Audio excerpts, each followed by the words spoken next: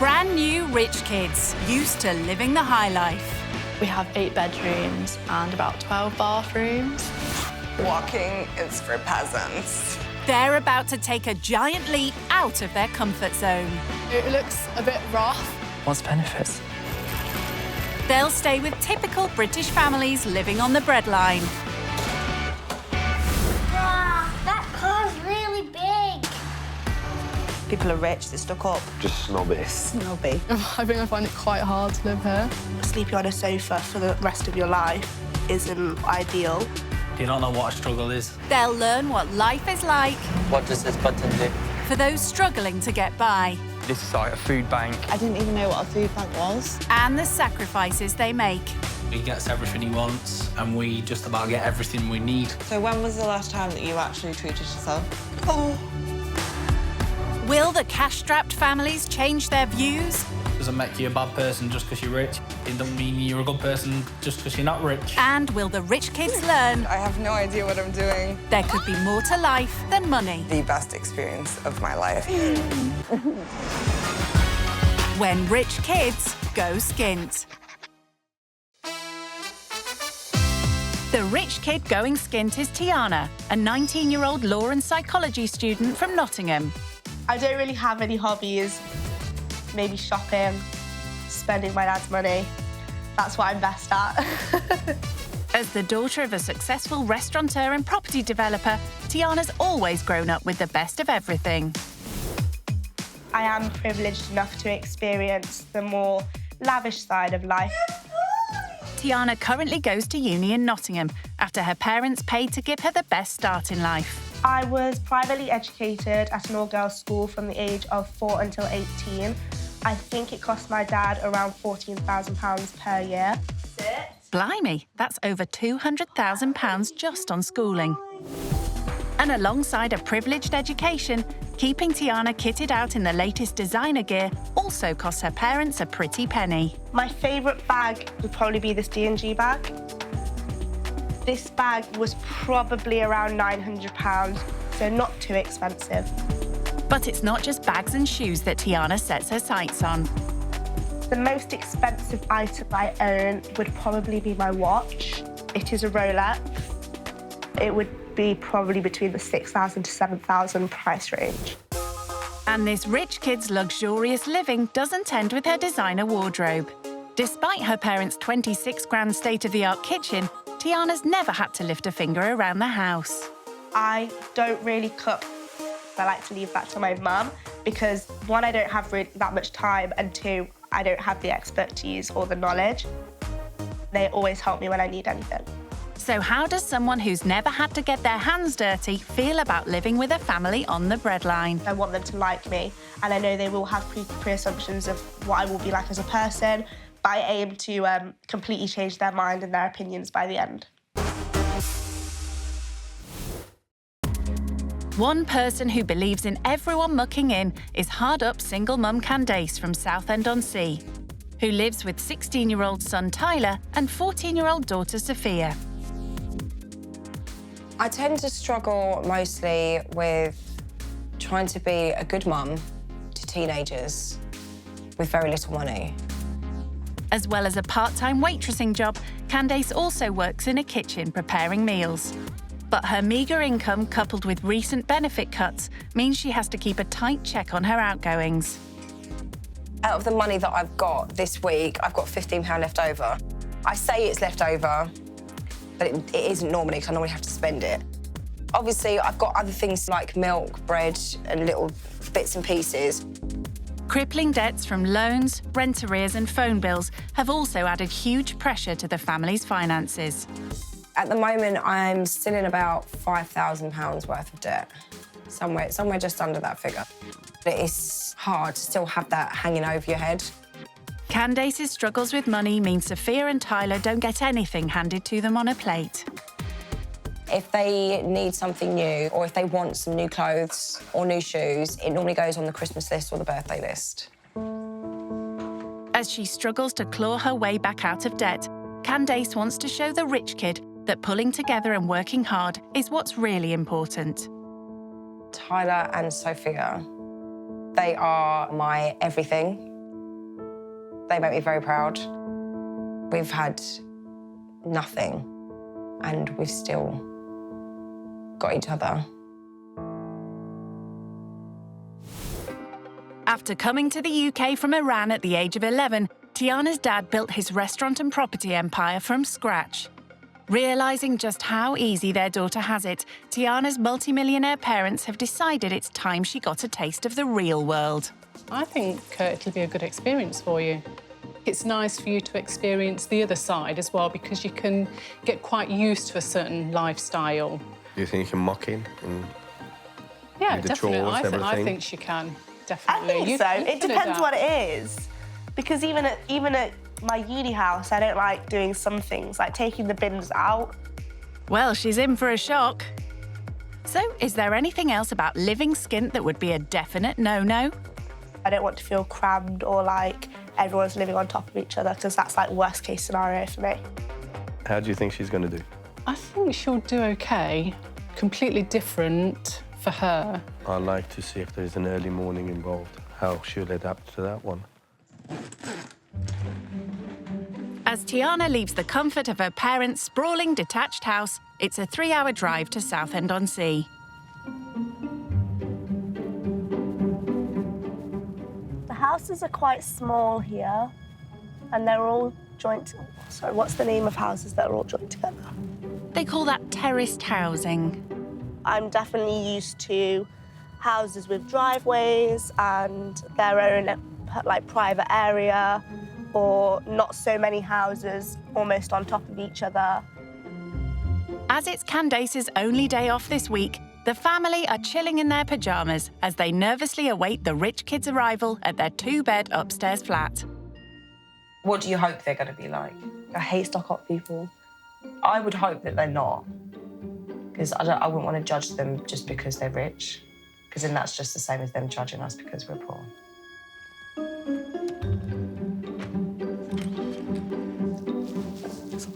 Is there someone there? Seems Tiana's not so worried about passing judgment as she approaches her new home for the next few days. It looks a little bit run down. It could be painted a bit nicer.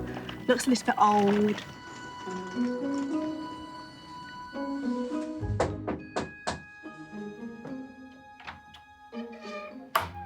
Hello. Hi. I'm Tiana. Hello, Tiana. Nice to meet you. I'm Candace. Hello. Come on in. Thank you. Straight to the top of the stairs. Hi. Hello. I'm Tiana. I'm Tyler. Hi, I'm Tiana. Nice to meet you guys. Me too. These are my children, believe it or not. As big as they are. Tiana's used to having the run of her parents' 7-bed mansion, so time to see how a tiny 2-bed flat compares. This is the bathroom. Is this your only bathroom? Only bathroom. See, we do have another ensuite and then a downstairs bathroom, so that's Okay. the difference. But size-wise, this is like the normal. Yeah, it's like a standard bathroom. Yeah. Yeah. But you have 3. Yeah. I'd love to have a bathroom for each person. That would be great. That would save a lot of time. There's not even a bedroom for each person in the family in this flat. This is Sophia's room.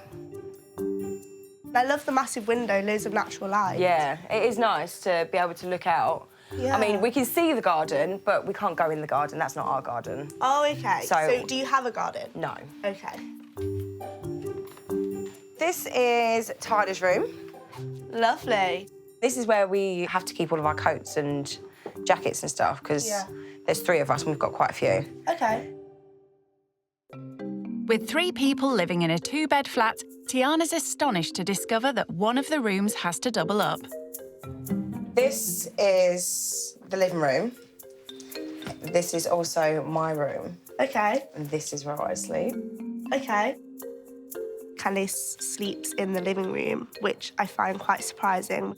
If they're all sat watching TV in the living room and Candace wants to go to sleep, she has to kick them out because that is her living room and her bedroom. That's actually really sad. With such cramped living quarters, Candace is going to bunk up with daughter Sophia tonight to make room for Tiana. This is where you'll be sleeping. Okay. At least I'm not sleeping on the floor, but don't think I would want to get used to sleeping on the sofa.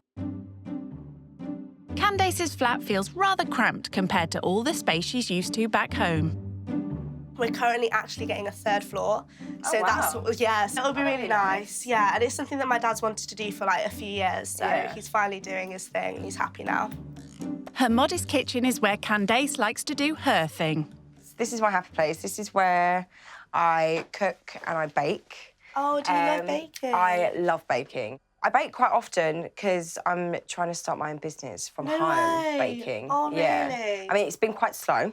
Yeah. I've had maybe 1 cake a month, but that's a start. Exactly, That's a start. it's still a and start. it's like word of mouth. Once people like enjoy your cake, and word to their friends. Exactly. Thank you so much. That's great. Despite her having a day off from her waitressing job, Candace has an order in for 24 cupcakes, which she needs to buy ingredients for.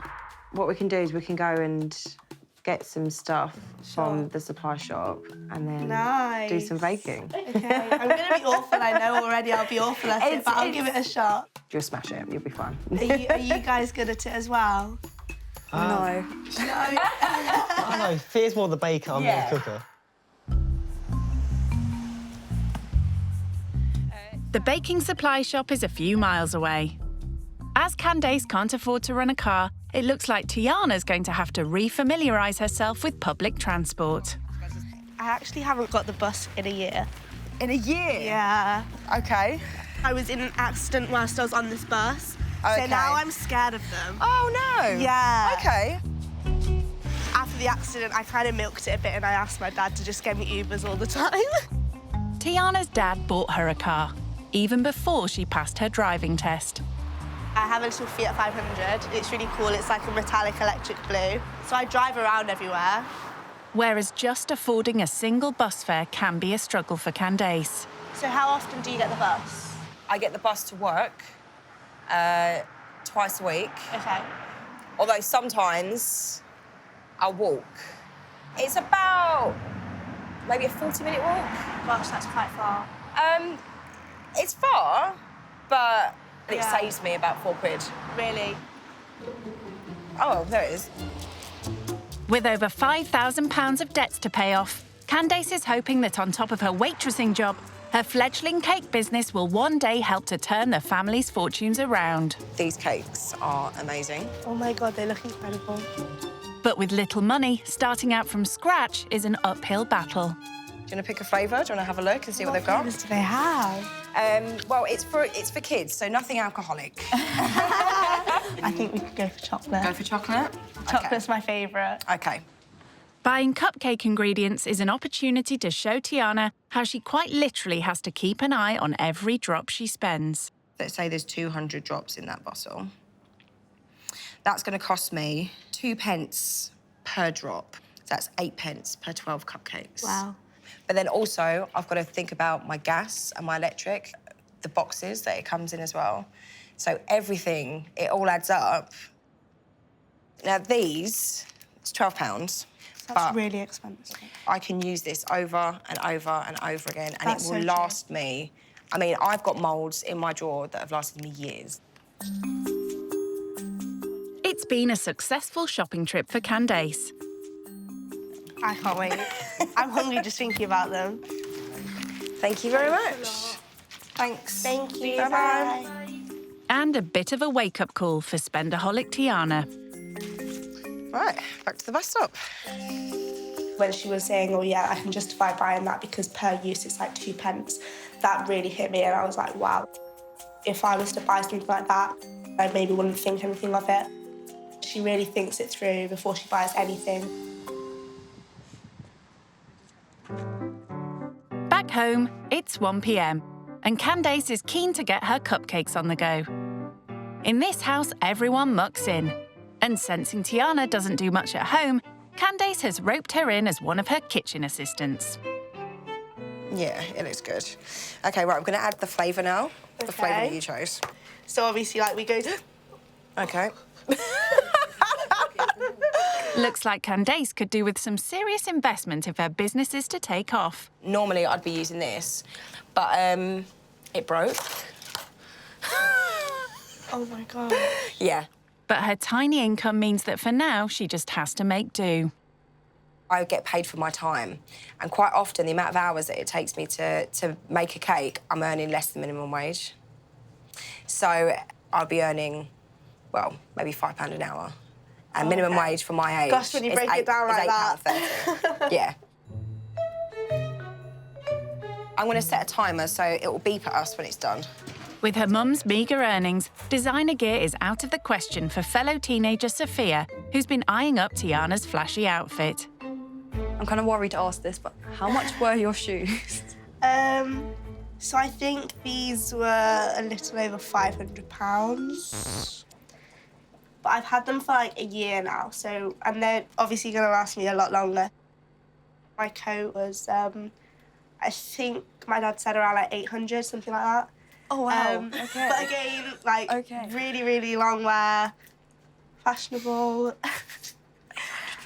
Not to mention the £500 Chanel belt that just finishes that outfit off. Perhaps Candace should put that in perspective for Tiana. So that's like pretty much a month's rent, like, in your coat. Like, hearing that, I'm like... Yeah. How often would you go out? We do eat out quite often. Like, Yeah. I probably eat out with my friends maybe twice a week, 3 times a week. I'd say, like, on average, my lunches with my friends are probably, like, £25 to £30 each. That's, like, if we have a cocktail each or a few drinks or, like... Each? Wow. Can I ask a frank question? Yeah. Does everything you do cost money? Yeah, okay. We have no idea how to entertain ourselves for free. Do you think if you knew ways to do that you would? Yeah, definitely. Yeah. I mean... Stick with me. I will show you how to have a good time for free. Definitely. Knowing her kids barely get what they need, let alone what they want, hearing about Tiana's privileged lifestyle has been difficult listening for Candace. She's able to go to university and not have to worry about where she's living because her dad's paying for it, not have to worry about transport because her dad's paying for it. What about those people that haven't got that to fall back on? I know that I wouldn't be able to give Tyler the same opportunity. She's been given a lot. While Tiana may think nothing of enjoying expensive days out, Candace has always taught Tyler and Sophia to be mindful of every penny and to do things on the cheap. You guys off? Got your pennies? Good. All right, well, have fun. Bye. See you soon. All right, bye-bye. Bye. Bye. While she finishes off her cupcakes, Tyler and Sophia are taking Tiana to a local amusement arcade. We always go here. It's like so good. Is it really? Yeah. And I haven't been to an arcade in so long. Have you not? No, we don't have many in Nottingham. Candace wants the teenagers to show Tiana that a jar of old coppers is all it takes for a fun afternoon's entertainment. We've saved up all the 2p's over like a couple of months. Okay. We bring them all together. We come here, we go on the 2p machine. Should we go in? Let's go. I'll follow after you guys. All right, so...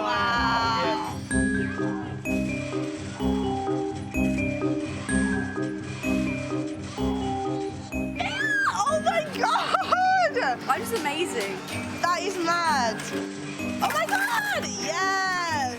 Just for a change, Tiana's actually winning money rather than spending it. I'm a bit jealous that they've got so many more 2p compared to me. Nice one! Oh my God! You're so good at this. I can't do this. You can stand next to her. Yeah. Yeah. That's like... I went like that! It hurts, you know, it hurts. That hurt my knuckles. That was so fun. That was so much fun. I've almost made a profit as well. I've got more in my pocket, actually. It's rare Candace ever has any spare money in her pocket. A few years ago, her debts left the family homeless after they were evicted from the council flat they'd been living in for 10 years. I could see it in my kids' faces that they were upset and that they were angry with me. I did apologise to my kids several times because it was my responsibility. I'm their mum. I shouldn't have let that happen. Knowing that I disappointed my kids, yeah, That really got to me. A lot. Yeah.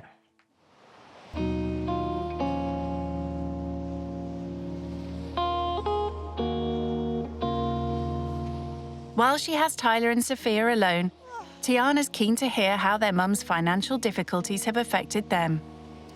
So obviously your mum's spoken about how she does struggle a bit more with money, but do you find it difficult seeing her in that position or seeing her struggle like that?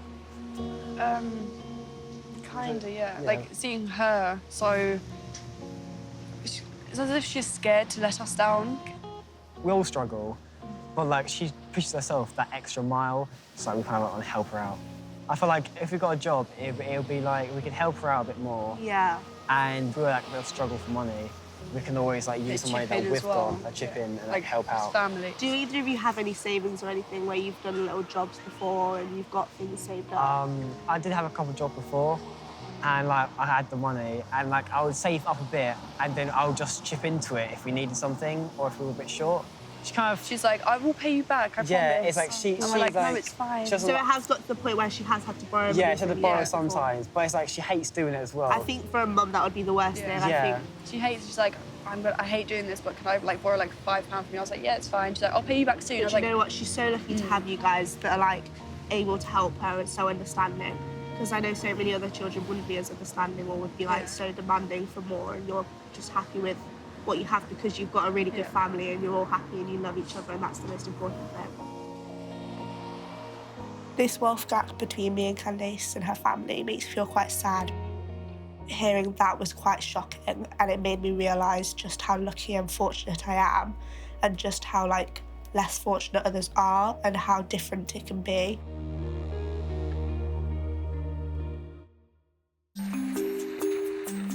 It's 7 p.m. Candace now has another lesson for Tiana: how to have a good night out without breaking the bank. They've come to watch the South End firework display, an annual treat that cost the family next to nothing. So that barge there with the lights, that is where they release the fireworks from. So we've literally got like the best view. That's amazing. Yeah. We're literally front row. Yeah. The fireworks aren't the only thing the family have been looking forward to. Oh, ho, ho, ho, look at these bad boys. Wow. Yes. this one is my one. Oh my God. Thank you. Thank you. This is like a treat. So this is something that we do once a year. We come down, the fireworks are free. Okay. Obviously we have to pay for hot chocolate, but it doesn't cost that much when you've waited all year for it. Cheers, guys. Right. Cheers. Here we go. Cheers. Oh, I love fireworks.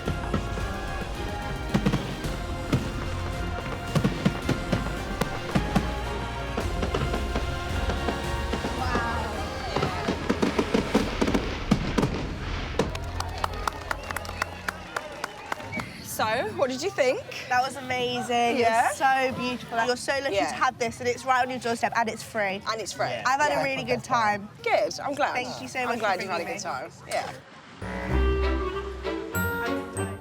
It's dinner time, and with this week's budget almost run out, Candace has a challenge for spendthrift Tiana. My weekly allowance, I had £5.50 left. You're gonna go in there and you need to find a way that 4 of us can eat. Okay. Tiana never bothers to look at prices in expensive restaurants, so buying dinner for the family with just £5.50 could prove quite a challenge. Right, we're gonna go and find a table. Even in a South End chippy. I could get a kid's meal, and then I could get a portion of chips. Can I? 3, 5. No, I can't even afford that. I genuinely don't know what I'm going to do. I don't know how I'm possibly going to feed 4 people. Not easy with just £5.50. I can't even get... What? Do you have a calculator? Come on, Tiana. The family have to do this all the time. If I got a portion of chips for £2.95 and then a side of mushy peas, how much does that come to? £4.55, please. Thank you.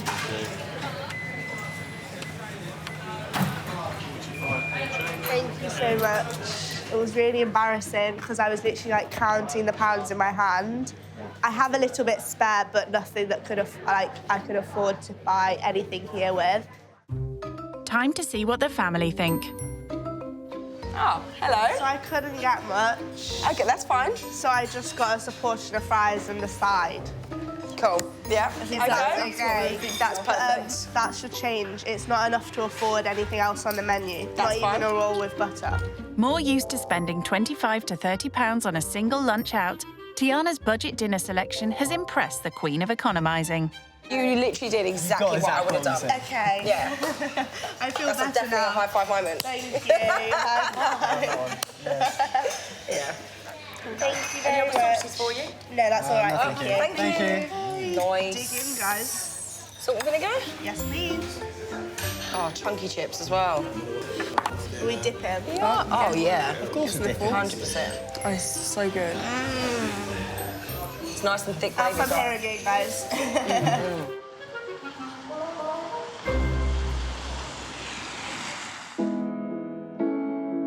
Back home, Tiana's reflecting on her day. It is possible to enjoy things and go out with a limited budget. So I could save a few pounds by thinking wisely before buying just anything that I want. Maybe I don't have to go without, I can just be sensible with my money. After a long day learning how to budget, Tiana's ready for bed. Well, the sofa, that is. Right, I want to go to bed. Wonderful. Right, I'll see you in the morning. Thank you so much for today. That's all right. Thank you as well. I've had a good day. See you in the morning. Given all their financial difficulties, it's been hard to hear how easily Tiana comes by everything. As the family head to bed, Sophia's still stewing over the cost of those designer shoes. £100. I know, for a pair of shoes. I know. Why?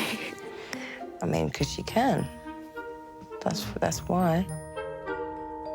Hope she sleeps all right. I think she'll be okay. She seemed quite comfortable.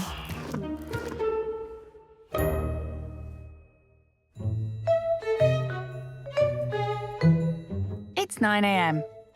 So how was roughing it? On the sofa Candace is forced to sleep on every night. I woke up a couple of times. I'm used to a double bed, so this was quite a small space for me. I'm very used to my own space, used to my own privacy, like doing what I want when I want. A 30-minute beauty routine applying hundreds of pounds worth of designer makeup is way down the list for Candace's kids, who are already mucking in with the housework. It's important to do chores because it kind of adds that humility. People need to know, like, in life, you're not always going to have other people do it for you. So, like, chores kind of, like, prepares you for later on when you have to do it yourself. Tiana may get away with not lifting a finger at home, but Candace is on a mission to make sure she mucks in and does her fair share during her stay. OK, so this is what we normally use for the windows. Okay. Do you want me to show you how to do it first, or do you just want to crack on? I'll be able to. Crack on, yeah? Yeah. All right, cool. OK. Thank you. There you go. Have fun. Thanks. Housework is yet another first for the rich kid. Sometimes if my mum asks me to do something, I will, but I don't normally do chores. Maybe more a case of if she needs something doing, then I'll help her, like, set the table. It's soon obvious Tiana is a complete novice at cleaning. I don't know if I'm doing the right thing, but I think I'm doing okay. That looks good, I think. Ah, squeaky clean. I think I'm done. Or not. I can't reach up there, though. Tyler? Time for an expert to show her the proper way to clean windows. This is how I usually do it. You go right from the top, carry the water right to the bottom to make sure there's no marks. I started from the bottom and then went to the middle and then went as high as I could and left the top for Tyler. So now he's done twice the work because he's had to clean the whole window, even though I did half the job for him. Returning to the comfort of the sofa, Tiana's back on social media whilst Tyler finishes off her chore. Out of 10, what do you rate my cleaning job? Can I go minus points? I really can't. That may be, but there's only one person's verdict that really counts. Let's have a look. I can see that there is a definite difference. Would you pay for my services? I mean, I wouldn't pay anybody to clean my windows because I can do it myself. If Tiana thought she could now put her feet up, she's sadly mistaken. Candace is determined to teach her to fend for herself in the real world and wants her to buy all the ingredients for a Sunday dinner. So, this is what I would normally use. That's £6 there. Okay. Okay. For 4 of us? For 4 of us. Awesome. Good luck. Thanks. I'm gonna need it. Bye. See you later. Have fun. See you in a bit. So what kind of things do you normally get? What do you like? I'm kind of worried. You worried? Why are you worried? I'm not. You're worried you're going to be hungry? Yeah. Sophia may have good reason to worry. Tiana may be the daughter of a successful millionaire restaurateur, but she's barely done a food shop in her life, let alone one on a tight budget. When Candace gave me £6 to buy a full meal for 4 people, I almost laughed in her face. I've done one full shop for myself. It wasn't as if I was making sure that everything was cheap and within budget. So, very out of my comfort zone. Fortunately, 16-year-old Tyler's been taught to shop frugally from a young age. So let's hope he can keep spendthrift Tiana in check. I have no idea what I want to get. What do you Often normally it's, get from here? well, as the end of the week, we usually do a sort of roast. Okay. So I would maybe suggest thinking of what we Like have in a chicken? roast. Yeah. And then veg and potatoes. Do they Okay. have chicken here? With just £6 for a roast dinner for 4, Tiana's going to have to choose her ingredients wisely. £1.99 kilo. £1.99. How much is like 1 kilo? Like how many legs? 4 piece. Please, could I get 4 then? Okay. Thank you. Thank you very much. She's off to a good start with the main ingredient, and she still has £4 to spend. Good thing Tyler's on hand to help. Car is 99 per kilo. 1 kilo. 99. I don't know these measurements. How? So it's like 99p for a kilogram. Yeah, so but how many carrots is going to make up a kilogram? Where are potatoes? this is There. brown. There you go. We don't need a whole potato each, do we? You could get 3. 3. Just be like a bit extra.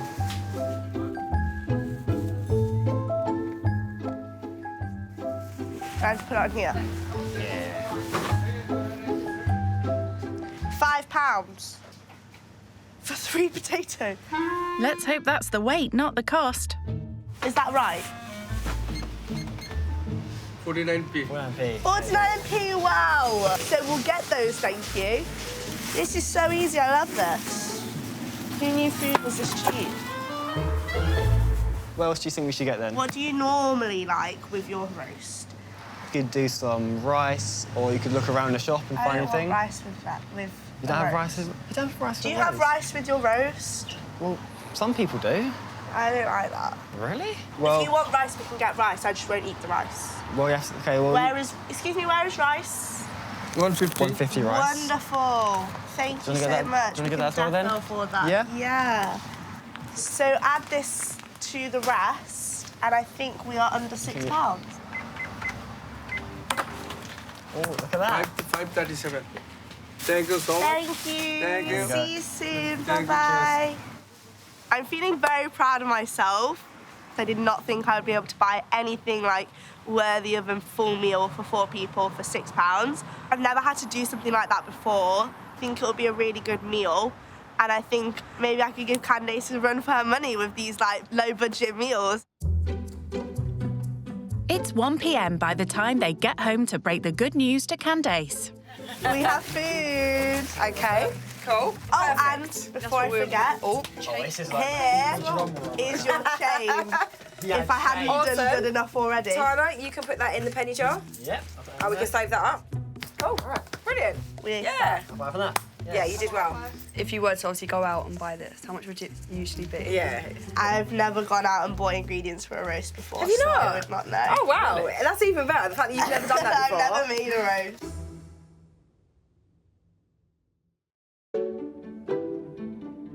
Learning about real-life struggles with a hard-up family from Southend is making pampered rich kid Tiana realise how little she does for herself. She's calling home to update her dad on everything Candace and the kids have taught her. What would you say you've learned from this experience then, Tiana? 100% learnt that you can have a lot of fun without spending a lot of money. Oh, that's great. It's great. Because you always think that you've got to spend a lot of money to have a good time around Yeah. your friends especially. I wouldn't say I'd like you to see a changed person, but I'd like to see a changed character. And like I say, less demanding, hopefully, when you come back. I think one of the things that they couldn't believe the most was that Mum still peels my oranges for me. But I explained that that's only because I don't like getting my fingers dirty. Okay, love and miss you. Bye. Far from having their oranges peeled, the kids in this house are taught to be self-sufficient. Candace is determined that Tiana takes some more basic life skills home with her. So she's getting the rich kid to make a roast dinner from scratch. Oh, that looks nice. But yet again, Tiana's roped in Tyler to give her a hand. Okay, you do the seasoning. Pour it around, but not too much. Keep going. You said not too much. Not too much, but I said, like, don't pour it. Okay, that's enough. I'll just tip it onto the tray. Okay. Put that in there, top shelf. Now, if you rest on the actual baking pot, There. like on the actual, on this part. Okay, there you go, and then shut it, and that should be it. Well, apart from all the veg and rice, that is. I'm gonna leave you to it. Great, thanks for that. And she's not getting any help with the potatoes. Obviously, it's nice making them a meal before I leave, but I prefer having meals made for me. Don't we all? Having long acrylic nails is definitely making this task a lot harder. I have no idea how long they take to boil. Ouch. I don't think she's ever cooked such a big meal. If it starts to take too long, I might have to... Jump in, save the day. Yeah. I don't think I've ever spent this long in the kitchen. She's only been at it for 20 minutes. I'm not happy about this. I'm not enjoying it at all. I enjoy cooking when I want to, and now is not one of the times where I want to. Like, this is so many different components, and it's like multitasking.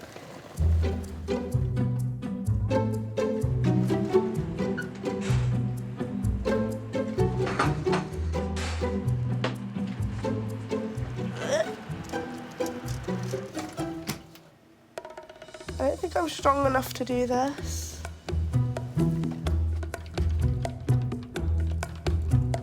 Oh. Oh. Right. Okay. I think, well, I hope that the family will be happy. She's certainly no Gordon Ramsay, but 2 hours later, somehow Tiana's put a roast dinner together. Okay. Voila! Oh, this actually looks good as well. Oh, wow. It does look pretty good, doesn't it? Yeah, it does look really good. One question. What happened to the rice? Oh! Oh my God! It's okay. I don't eat rice with my I bread. was saying At that. no point did I click. You don't- you wouldn't there's think. rice missing Yeah. from this plate. That's fine. You wouldn't even automatically know how to cook think. it, I'm not Yeah. gonna lie. Tiana may have forgotten an important ingredient, but what does the family make of her kitchen skills? I was worried because I'm quite particular about my veg. Do you like it? Yeah, it's good. Yeah. You've done really good for the first time. Thank you. Tiana's stay with the family is almost over. Having seen the struggles Candace is facing to set up her new cake baking business, Tiana wants to make sure she has all the utensils she needs to succeed. Good. Oh, wow. Okay. It's a top-of-the-range cake mixer. I just wanted to give you the opportunity to have that start in your business as well. Thank you. You're so welcome. Thank you so much for letting me stay. I definitely think that this is one of the most thoughtful gifts that I could have got, because it's something that's going to contribute to mine and my kids' future. I can just see how pretty it is already. I want to be self-sufficient, so the fact that that is going to help get me towards my goal, that's a massive thing. Look at it. Look at that. Now it's time for Tiana to pack her designer luggage and say her goodbyes. I'm definitely sad to be leaving Candace and her family. From the very beginning, they made me feel welcome, and I really felt like I fit into their family. I'm sad to see her go because like how we got that bond, and honestly, she's like a friend to me now. It was just really fun. I'm gonna miss her.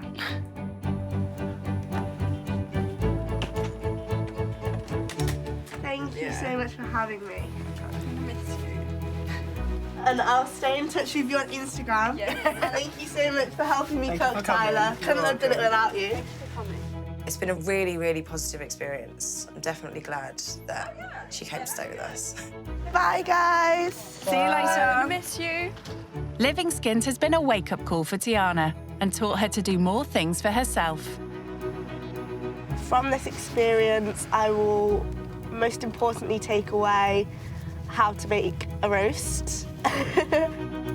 And that's not all. Her time with the family has also made her rethink her extravagant spending habits.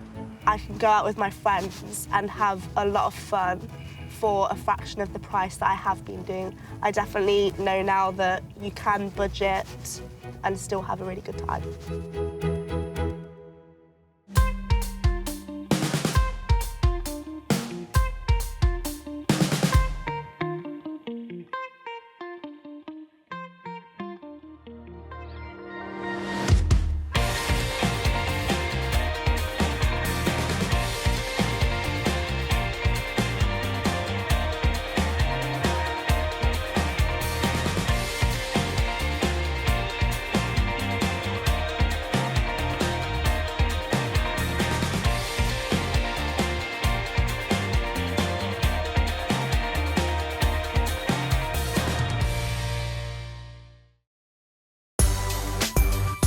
Rich kids are used to living the high life. We have 8 bedrooms and about 12 bathrooms. But it's at Christmas when they really go to town. So I think my family usually spend between like 5,000 and 10,000 on Christmas, but this year it might be more. We'd go skiing every year, but my dad would just cover the bill. And with the festive season now upon us, one rich kid is about to learn all about doing Christmas on the cheap. Grow your own Christmas tree, £1. They were like 400. That would pay for 3 of these for Christmas, wouldn't it? When you want to give the kids what they want and you can't do it, it is hard. I feel quite bad. Will the rich kid learn? I can't do it. That there's more to the festive season. Happy Christmas. Than spending loads of money. We're used to like a big luxury Christmas, and they're not going to get that yet. When rich kids go skint at Christmas.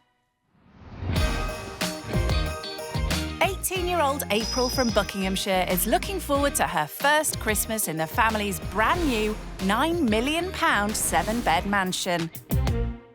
So our interior designer decorated the house for Christmas this year. At the moment, we have 2 trees.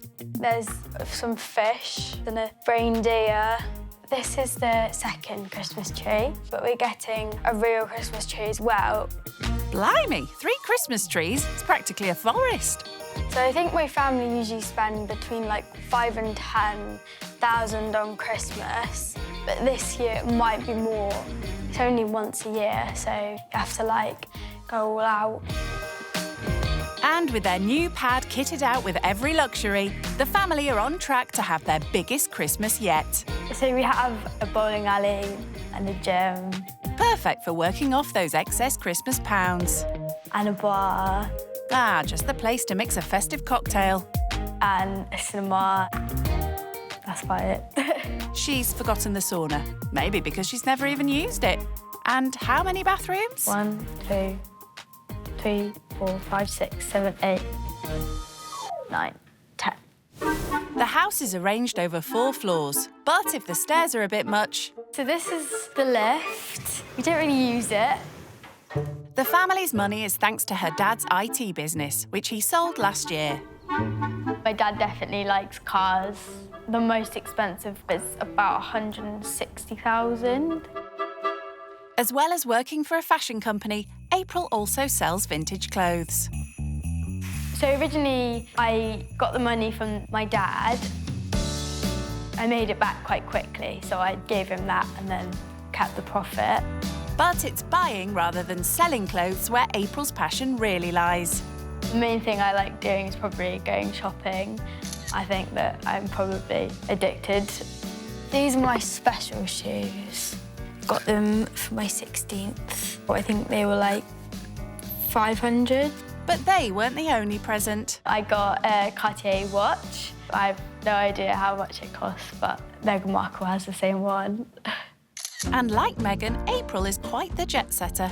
This year, I went to Dubai, Sweden, Croatia, Marbella, Barcelona, then Crete. So I'm going to New York next. So, is April nervous about festivities with no frills? Christmas, like for my family, is always a really good time of the year, but maybe for other families, Christmas is quite difficult. It will probably help me to appreciate what I have more. There certainly won't be any of the luxuries she's used to when she stays with the Burke family from Merseyside. Alan, Lindsay, 16-year-old Clayton, 11-year-old Wyatt, and Trinity, who's 4. I think the rich kids will probably pack the bags and run because they'll be terrified because they're used to a big luxury Christmas and they're not going to get that here. Ex-children's entertainers Lindsay and Alan met 20 years ago when he was doing a full Monty show at Lindsay's workplace. I think she liked the hat I was wearing. I think that's what it was. But 7 years ago, Alan developed a throat condition followed by a series of mini strokes and reluctantly had to give up his job. Sometimes I'm on the floor collapsing. I can't walk. I can walk, but I can't walk far. Lindsay also had to give up her job as a catering assistant in a local hospital to become Alan's full-time carer. I used to love the job, didn't want to give it up, loved it. The family now gets their rent paid and has to survive on benefits. We have about £160 coming in a week, and then by the time we get off shopping and stuff like that, lucky if we've got £10 left.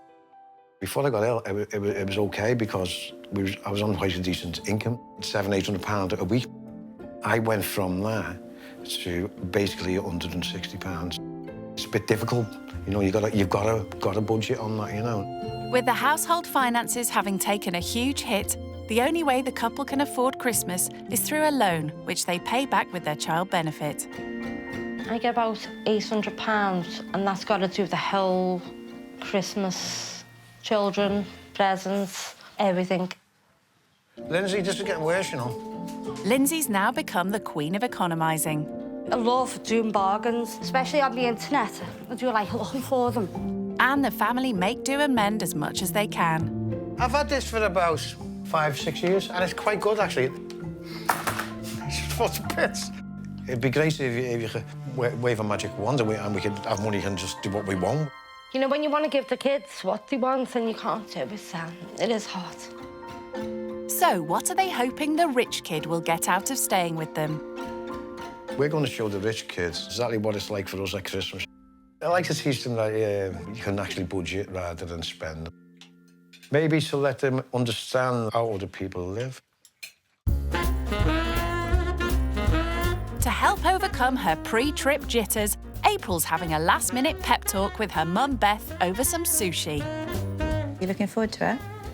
Yeah, I'm excited, but I'm a bit nervous as well. I bet. I think it's a fantastic experience because obviously I grew up in just a normal household. I didn't have the things that you have. It'd definitely be interesting to see how another family does Christmas, Christmas shopping maybe, and buying presents. Yeah, it's really difficult to really understand these things until you actually see them. What if they ask you to clean and tidy and things like that. I like to think I would be fine. Exactly, that's So- the thing, isn't it? It's like, this is what Yeah. we think, and it may be completely different. It maybe not like cleaning like, toilet.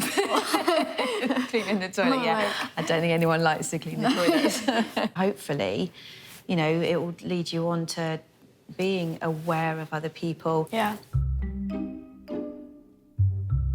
With the big day here, the rich kid's up before dawn as the issue of just what to pack weighs heavy. Stress. Oh my God, this is hard. Mum!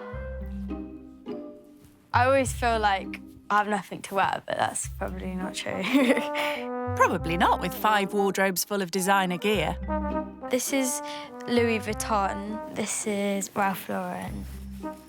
I might wear boots and bring these.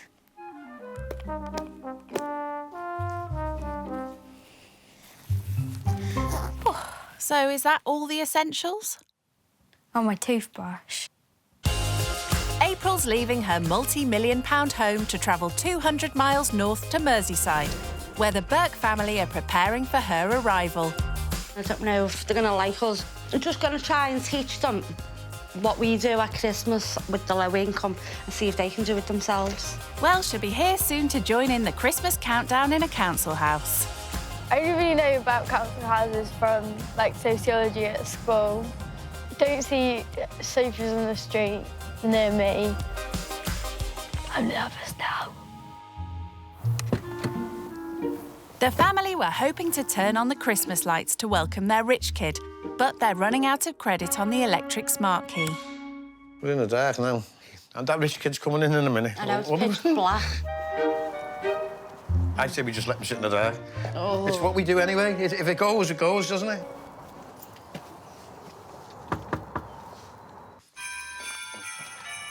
Hiya. Hi. How you doing? Nice to meet you. And you, love. Hi, I'm Alan. Hi. Nice to meet you. This is Trinity. Hi, Trinity. This is Wyatt. Hi. And this is Clayton.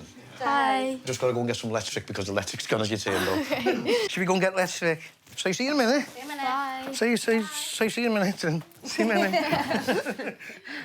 Pay-as-you-go electric smart cards can work out more expensive, but it's a way for the family to control their spending and not spiral into debt. We'll just have to wait till we get the electric, so we'll just have to sit in the dark for a bit longer.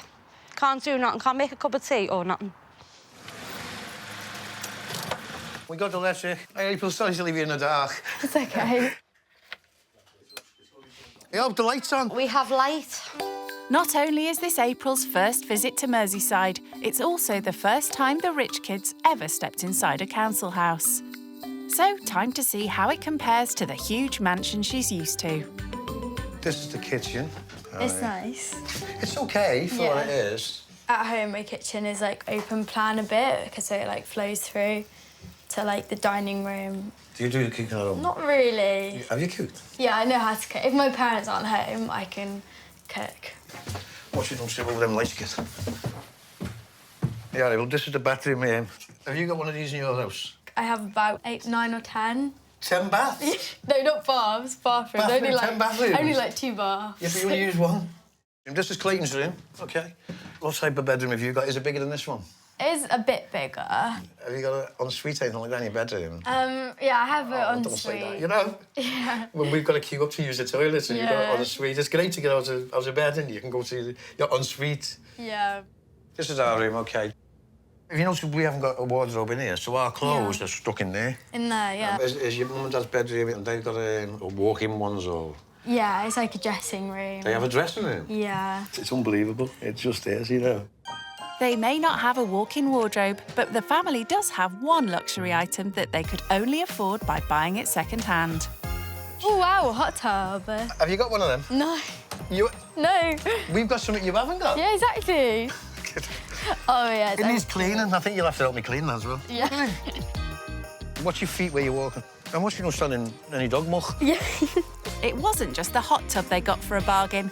Alan and Lindsay also found a cheap second-hand swimming pool online. The reason we have this is because we don't go on holiday. Yeah. What we do is the children have got something to do. So you haven't got a pool, so what have you got? We have a sauna and a steam room as well. How often do you go in them?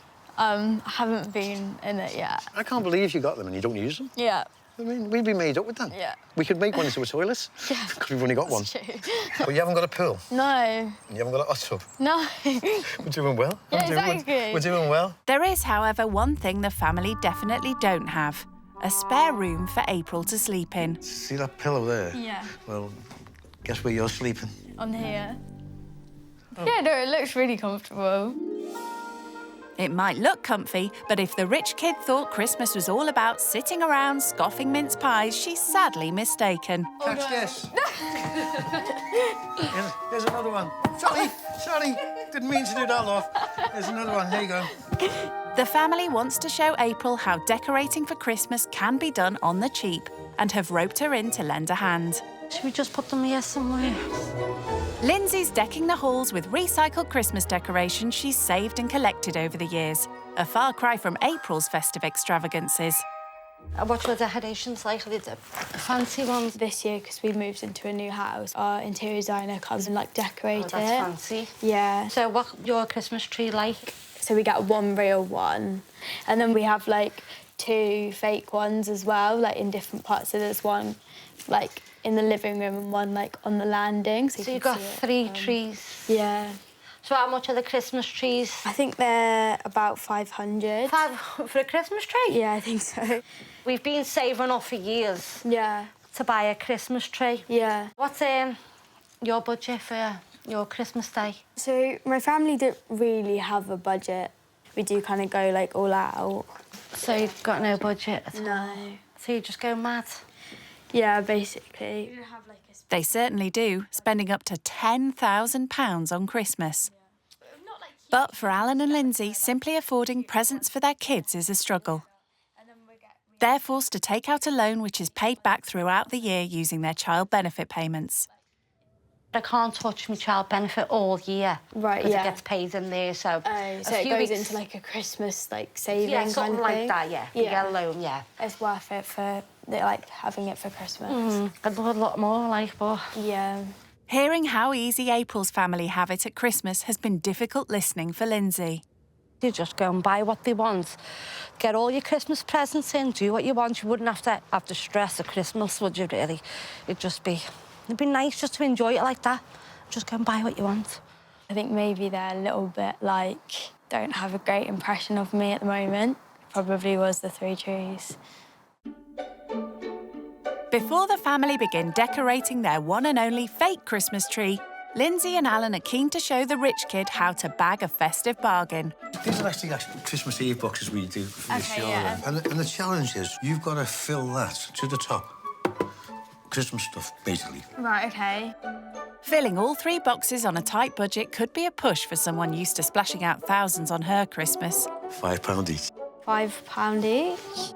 And it's got to be Christmassy as well. OK.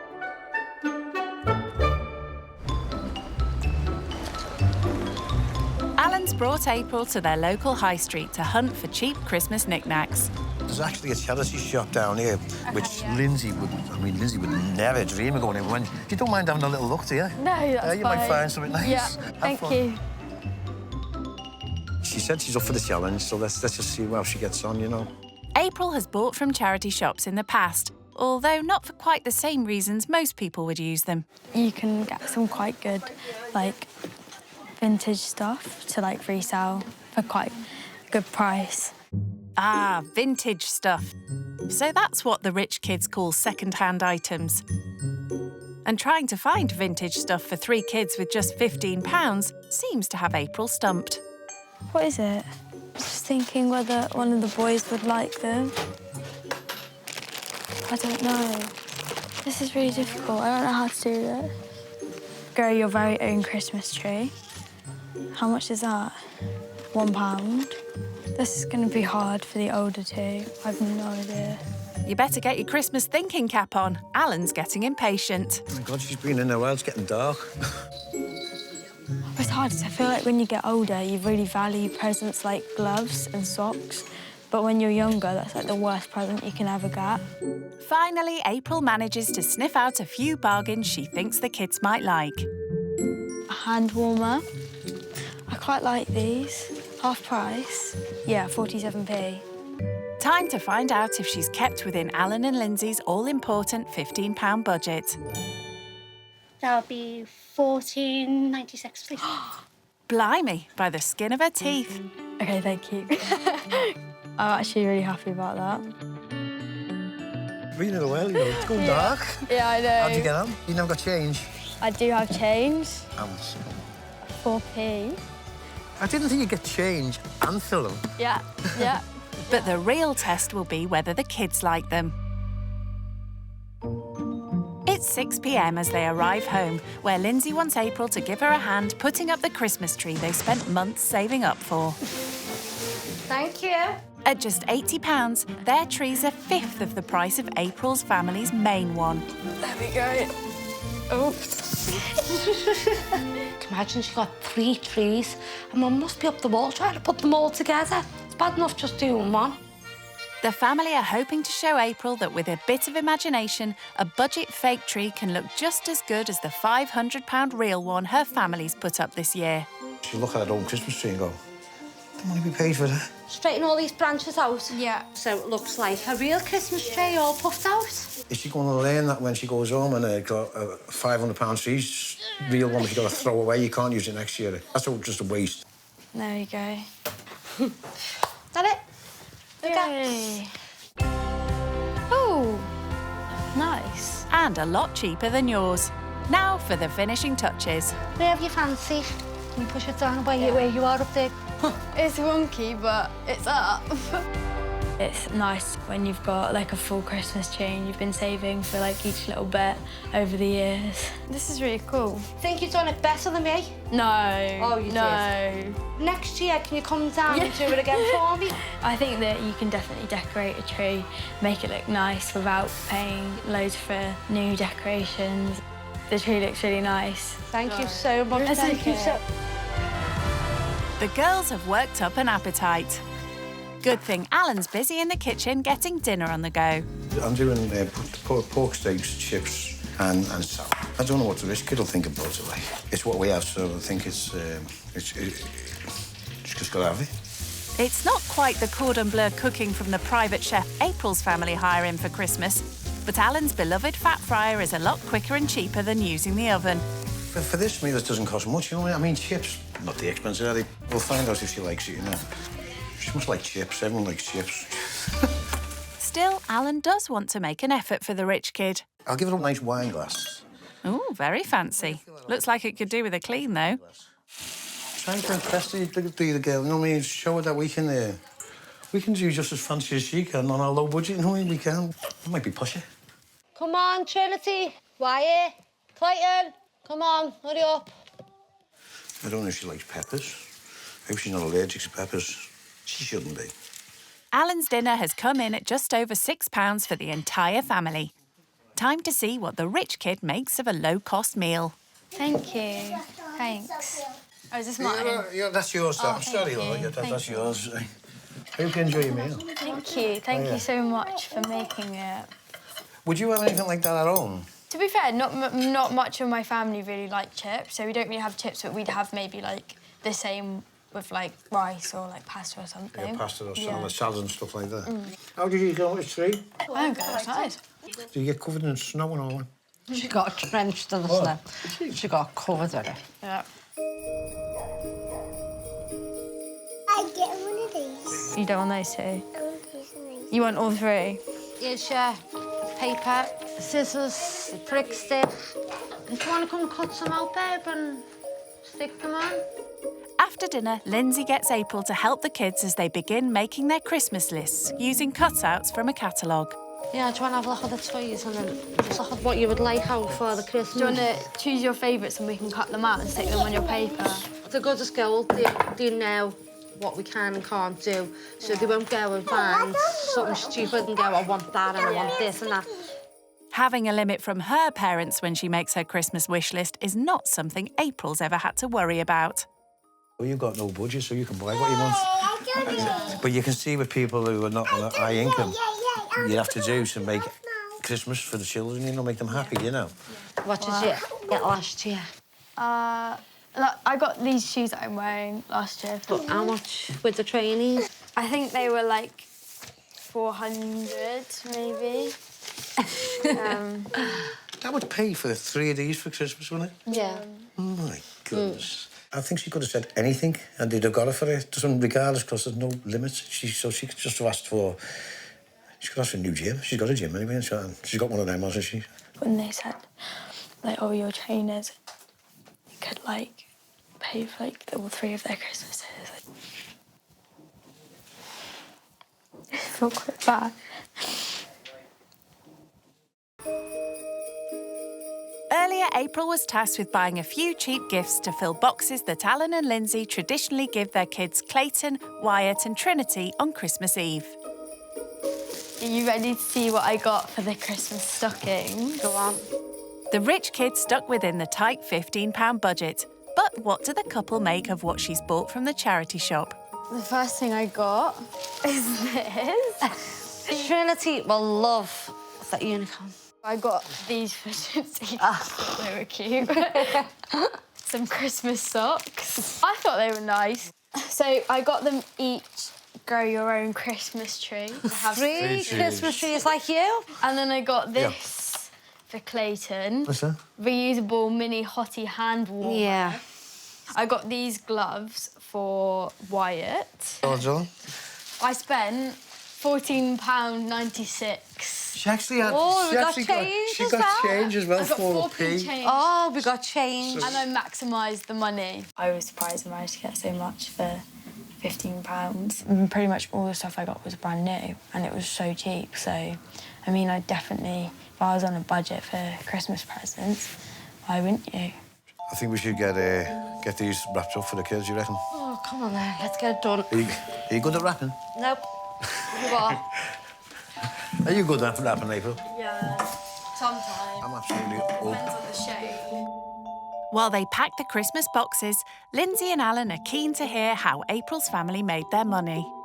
My dad started his own company, like maybe a couple years before I was born. The company got more and more successful and he built it up and then he sold it last year. So you went from basically having not so much money to getting more money. Yeah. And we went the other way. We went from having money to losing money. Yeah. So we went the other way for us, you know. Health problems meant Alan had to give up work as a kids' entertainer a few years ago. Being having strokes. Oh, yeah. At about 11. Lindsay also had to leave her job as a catering assistant to look after Alan, and both now survive on benefits. Like, I have good days and bad days, but sometimes I can't walk. And that's difficult. But I had a decent job, actually. It was great. Yeah. And you guys were stable and had... Yeah, well, we were stable because we could go on holidays and things like that, which we did do. What was Christmas like then when you were working? Christmas was a bit different then. It was because you could get what you want, basically, for the children, you know. Yeah. Do you think that there would ever be a point where maybe you get better and you can work? Alan would never ever get better. It's gonna go worse. Whose fault is this? It's gonna go worse, not any better.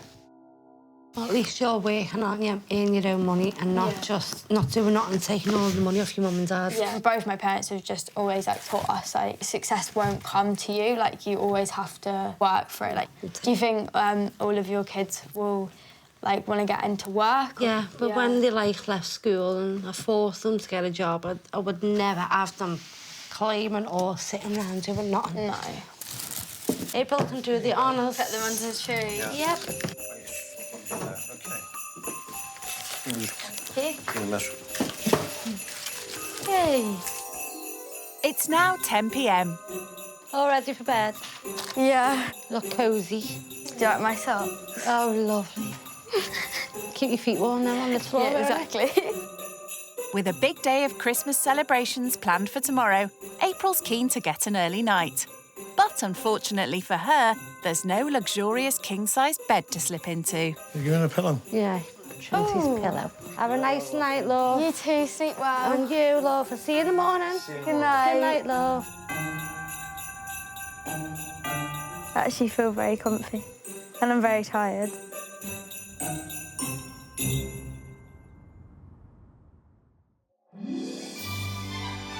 It's 10 a.m. and the start of a full day of festive Christmas fun for April and the family. Yeah, I slept well, actually. But with the family already up and showered, the rich kid's still busy adjusting to a shared bathroom rather than her own ensuite. The floor's a bit wet. I do miss my bathroom, but this is fine. There's no time to have a long, relaxing soak in the bath. Seeing as April's never had to budget, Lindsay's set her the ultimate challenge, shopping for the family's festive dinner. Our budget will only be about £15. For how many people? For 6, so it'll be for me, For 6 you, people? Alan, and their children. OK, so do I have to get, like, a turkey for everyone to eat? You don't get a turkey because turkeys is a lot dearer. Right, yeah. So that'd take most of your budget then. Yeah. So we're looking at, like, a piece of chicken or something each. Right, OK, yeah. Kids would like a little cupcake or something each for Right, OK. afterwards. And pudding as well? Yeah, just a little, yeah, because we don't get a big Christmas cake. Yeah. Once all the kids' presents are bought, there's very little left over for the family's main Christmas meal. So your budget is £15 to get everything in. OK. OK? Yeah. Good luck with that, love. Thank you. For someone not used to looking at prices, it sounds like she's going to need it. It's definitely going to be difficult to buy a whole meal for 6 people for only £15. I think it's a very small budget, especially for a Christmas dinner. She's got a big budget. She can do what she wants. But when there's like 6 of us, it's going to be really hard. I'll be surprised if she does it. Luckily, Clayton's been taught to shop on a tight budget from a young age and is on hand for advice.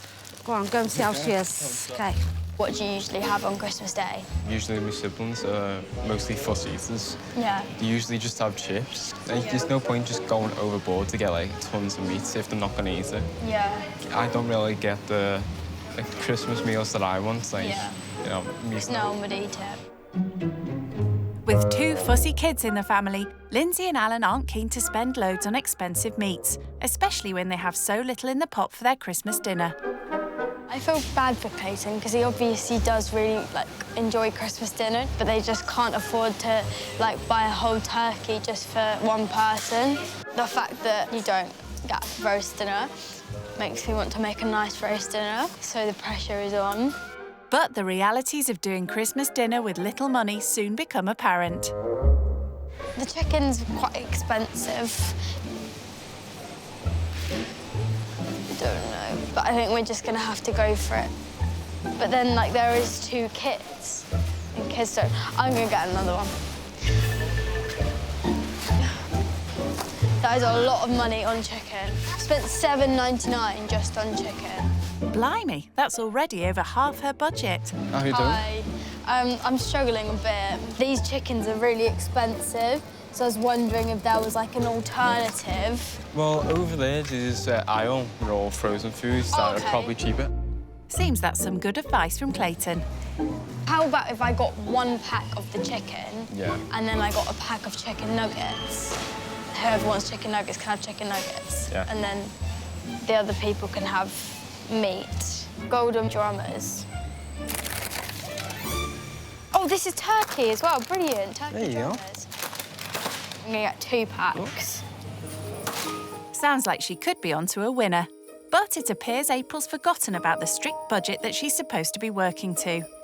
Maybe we should get some Christmas crackers. There's the Christmas stuff. Oh, look at that. Oh, £5.99. I don't Um, have that kind of budget. It's Christmas and we need Christmas crackers.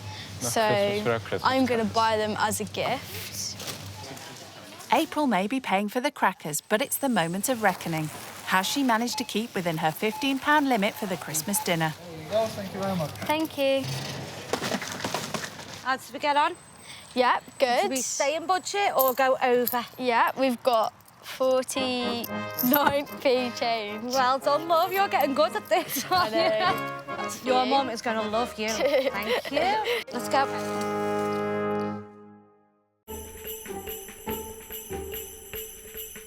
Time to see if she's bought enough to feed the whole family. First of all, I got the chips. Most important thing. Most important thing for is chips, Wyatt. yeah. Also, these potatoes. Yeah, they're good. For roasting. For you to peel, yeah. These frozen vegetables. Clayton helped me out a bit in terms of what meat you guys eat and stuff like that. So I got these, but they're also turkey. So it's technically a Christmas dinner, but they're nuggets. And then I got, for like all of us, some chicken breast. Finally, we got these Christmas crackers as a gift. Crackers as well? Yeah. Isn't that lovely? You got everything? Yeah. Did you think of everything, didn't you? I think so. Well done, love. You never brought us another three back.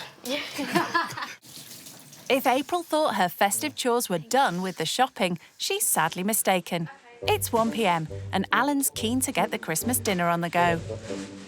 Is that a deep fryer? Yeah. Yeah. As he was doing roast potatoes and stuff like that. If you put them in the oven, Yeah. they take quite A long time, to do. yeah. Electricity, it Yeah. costs a fortune to do, you know. Yeah. Do you eat any fried food at home? We sometimes like fry stuff in the frying pan. You want to invest in a fryer? Yeah. Yeah, I know. It's quick, isn't it? Easy. We've never had like a fried Christmas dinner before. I don't think actually there's anything in our Christmas dinner that is fried. Doesn't look like she's ever had to peel a potato either. Put the blade onto the potato. Watch your thumb. Yeah. And just pull it backwards. Not easy with those nails. That's it. So you got it. Just drop it in and just keep going. Just keep going. Okay. Got some down my sleeve. Oh. She hasn't got a clue. I can usually peel a bag of potatoes in about a minute, a full bag. I'll do that one now.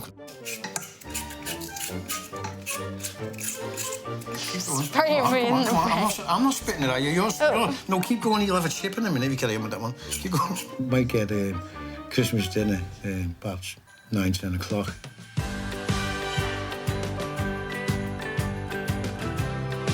Guys, I got some boxes for you.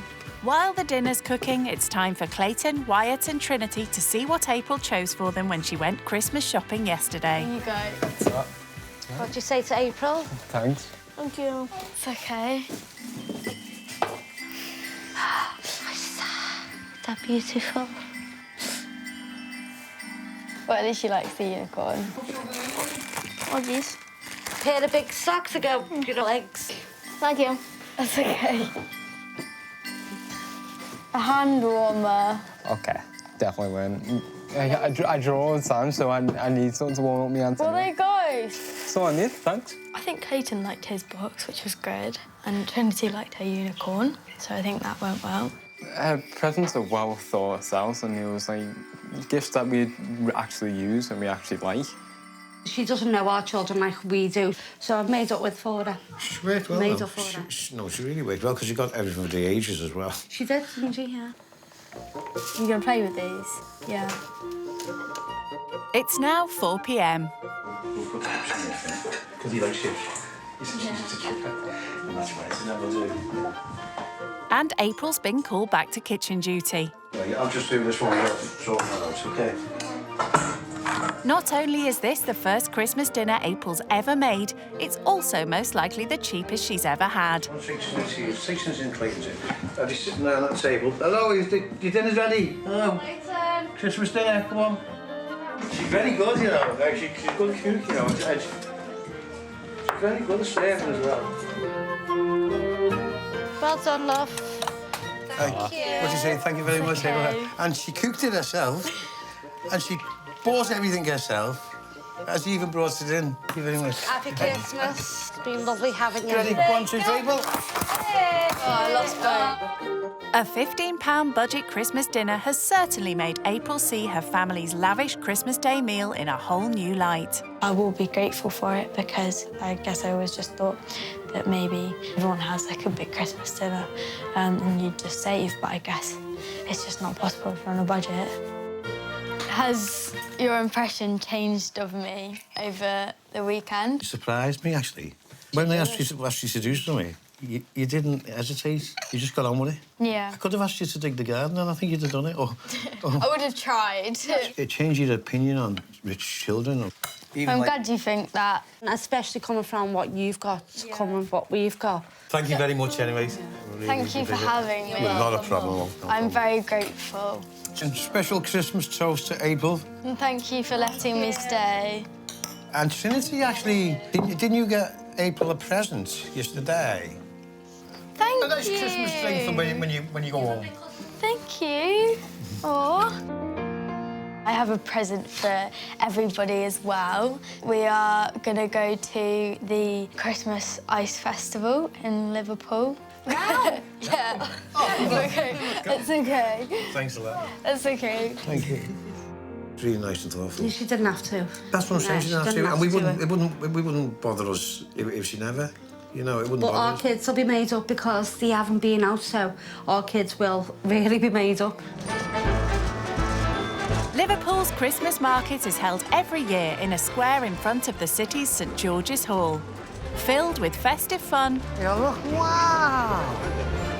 It's a real treat for the Burke family, as Alan and Lindsay can't normally afford to take the kids out on their tight Christmas budget. What's she got to do to win a husky? Have a go each. Well done. Oh! There we go. Thank you. And now it's time to get their skates on, as April has another little Christmas treat lined up at the market. It's hard work to walk in these things. And when I step on there, I want to fall over, so you better save me. The last time I went on there was about 1970, and I fell over. It seems the kids may need a little convincing to take to the ice. Where's Clayton? Has he fell over? I can't move. While skating may not be for all the family, it seems Trinity's taken to it like a duck to water. Or a penguin, that is. Look at Trinity. Trinity, this way, babe, down there. Watch her, Lynn. Stay with her. She loves it. Hi, beautiful. I am very glad that I did this. I haven't really had Christmas at someone else's family before, so it was nice of them to, like, let me join in and help make it. I did it! I've had a really lovely time. She actually brought us out somewhere with the children, you know. And even though it's cold, I mean, she still had she was so nice enough to even bring us out and come out with us. I mean, she could have just went home and she never, you know. Stand by, April. 1, 2, 3, cheers. Back home, it's time for April to pack up as her first skink Christmas has come to an end. I can't believe it's over. Missed home. My gift from Trinity. I'll have that when I get home. It's been a far cry from the extravagant Christmas festivities April's used to. OK, bye. Okay, bye. Can I have a hug? Thank you for having me. But as she says her goodbyes, she's leaving with a much better understanding of the struggles many families face during the festive season. I'll see you soon. Bye. Have a safe journey home. Thank you. Oh, miss her. It's interesting to see in a family, like, on benefits, like, firsthand. You can learn stuff in, like, lessons and in at school, but it's not the same as actually living it and seeing how they live.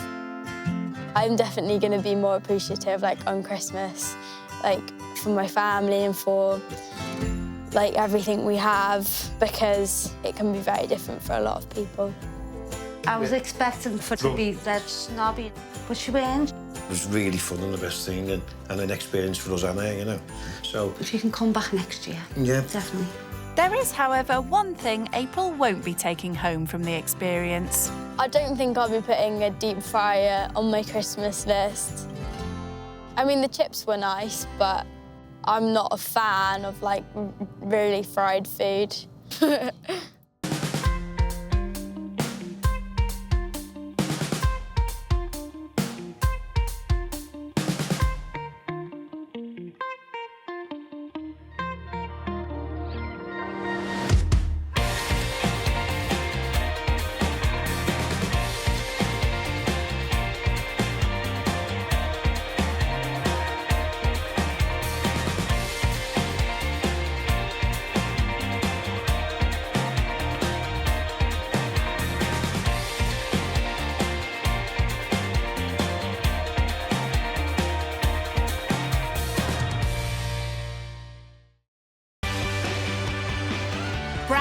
rich kids, used to living the high life.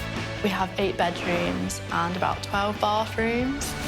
Walking is for peasants. They're about to take a giant leap out of their comfort zone. It looks a bit rough. What's the benefits? They'll stay with typical British families living on the breadline. Wow, that car's really big. People are rich, they're stuck up. Just snobby. Snobby. I think I find it quite hard to live here. Sleeping on a sofa for the rest of your life isn't ideal. You don't know what a struggle is. They'll learn what life is like What does this button do? for those struggling to get by, This is like a food bank. I didn't even know what a food bank was. and the sacrifices they make. He gets everything he wants, and we just about get everything we need. So when was the last time that you actually treated yourself? Oh. Will the cash-strapped families change their views? Doesn't make you a bad person just because you're rich. It doesn't mean you're a good person just because you're not rich. And will the rich kids learn I have no idea what I'm doing. there could be more to life than money? The best experience of my life. When rich kids go skint. I'd say yes, I am from a privileged background. 19-year-old student Olivia has a very cushy life over the next 4 years, thanks to her late grandfather's trust fund. Harry Railbrook, the man himself. He, I believe, was the first one to invent the non-iron shirt. And his company had a snappy jingle to advertise it. Railbrook, top blue in the shirt, you don't iron. Railbrook, top blue in the shirt, you don't iron. It kind of makes me want to live up to his name. I mean, I've always kind of wanted to start my own business. Who knows if I've got the $1 million idea, I don't know. Determined to achieve that kind of success, Olivia's just started studying international business at university in Edinburgh. But when she's not there, she's at the £1 million family home in an affluent part of North London. I live in a muse house. There's loads of artwork everywhere. That's thanks to my mum as an artist. This one here is worth above 30,000. Olivia's parents are no longer together, and she's an only child. So my family is really, really small. It's me, my mum, my grandma, my auntie, and my 2 babies. I don't actually mean babies, they're dogs. Paloma and Max. My mum, she's probably more like my sister. We're so, so close. And this is my baby, my lovely. Okay, that was enough. Okay, that's enough. A close-knit family is important to Olivia. I'd like to have kids around about 27. 3 kids. I've got some names in the back of my head. One thing's for certain, they'd have to play golf. I love playing golf. There's something really surreal about being on the golf course. There's honestly nothing like that. That was so bad. So, apart from golf, what else does Olivia like splashing her cash on? I love going out in London, Mayfair, clubbing, all the typical party scenes. And what does she wear to all those exclusive clubs? I'd rather spend a lot of money on one incredible piece than loads on lots of kind of rubbish, you could call it. Vintage Moncler, probably about 1,000. Louis Vuitton, over £1,000. That's £1,000 to you and me. She has expensive taste, but Olivia doesn't consider herself reckless with money. I often ask myself, do I actually need something or do I want it? There's obviously a big difference. She's even done a couple of part-time jobs as a waitress and delivery cyclist. I love bike riding, I love exercise. Why not get paid to ride my bike? So she knows that earning money takes hard work. Per delivery, you'd make £3.75. It did get exhausting in the winters when it got really, really cold. But it was good fun. So, could Olivia cope living skint? I don't think I'd actually find it particularly difficult. And I think completely stripping it back, it's almost like a detox. Well, it won't be a luxury spa detox. When she goes to stay with 20-year-old Connor and 18-year-old Mel. They live in a council flat in Great Yarmouth with their son, Toby, who's nearly 1. Me and Connor met 3.5 years ago. We didn't plan to have a family young, but, you know, I mean, things happen. Now that he's here, I definitely don't regret having him young, even though he was planned in the far, far future. Mel is from Yorkshire, but her family moved to Great Yarmouth when she was 8. It used to be primarily an older person's town, like a retirement town, even though it's a tourist town as well. But now it's just more overpopulated with youths. Connor grew up here and has never had a full-time job. My aspirations is just to get a job, mainly in admin, because I like working with computers and using software. The responsibility of suddenly finding themselves as parents has been a shock to these young adults. The last time we went out for dinner was about 8 months ago, maybe a year. They now live off benefits, but Connor has just started a part-time job delivering takeaways. I do a 5-hour shift every day. I have to make 2 deliveries per hour. The pay is around about £4 to £8 per delivery. Mel is now a stay-at-home mum, despite having huge career ambitions. I was going to go to university to become an astrophysicist, but then I fell pregnant. Having only just started earning their own money, Mel and Connor are not used to managing finances. We get £556 a month, but due to rent arrears, we only get £480 to pay for all of our stuff for the month. We need to pay Sky. That's £70. That's a quarter of their monthly budget. £10 for Apple Music, all the insurances. £25 for nappies. Amazon Prime, so that we can get the nappies cheaper, is like £7. How much does this even come to? Let's add this up. £37 for food for a month. That's less than £10 a week. We would have to then use our child benefit, which is £20.70 every week for more food. They've a lot to learn and are starting to have concerns about meeting the rich kid. I just hope that they, get to know us before they judge us.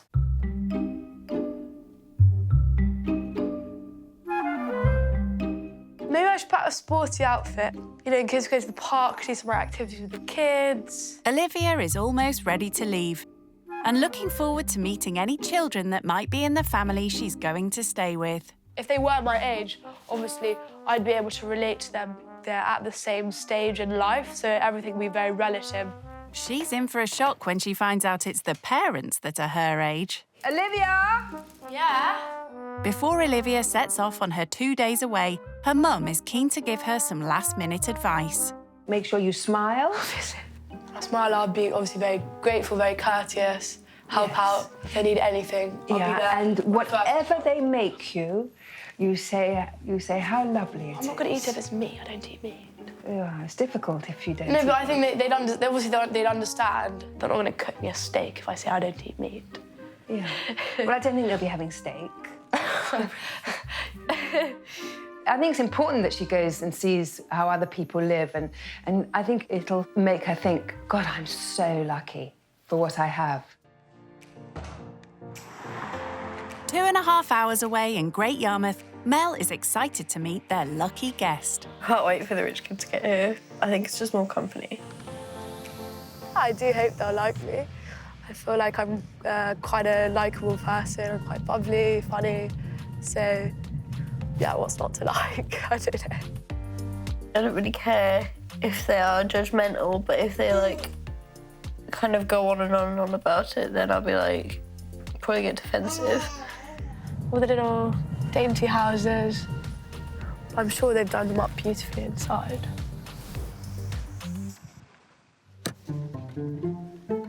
Living in a world full of art, Olivia recognises the work of a local. It's spelled loser wrong up there. So whoever wrote that is a loser.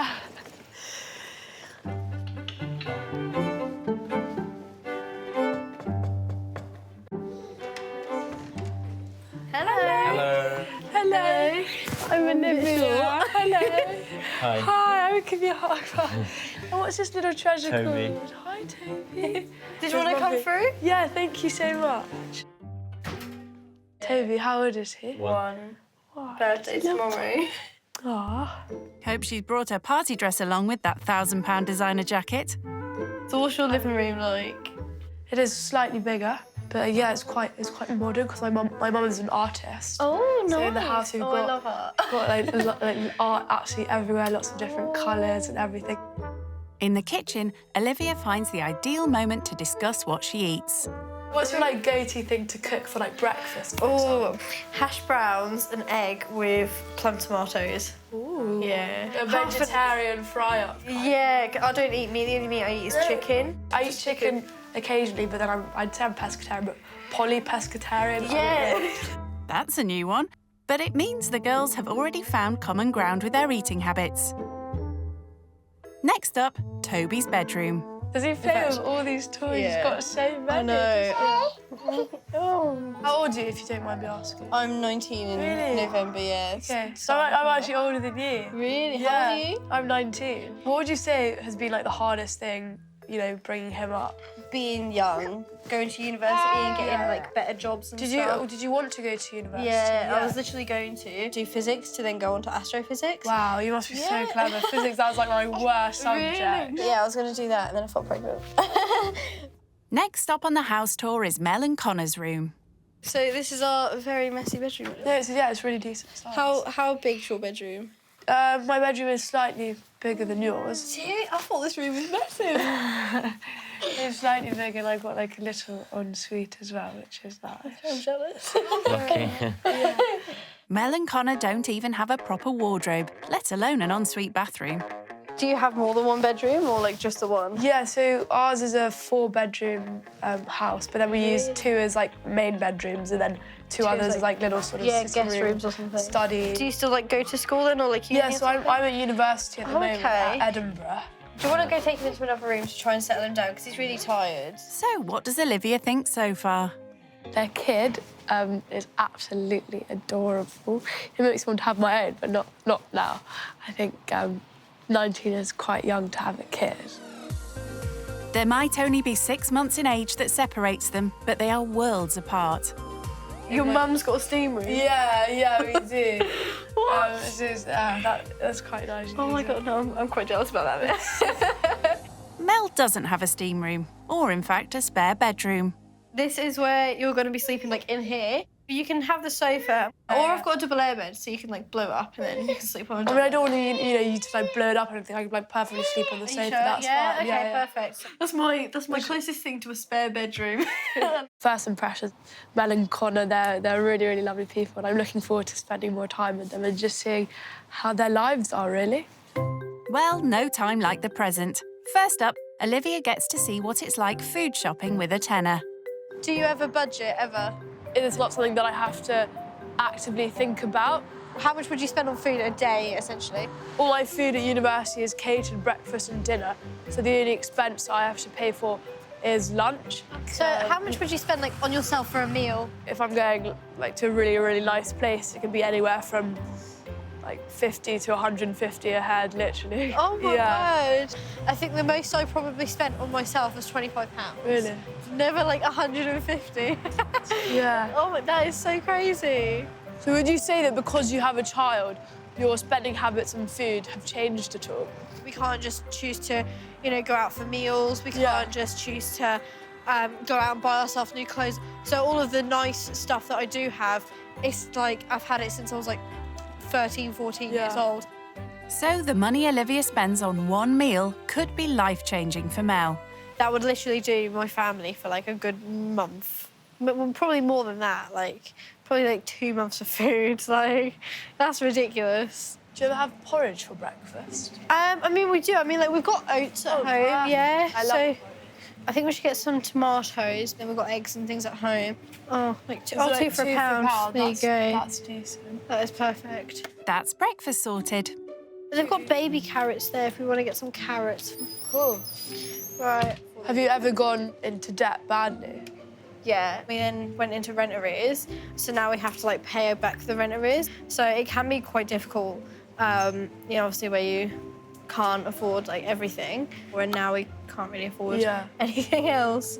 Recognising that at 18, Mel's having to face real adult problems, Olivia comes up with a cheap suggestion for lunch. Have you ever done tuna pasta bake? No. Ooh. I love pasta. We can make it for lunch. Should we do that? That'd be good. It's like 2 for a pound.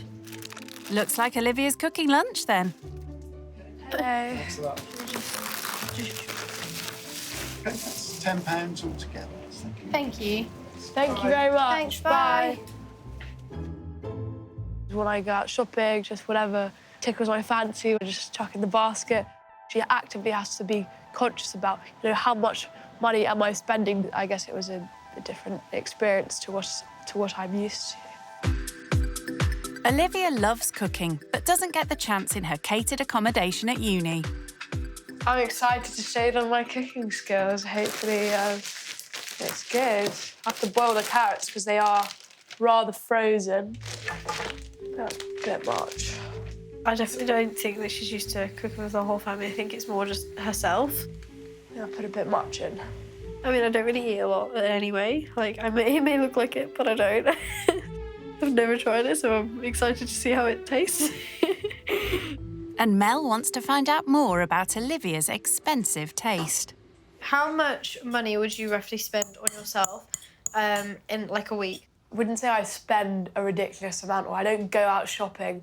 I'd rather spend, like, on one incredible thing. So, how much was your coat? I got that second-hand vintage, but I think retail's probably about 1,000, just over 1,000. Yeah. Oh, my word. Yeah. So how much did you pay for it second-hand? 400. That's so expensive. So how do you and your mum earn money then? My mum is an artist, so she gets lots of her income through that. Okay. The fact that I'm able to afford such stuff, go to university, get an education, afford these clothes, etc., is to do with my grandfather. Oh, okay. He was, at his time, a very big shirt manufacturer, and it's through that success, through that wealth, that I guess I'm able to afford all these things. And does your mum then give you, like, a monthly allowance? It's more like over the 4 years at uni, I have a certain amount that they've put into, like, a fund that I can use. Olivia's certain amount is almost certainly over the average annual wage, a far cry from Mel and Connor's universal credit. And so, like, after all of my bills this month, I worked out I had £37 to last me a month for food. So have you ever thought about cutting back on certain things in order for you to have more money at the end of the month? The only things that I would technically be able to cut back on would be the Apple Music, which is a £10 a month. But without music, it's a bit boring. Mel has reduced her mobile phone bill to £43. At least it's a move in the right direction. That looks good. That looks brilliant. Although this family often eat cheap and cheerful pasta. Oops. Oh, look at that food. Yummy. They've never tried this dish, which costs less than £5, and are grateful to have someone else cook for them. Enjoy, everybody. Thank you. Ty, what do you think? It's actually quite nice. Mel is really proud of her 2-bedroom council flat and hates it being messy. Some of it needs to be folded up and put in his drawers, and some of it's too small, so it has to go in that box. And I'll fold up all these clothes and put them away. So obviously being on a budget, does that affect the amount of money that you're able to spend on Toby? I mean, a lot of his clothes are actually like Hugo Boss or like Versace, Burberry, like everything like that. But actually, we used to go out and we used to go buy him like brand new clothes from like Primark or things like that. And I thought, well, if I just go on eBay, like this top and this top, they're both, these 2 Hugo Boss tops, I got them both for £1 on eBay. Seriously? Yeah. And this Tommy Hilfiger top, that was brand new and that was only £1.50. Brilliant, absolutely brilliant. Mel clearly values designer gear, but Olivia wants to look beyond the labels. So being a mum at 18, is that something that is really difficult for you? I mean, it's not like really difficult because of my age. I guess just being a mum in general is quite difficult. Do you think you made the right decision then? I definitely do think I made the right decision, but I also feel like should I not have made this decision, I would have had a lot more opportunity in life. But I don't feel like it stopped my dream. Like, my dream will always be there. I've had it since I was a child, so it will always be there. But whether or not I can execute the dream is something else. Like with your career and stuff, going to university, that was something that you really wanted to do. Yeah, exactly. So I just can't win, really. In my personal opinion, even though she does have the kid, I think there are ways around it. Maybe she hasn't found that avenue at this moment. Hearing about Olivia's uni experience, Mel's been made all too aware that her dream of going is on hold. Bye, Connor. So Mel is taking Olivia to the closest university to seek advice about her own future. In my experience, I'm a freshman. I cannot tell you how incredible it honestly is. Really? Like, just meeting people the first time, everyone's in the same boat. We're all new. No one knows each other. I could not recommend it enough. Really? It's just like, obviously, Toby. I mean, maybe they have facilities here that would be able to look after. Maybe, yeah. Realising Mel's dream could become a reality, Olivia is determined she explores all her options. Oh my God, they've got a nursery. That's so good they have a children's nursery. I said that there was a nursery here. Rather than having to rely on Connor to look after him and not work, I can then bring him here and Connor can still work, so that's great. There must be others in your situation, Yeah. which I'm sure all unis would have to cater for. Yeah. You're definitely not on your own. Because obviously you have like such a passion for it. Oh my God. And you, You don't even realise. Yeah, I Oh can my just God, tell. It's like being glowing astrophysics. off you. It really is. Do you want to go inside and have like a drink or something? Yes. There's definitely ways around, your situation, and the fact that student finance is available. Easy for Olivia to push, whose entire student life is cushioned by her trust fund. Mel would have to take out a student loan. But that may be short-term pain for long-term gain. I just kind of let my dream die. Honestly, ever since I was a child, I've always dreamt of being an astrophysicist, and even if I didn't want to do that, I've always wanted to go to uni, always. So I think that, like, just being here is just like, it's just giving me such good vibes. Like, I just want to stay. That certainly, opened her horizons to, being able to study here at uni, and it's definitely something that she's going to consider now. It's now 10 p.m. and Connor is heading out to work as a delivery cyclist. Olivia is joining him to get a taste of how tough this job can be outside of a busy city. Olivia worked the same job in London and could make £15 an hour. It's good pay when you drop off, but waiting for the deliveries it's kind of bad. Connor has an app on his handlebar that tells him when an order comes in. Have you got the order in? No, it's just loading now. I've just gone online, so I should be getting a delivery soon. How long does it usually take? Maybe an hour. Really? Sometimes. To get one delivery? Yeah. Oh my God. Until then, Connor makes sure he's handy for the local fast food chains. I don't know if you already know, I used to do delivery about a couple of years ago. It was just like a little part-time thing. The reason I did it, I thought, I love riding my bike. It's good exercise. Why not get paid to ride my bike? And did you get like a lot of requests for pickups? Yeah. Literally, as soon as I picked up one, the next one would come up. Easy money for Olivia, but for Connor, who's in Great Yarmouth, there's far less demand for home-delivered meals. At the moment, obviously, I'm looking for more work because... What other sort of works would you be looking for? I am looking for anything, but my plan A would be for, like, an admin job, working with computers. You seem like the perfect couple, Mel into physics and you into computers. Yeah. Very technologically minded, you could say. Yeah. By 11 p.m, Connor is still waiting for a job to be passed to him. Have you still got any delivery? No, if you want, you can go back to the house and I'll finish off my shift. Are you sure? Yeah, that's all right. How long do you usually stay until you get, an order? Well, it's at random, so... But I'll just do another 45 minutes and I'll be back home. OK. And you may not even know if you get, a delivery before then, or not. I won't have a clue. I do hope you do, because it's so cold. Yeah. OK, well, I guess I'll see you back at the house with Mel. All right, I'll see you later. OK. I'll catch you there. Just kind of hits you hard that you could be spending, hours out here and still not making any money whatsoever. It is an hour literally wasted where he could be doing something more productive. It puts a lot of pressure on me trying to find work and obviously look after the family. It puts weight on my shoulders, basically, and it's hard to earn money and trying to find a job at the same time. It's nearly 11:30.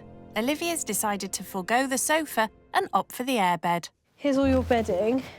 Sorry, I can't seem to work this. Oh, yeah, just hold it. Okay, so but like whenever you feel it's done, yeah, honestly, yeah, it's fine. It's fine. It's not gonna come undone. It's honestly, it's so lovely. That's so good. It actually is. Yeah, it really is. Thank you so much. Okay, we'll go around. I'm standing bed. Right, so I shall see you tomorrow. I'll see you in the morning. Good night. Before she got here, my perception of a rich kid would be like potentially really snobby, but no, she's the complete opposite. She's such a lovely, down-to-earth person. Like, I just love the vibe that she gives. He thinks the same. It's crazy. She's a mother, but she's younger than me. That's definitely something that I don't know if I'd be able to do. Hopefully the baby won't be screaming, but if it does, that's fine. I'm used to barking dogs, so the baby's crying, I'm sure it won't wake me up. I'm quite a heavy sleeper. I hope she has a really good night's sleep. Good night. It's day 2 in Great Yarmouth. Last night, I slept completely through, so that was fine. I didn't hear the baby at all. After not having much luck last night, Connor decided to head home just before 12. Are you excited for his first birthday? Yeah. Are you excited for the party? Mm-hmm. You're gonna have lots of fun. Yes. Toby's 1 year old, which is really, really sweet. So I don't know what we're doing for that. Maybe a little celebration or something. Who knows? He's such a cutie. Toby's special day is starting off with a treat. I'm gonna make him a breakfast that he absolutely loves. Eggs and tomato and sausage. If it was a Saturday morning, if I was back home in London, for example, I don't know, maybe take the dogs for a walk, see some mates, go for brunch. Who doesn't like a good salmon, avocado on toast with chilli and lemon? That's a given. Anyone would like that. They would if they could afford the cost, around 10 times more than Toby's birthday breakfast. Good morning. Morning. Did you sleep well? I slept very well. How was your sleep? Yeah, good, thank you. Oh, that's good. What are you cooking this morning? Probably just gonna be eggs and tomato. Okay. I really fancy that. Nice, yummy. What are you gonna have? If you've got porridge, that would be we've got lovely. loads of porridge. So, as you know, obviously, like, today is Toby's birthday. Yeah. So you're going to be going into town with me. Yeah. And you're going to get, like, all the party food. Oh, my gosh. Yeah. Okay. Realising that Olivia might be financially quite savvy, Mel wants to put her to the test. So that's a lot of responsibility. Yeah, I don't want to mess it up. Yeah, all of the party food and, like, decorations and things. Yeah. So, yeah. Okay. The problem is you only got a tenner to do it. Like, you got to do it all. Oh, wow. With so little cash, £10 is all they can spare for their party. Only £10. If I was organising it, the budget would probably be much greater. But it is what it is, and I managed to get around it. Before they go shopping, Mel and Connor tidy the kitchen in preparation for the small party they're having in their lounge. Hang on, little man. Do you want to go run in my bath? Yeah. Olivia, Yeah? could I borrow you a second? Yeah, of course. Is it possible you could clean the table He's up? so messy, isn't he? Oh, my God, yeah. I think he's actually asleep. Oh, he's asleep. Oh, my God. Bless him. Come on, Tobes. Well, once you give him a bath, he'll get really tired again afterwards, and that'll be perfect. Then he's not grouchy in his party. So, what chores do you do around the house, like, to help your mum out? So, yeah, I do the dishes at home. I water the plants. Sometimes hoover. Oh. Yeah. Have That's to clean quite up a baby chair before that. That's the first. What was it like giving birth? To To be honest, actually, like, giving birth was nowhere near as hard as everybody makes out. Like, I had the epidural. The labour itself was absolutely horrible, but when it came to actually giving birth, that was the easiest part of it all. How do you reckon your mum would react if you turned around to her and said that you were pregnant at 19? She'd be absolutely gobsmacked. She'd be like, no, Olivia, you cannot have a kid right now. If I was in that situation, to be quite honest with you, I would probably get an abortion. Yeah. Because I don't think I'm in the right mindset to have a kid. Yeah. I would want to, you know, be probably like settled down and married and have a really like substantial income to raise the kid on. So do you not reckon like your income that you're on right now is good enough for a kid? Like, I'm not like working. No, I mean like, so like, you know, like money you get from your mum, like obviously like you would save it and like do like loads of things. But I still want to, you know, work for like I be my own boss, understand work that, for myself or work for someone else. Like, I'm not just going to rely on that in any way. No. Still, at this current age, no, I don't at 19, I'm a mum myself. I'm 19 and I'm a mum, but I completely don't blame. Like, I wouldn't advise somebody my age to go out and get pregnant. Like, I'm not going to advise it at all. Are you planning on having any more kids? Oh God, no. No. You've just got the one child. You're able to literally just pay out for that one child, and it's a lot easier on yourself. Financially, it's much easier just with the one. Yeah, exactly. It's clear Olivia thinks it's important to be financially secure. So will she feel out of her comfort zone buying everything for the party on such a small budget? Here's a tenner. Thank you. So basically, you can, you know, get like loads of great things in here, but just remember you need to buy food with that too. Okay. Yeah, have fun. Right, thank you very much. That's okay. The fact that Olivia's used to spending £150 on one meal alone, I think I'm just a bit, you know, scared as to how she's going to be able to, you know, do a birthday party for like under a tenner. So, does Olivia have a plan? Oh, the ratio that I'm going to do here is probably 60-40. So £6 here, £4 on the food. Mel's already baked a cake and they're doing homemade sandwiches, so it sounds about right. Balloons, like lots of confetti, banners. Oh, okay, over there. So I think I'm getting like maybe just one banner that they can put when they enter into the room, first birthday one, and then a few lots of different balloons. Maybe get one of those confetti things that you put up. Because maybe that'll scare the baby, actually. You get a pack of 10 balloons for 99p. That's very good value. Has she been adding it up? So I am slightly over budget. I'm going to think about which one out of all these to put back. I'm definitely going to get these two. Hello. Good morning. Can I help? Yeah, thank you very much. I think I'm actually going to take one of the banners away and just see how much it comes to. So that lot there is going to be £6.49. Now in full budgeting mode, Olivia tries her hand at bartering. Did you have to do it for 6? No, darling. You can't. No, sorry. 10 out of 10 for trying, though. Thank you. That's £10 you give me. That's your change, £3.51. And everything's there for you. Have a nice day. Thank you very, very much. Bye. That leaves her with very little to buy the food. Will Mel be impressed with this rich kid? Hello! So I got a huge pack of popcorn. That is brilliant, yeah. Well, I'll hold this. I got a wagon wheels, which I think everyone likes. I know you said you had a cake before, so I thought, you know, we could put some chalky spread on. Yeah, that's perfect, rather than like icing. Yeah, because that's cheaper, it'll go further. Yeah, brilliant. Precisely. Proving that despite her trust fund, Olivia is a pro at budgeting. And when they get back, Olivia steals a few minutes to call home. Hello. Hello, Mummy.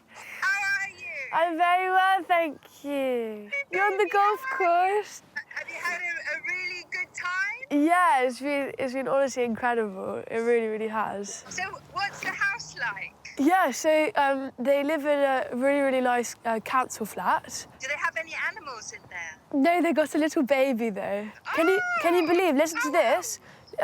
Toby, the kid, he's 1 year old. But guess how old the mum is?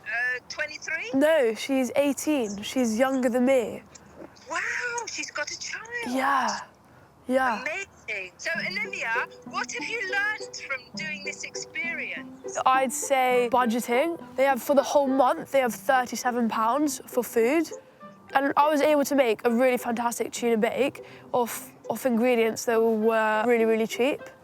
Yes. So it just kind of shows you don't have to get, you know, really, really expensive ingredients to cook. To make a really nice, healthy yeah, dish. family dinner. Are you proud of me, Mummy? I am so proud of you. Up to the moon and back. Oh, you're very sweet. You're very, very sweet. Okay, my darling, I Mwah. love you. I love you so much. Goodbye.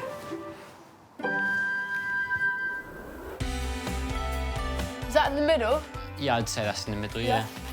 Olivia has excelled with her budget purchases for the party. Now she needs to rise to the challenge and help make Toby's first birthday one to remember. How much should all these presents for Toby cost? Just under £100. It's quite a lot to be spending on his first birthday, no? Yeah. Do you reckon you feel the need to, you know, spend that much on Toby, just on, like, prezzies? Because it's his first birthday, me and Mel thought we might as well, just to make it more kind of special for him. Stretch it out more your side. More your side. More, yeah. It's looking pretty good. Beautiful. Mel? Yeah? Come on, have a Come in. look what we've done. Ah, what do you think? Love it. I think it looks well nice. And all done just in time for the fun to begin. So should we get all adults to play as well, but we're going to play pin the tail on the donkey. Oh my God, I'm getting dizzy already. Go, more. Yeah, go on. Oh. Are you dizzy yet? Yeah, very, very dizzy. Oh, you were so close. That's quite good. I reckon we should let Toby have a go. Right there. Woo, look at that, Toby. Amazing. Toby wins. What does the winner get? Cake. Cake? Not before he's opened his presents, though. Tobes? But the birthday boy has other things on his mind. Tobes? You know, he's not even looking. Opting for a 10p cookie over his £100 present. He's more interested in food. Look! Oh, hello! You're right. A special guest has arrived. Mel's best friend, Ebony. Hello, cutie pie. I like your shoes. What? Yeah. How long have you known Mel for? I've known her 10 years. Yes, a very long time. Yeah. Very long time. Have you seen a change in Mel since giving birth to Toby? Before she had Toby, she was a bit reckless. Reckless, really immature, didn't care about anything. But since she's had Toby, she's the most selfless person now. All of our money goes on Toby. You do your job as a mum and you do a fantastic job. Thank you. It's just, she's an amazing mum. Should we cut the cake? Yeah, come on, let's do that. Let's go. Olivia's pulled it off. The party's been a success. Happy birthday, dear Toby. Happy birthday to you. Whee! Well done! Thank you very much. So I wanted to give you like a little bit of a surprise because I know how much you sacrifice literally everything for Toby. And one thing that you said that you didn't have like any wardrobe for yourself. So I thought, why not actually give you something that you'll be able to put like all your clothes in? Oh my so God. should we go have a look? Oh my God. It's in the other room. Oh my God. No. What? I'll look after Toby. Thank you. I really hope you like it. Oh my God. So you've got like 3 of the lots of drawers, lots of storage. You have to put like there's all of your. 2. There's one wardrobe and it comes in 2 boxes. Thank you so much. I'm so grateful. Oh my word. Sure, this is actually like Christmas early. I actually feel like I'm gonna cry. It's my pleasure just seeing you happy. Thank you so much. I love it. I was actually like speechless. Like I don't know. It's just something that obviously we very much needed. I couldn't be any more grateful for it. Olivia's time with Mel and Connor is coming to an end. Yeah, I'm really sad to be going. Although I've only spent, such a short amount of time with Mel, I feel like we've really bonded. And I've gained such a fantastic insight into her life, seeing how she really lives with her incredible little boy Toby and Connor. I cannot tell you enough how incredible I think she's coping with her situation. The fact that she's, a young mum, literally younger than me, but the fact that she's dealing with it, that really shows me, just what you can do. I'm really happy to be going back to, see my friends back at university and do some studying, because I'm behind on that now. I need to do more. I've got essays due on Monday, so I need to get going to that. Well, she'll have plenty of time on the long journey back up to Edinburgh. Oh, goodbye. I don't want you to go. Oh, thank you so much for having me. No, I'm joking. Oh, goodbye, Connor. It was lovely meeting you. It really was. I'll give you a hug, but you're holding the baby. Oh.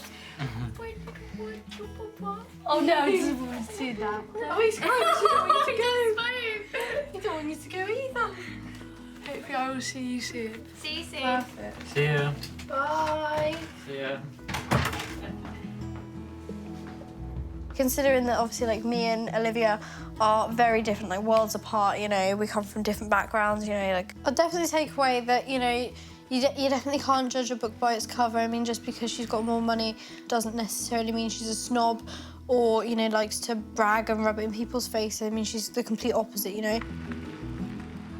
I guess getting to know me and seeing who I am actually as a person, it's not someone who's, a stuck-up, snobby girl just because I've come from, an affluent background. Something that I'm definitely going to take on this is to consider to do budgeting, and when I go out shopping, for example, not just get the first thing I see food shopping-wise, but actually consider how much am I actually spending on this, and is it really necessary?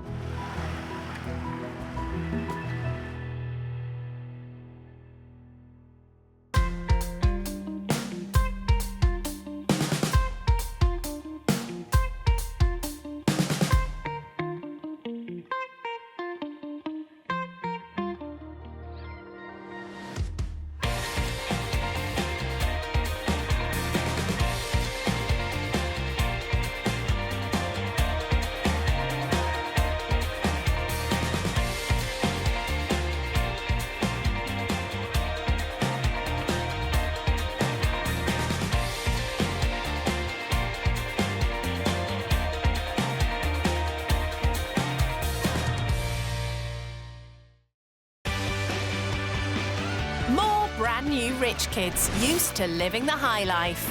It was about £85,000 on my education. On a month on clothing, I've probably spent about £5,000. That sounds really bad, doesn't it? They're about to take a giant leap out of their comfort zone. These are flats. I've never been in one of those. I've never really stayed anywhere by myself. They'll stay with typical British families living on the breadline. Obviously, she looks rich. He never had anybody say no to him. Oh. This is worth about 8,000. Terrible, aren't I? They'll learn what life is like. I don't know how they do it. I'm just surviving. For those struggling to get by. I just cried and cried. And the sacrifices they make. She's doing all she can. It's heartbreaking. If you have something that you want to do, you have to work hard for it. I told you I ain't got no muscles. Will the cash-strapped families change their views? I thought he was going to be stuck up, but I was wrong. Rendle is a big surprise. Oh, it's a big one. And will the rich kids learn? I was blown away by what they do and how they live. There could be more to life. Thank you, Jesus. Than money. That's the least I could do. This is so great. When rich kids go skint. 20-year-old Rennie is the eldest son of self-made millionaires based in Dubai. My circle has always been people from more or less same family, so we'd always go out and spend big money. Rennie's Russian mum and Syrian dad run successful businesses in Dubai. He went to private international school there, but was sent to a boarding school in Scotland to do his A-levels. Made me more independent and it prepared me for uni a lot. He's studying for his degree in London. and rents a flat near Mayfair. So as an international student, my fees are £12,500. And then for the flat, it's £2,500 a month. And it's all paid for by the Bank of Dad. For the last 3-4 years, basically, he's spent £85,000 on my education alone. Rennie doesn't have an allowance. He just has free rein on his dad's credit card. My dad, he fully funds my lifestyle. So starting from my uni fees to my housing fees to my nights out as well. He doesn't really tell me there's a limit, but obviously there's a certain extent I can push it to. And as he rarely cooks, he eats out nearly every night of the week. So a main course starts from about £50, which is a steak, and it can take you up to £120 for a larger steak. And going to such exclusive places means wearing expensive designer gear. If it's just a casual night out in Mayfair, I'll probably wear my hoodie. I got it in Dubai and it was about £250. This is more formal. I'll wear this to meetings or if it's a big occasion. It's my Versace coat. Yeah, it was about £450 and I got this in Milan. And if you think that's expensive... I have a Bottega Veneta jacket that I got for my 16th birthday and that was £10,000. Instead of buying clothes, Rennie recently had a go at selling them. So last year I worked in retail for a couple of months and I did that job more for experience rather than for the money. So being on a minimal wage didn't bother him. So looking back at it, £7 wouldn't even cover the cost of the shoe polish I use. But it did teach him one important lesson. Retail is not for me. I think, personally, I would work best in an environment where I'm in control.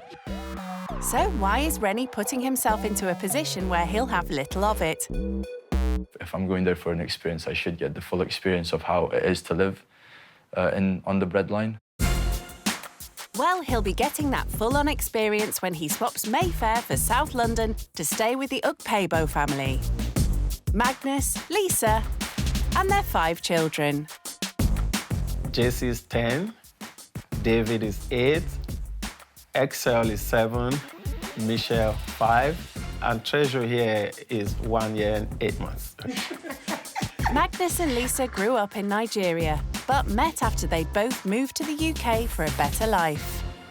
To me, I imagine life in UK would be like heaven. I imagine that it would be a place that is filled with milk and honey, a place of opportunities.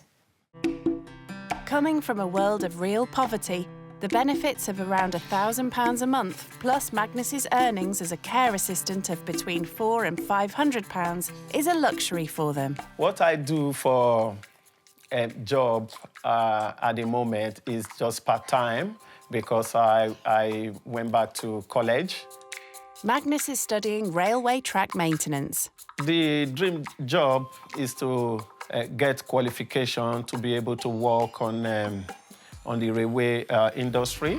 Even though they're on a low income, Magnus and Lisa make sure they pay the £77 a month for an online tuition service, which provides educational laptops for their children. Select from the choices shown. I think that education is the best legacy anyone can give to anybody. What we spend our spare money on, £200 for JC's football activities, roughly 180 on David as well. Magnus and Lisa skip breakfast every day so they can afford the hobbies their children love. But there's one activity the whole family get involved in that costs nothing. Religion plays a very huge role in my family because life is not always dependent on money. So what are they hoping the rich kid will learn from living with them? I would like to teach the rich to be grateful to God because they are rich.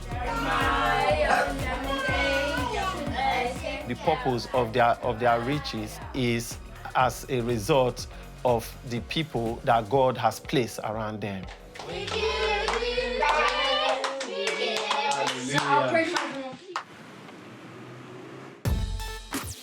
On the big day, Rennie manages to do all his packing, something that would be done for him in Dubai. House in Dubai, it's in Central, it's downtown Dubai, and it's a duplex apartment. And yeah, we have a driver and we have one maid who's in the house 24/7. Having staff at your fingertips at all times does make life a lot more easier. I'm sure it'll be different to the house I'm gonna go into. Only 16 miles south, but a world apart, is where Magnus and Lisa live. This area, I don't think I've ever been to it. As he gets nearer, how is he feeling? I'm a bit concerned about personal space. Sometimes I just need to be alone to myself. Oh dear, personal space comes at a price. In this council house with 7 occupants, he may not get much of that here. It's gonna be a woman. I think it's gonna be a man. Shall we just quickly put this into votes? Who says a woman? How many do we get? 2. 1, 2. All right, then who says a man? 2. Ah, okay, we go 4.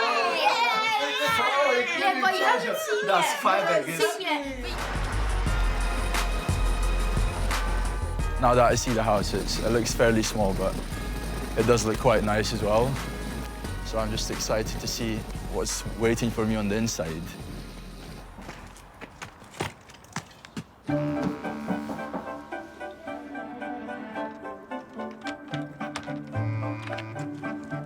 Hello. Hi, I'm Rennie. Nice to meet you. Magnus. It's a pleasure. You're welcome. Thank you for having me. Oh, no problem. It's my pleasure. Yeah, come with me, Rennie. Come and see my family. Hi, kids. guys. This is our rich kid. Hi, This I'm is Rennie. David. Nice to meet you. David, nice to meet you. Yeah, that's Chelsea. Rennie. Yeah. Rennie. This is Excel. Hi, how are you doing? And Michelle.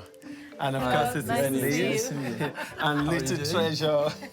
This is a small gift for your family. Wow. Thank you. We appreciate that. Oh, that's wonderful. Welcome. It's 9 a.m., but no time for a cuppa yet. Despite being the weekend, nothing gets in the way of this family's routine. Now, if you don't mind, we all just have to go out to football. Oh, yeah, I'm excited to see you guys play. Yeah, Okay, that'll be great, yeah. that's good. So, kids, are we excited? Yeah. Are we good to go? Yeah. Fine, let's get our jackets on now. I love football, so. Oh, yeah. So what position do you play then? Defender and sometimes right wing or left wing. Yeah? What about you? You play striker? Yeah, so you scored some good goals then? Yeah. What I about play you? striker and midfield. Yeah, good position. What about you? Up front. Up front, yeah. So you're the big goal scorer then for the team, yeah. When I first walked in and met the whole family, I was quite shocked. But then I've never seen anyone as excited to see me, really. Rennie may like football, but not early morning matches. They must really love it to wake up this early on a Saturday morning. Oh, yeah. of course. Saturday mornings, I could not wake up this early, honestly. What time do you normally get up on a Saturday morning? Good question. Depends on my Friday night. If it's if I go out, yeah, I can wake up at 11-ish even. Leisurely Lions. Quite different to Magnus's routine. It's like 6 o'clock. Oh, wow. Yeah, sometimes because of the excitement, the kids are like 5 o'clock. So you don't really need an alarm then. You have the kids. Yeah. Let's have a go. You go in goals. I haven't played in a while, bear in mind, so let's see.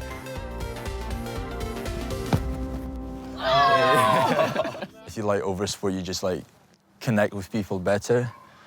So yeah, with the kids, like I connected with them instantly. Like we had a topic to talk about, and just like they told me about how much they liked football. They asked me what sports I did.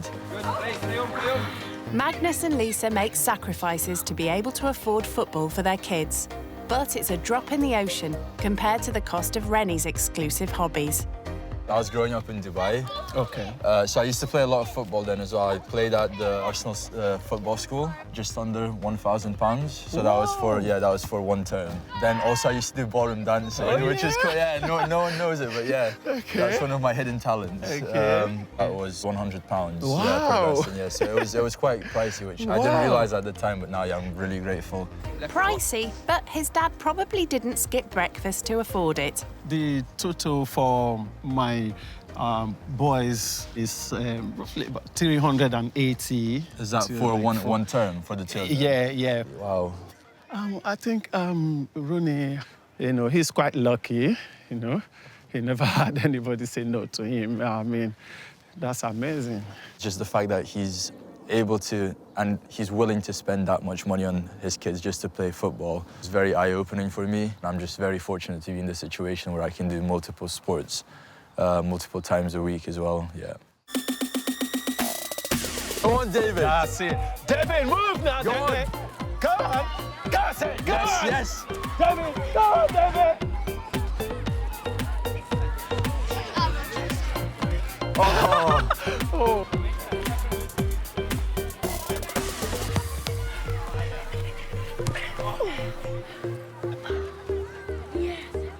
Excellent. Nice stuff. Yeah. Oh, David, Well you proud did of you, very man. well today. That was a good stuff. game. The morning's outdoor exercise means the kids are now ready for their lunch. But they're also exhausted, even Rennie, who struggles to keep up with Magnus's energy. Lovely day today. No time to rest, Magnus wants to show their guest around the house. So how many people share this bathroom? Is it just for you and your wife, or is it this for the kids? We share this bathroom between the 7 of us. We are a so family all of of you. 7. All right, okay. And this is the only bathroom that we've got in this house. Okay. Yeah. How many bathrooms do you have in your house? And how many of you shares your bathroom? So we have 4 bathrooms in the house. 4 bathrooms? Yeah, so we have a guest room, one in my room, my parents' room, and then actually we have 5 bathrooms. Yeah. Another one in the common area, and then we have one more in the maid's room, which is just for the maid. That makes 6 then. Wow. So there's basically always a free bathroom, yeah. Wow, that's a lot of bathroom. Yeah. Wow. This is a nice cozy Yeah, room. this is Lisa's room. Okay. She and Treasure, and Michelle. They oh, wow, the 3 of them. All right, okay. Yeah. They sleep in this room. This is my boys' room. Okay. JC and David. Yeah. And Esther as well. That just leaves the attic room, which is where Magnus will sleep tonight, and the tiny box room. All right, okay. This is Michelle's room. Okay, this is a nice, small, cozy room, yeah. Nice, small, medals cozy. as well. Yeah. Michelle always loves sleeping with Mom. Yeah. So I think if you don't mind, I might give you this room. Sounds good. Sounds good, yeah. That's lovely. Rennie wastes no time moving in, but it looks like there's not enough room for all his clobber. I just tried opening my suitcase. It doesn't open all the way because there isn't enough space. And he won't have the ensuite bathroom he's used to. I usually take a long hot shower in the morning. It's going to be quite challenging, especially for me, someone who likes to take their time. Magnus and Lisa can't afford many clothes for their kids, so when they're lounging at home, they wear their PJs. I've just shown Rooney around the house, and you know what I find out? What's that? I found out that, he even have a maid. Wow. Do you know? I want to start together with my maid because it's not fair to leave my maid alone doing all the houseworks. Oh, good. Okay, She might get tired and I need to help her. Good girl. And do you know how many bathrooms they've got in their house? 5 bathrooms in their house. So that means if one breaks down, they can use any one. It makes sense. The smell of Lisa's traditional Nigerian dish attracts the rich kid. Hey, Lisa, what are you making? Jollof It rice. smells really nice.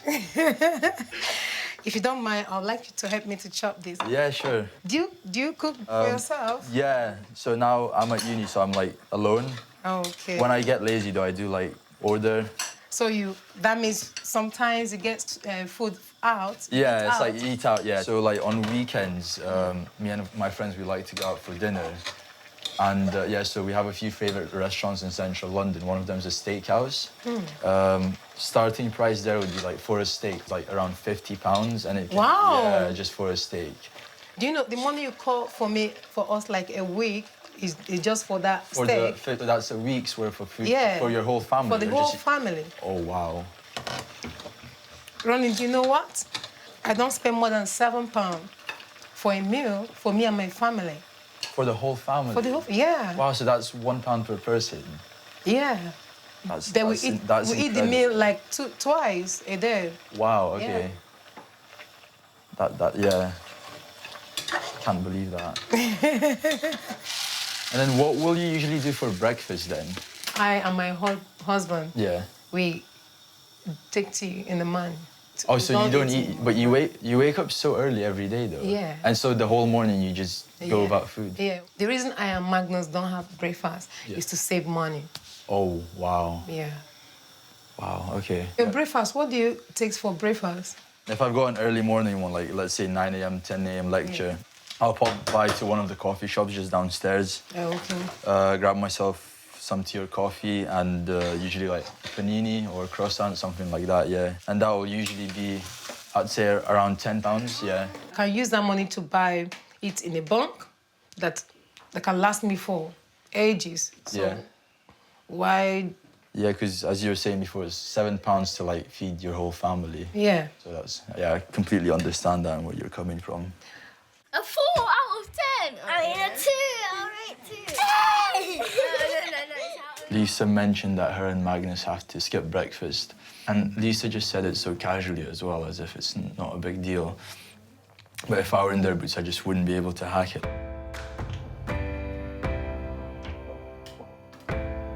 I think it's incredible, but also very sad. I'm gonna sit down now. I wanna eat now. As the family has no dining table, the jollof rice, as with all the family's meals, is served on their laps. All right, here we go. The food is right from the kitchen. Food is ready. It's right from the kitchen. Here you go. Now it's given to Wow. you. Thank you. No worries. The kids are keen to tuck in, but Magnus has something to say first. Father, we thank you for the provision of this food. Amen. And we also thank you for them that devoted their time, effort to put this food in place. Amen. In Jesus' name we pray. Amen. Is that something you do before every meal? Before every meal, that's what we used to do. That's great, yeah. Well, have you eaten this kind of food before? Nah, I haven't, yeah. So I'll make sure I cook this back home. So, yeah, this will be my go-to. Okay, that's good. The family don't have any spare plates, but Magnus and Lisa enjoy sharing. What are you studying? Right now I'm at university in London studying public relations and advertising. Yeah. What about you guys? What do you do? Right now, just concluded 1 year in my college now, track engineering. Mm-hmm. You know, has to do with network rail, you know, alongside you like part-time in a care industry as a care assistant, 2 days in a week. Sometimes I get paid maybe 400 or 500, depending on the hours I'm able to put in. Yeah. You know. Is that per month, per week? Yeah, no, per month. Per month? Yeah. Oh, wow. For Rennie, that would just about cover 2 or 3 nights out. But do you mind if I ask, do you do budgeting before you get things? I actually don't.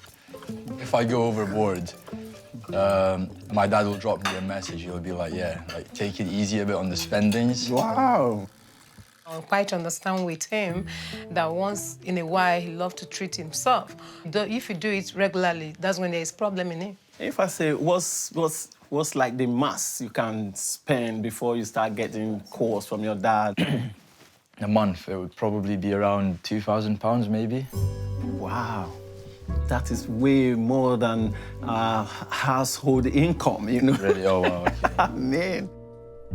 In order to keep within their £1,500 a month budget, the family have to limit their children's activities. 5-year-old Michelle recently stopped doing gymnastics. Have you ever stopped any activities that you like because there was no money to go round? Oh, wow. No, I've never been in that situation, really.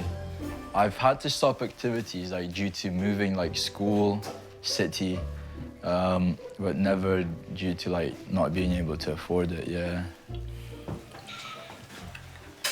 I found Michelle's question actually very interesting.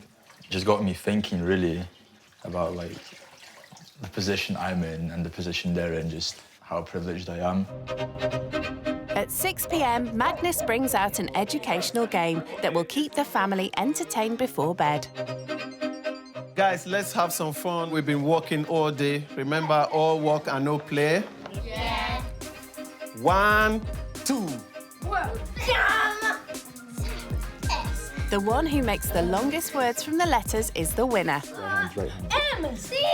Time is ticking. Guys, you're almost out of Hey, time. Michelle first, no. Second, third! What do you need I help need on, Michelle? third. Dog.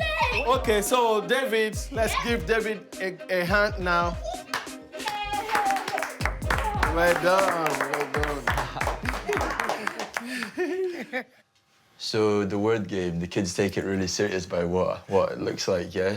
Oh, I mean, you can see the passion in their eye. They like anything challenge, you know. I feel like education's taken quite seriously in your family.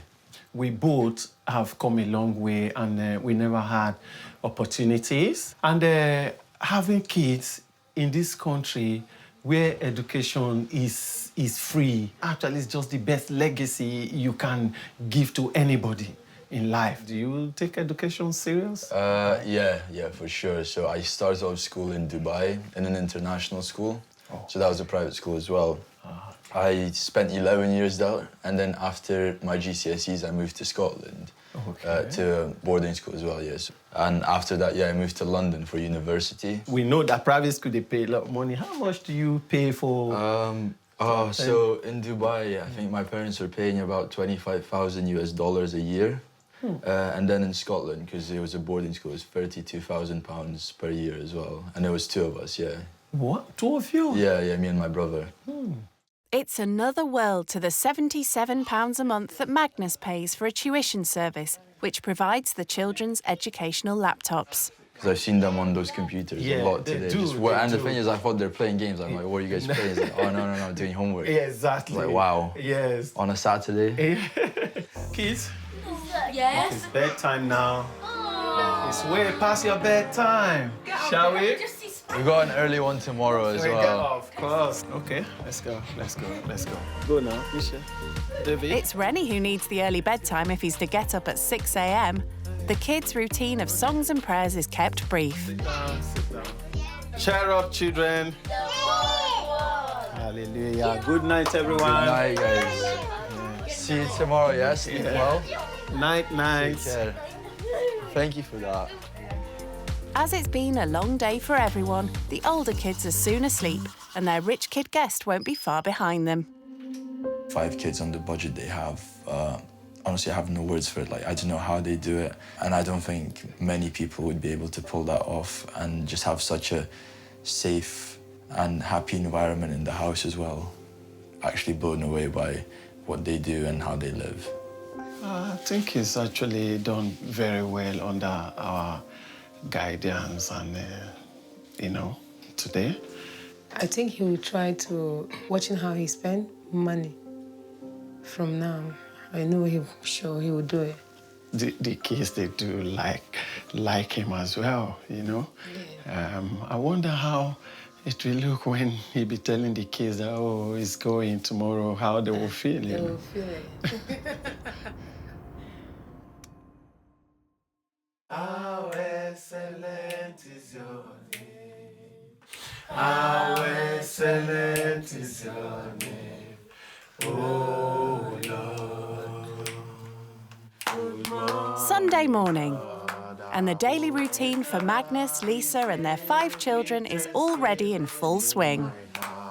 Who enter his court with praise.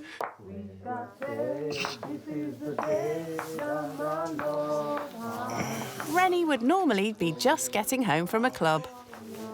Last time I was up at this time on a Sunday was when I came home at like 6. Oh my God.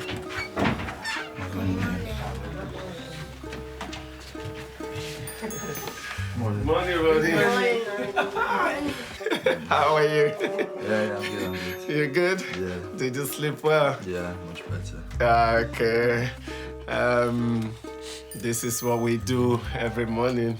We wake up for morning devotion. Yeah. Good morning, Jesus. Good morning, Lord. Usually on a Sunday, I wouldn't be up till like 10, 11, sometimes even 12. Hallelujah. Amen. With 5 kids to get ready for church, there's no chance Rennie's getting back to bed.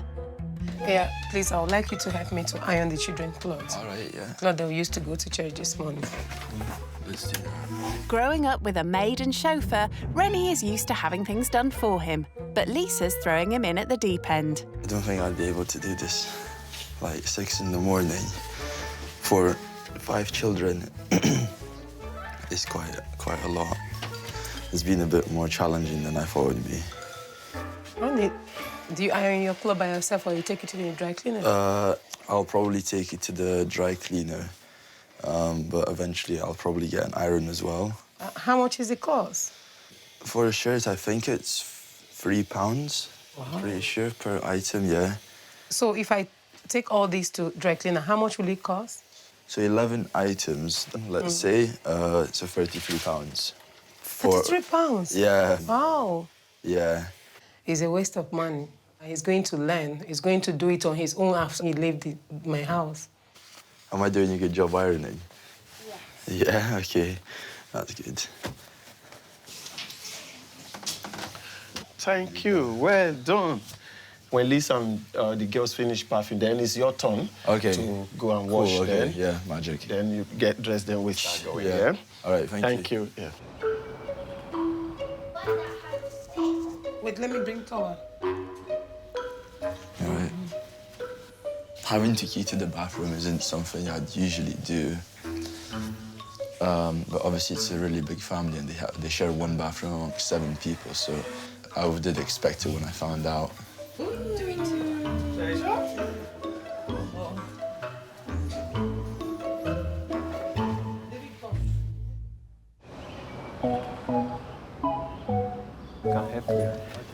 It's nearly 10 a.m. The family are heading to church with Rennie, and like Magnus and Lisa, he's skipped breakfast to save the family's budget.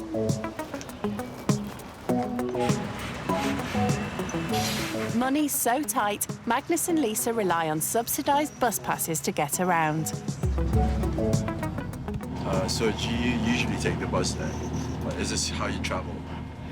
Yes, we spend roughly £96. £96? Yes, a month. For the whole family? Yeah.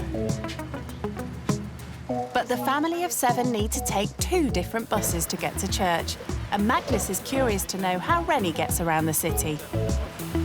Do you have a bus pass at all? No, because my app is connected to my dad's bank account. So like, if I go out to a restaurant or something, I'll always just order a taxi. In a month, let's say, it'd be around £480 maybe, yeah. That is a lot, you know. I mean, yeah, I guess, yeah, you can say compared to what we spend, £96 a month. Yeah. The amount Rennie splurges on taxis in a month is the same that Magnus earns to support his whole family. Thinking about it now, that's like, for one person, that is quite a lot per month. But I never really had to think about it. Lucky for some. I thank you for your ever-abiding presence and glory. I enjoy in all my ways. In Jesus' precious name. Amen. Ourselves to receive the glory we saw ahead. In Jesus' name. In Jesus' name. Let's pray some more. Church was a completely different experience to what I was expecting it to be. So when I first came in, I was like confused what was going on because like someone is singing and everyone else is dancing.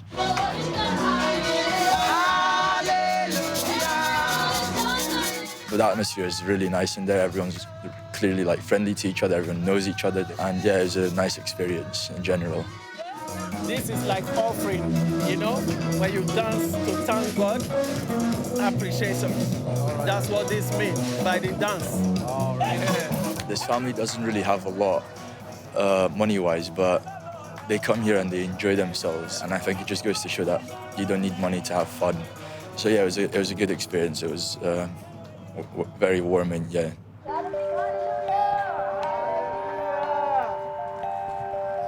Rennie's not had any breakfast, but before he gets to eat, Magnus wants him to learn a valuable lesson. I'm going to like give you £7 now, and then you just go get the family. The whole family, The whole family, yeah. All right, okay. A meal that we can take, yeah? It could be a struggle for spendthrift Rennie, who thinks nothing of shelling out £200 for a restaurant meal. This is £2. That's Thank you. £7, yeah? Cheers, yeah, thank you. Okay.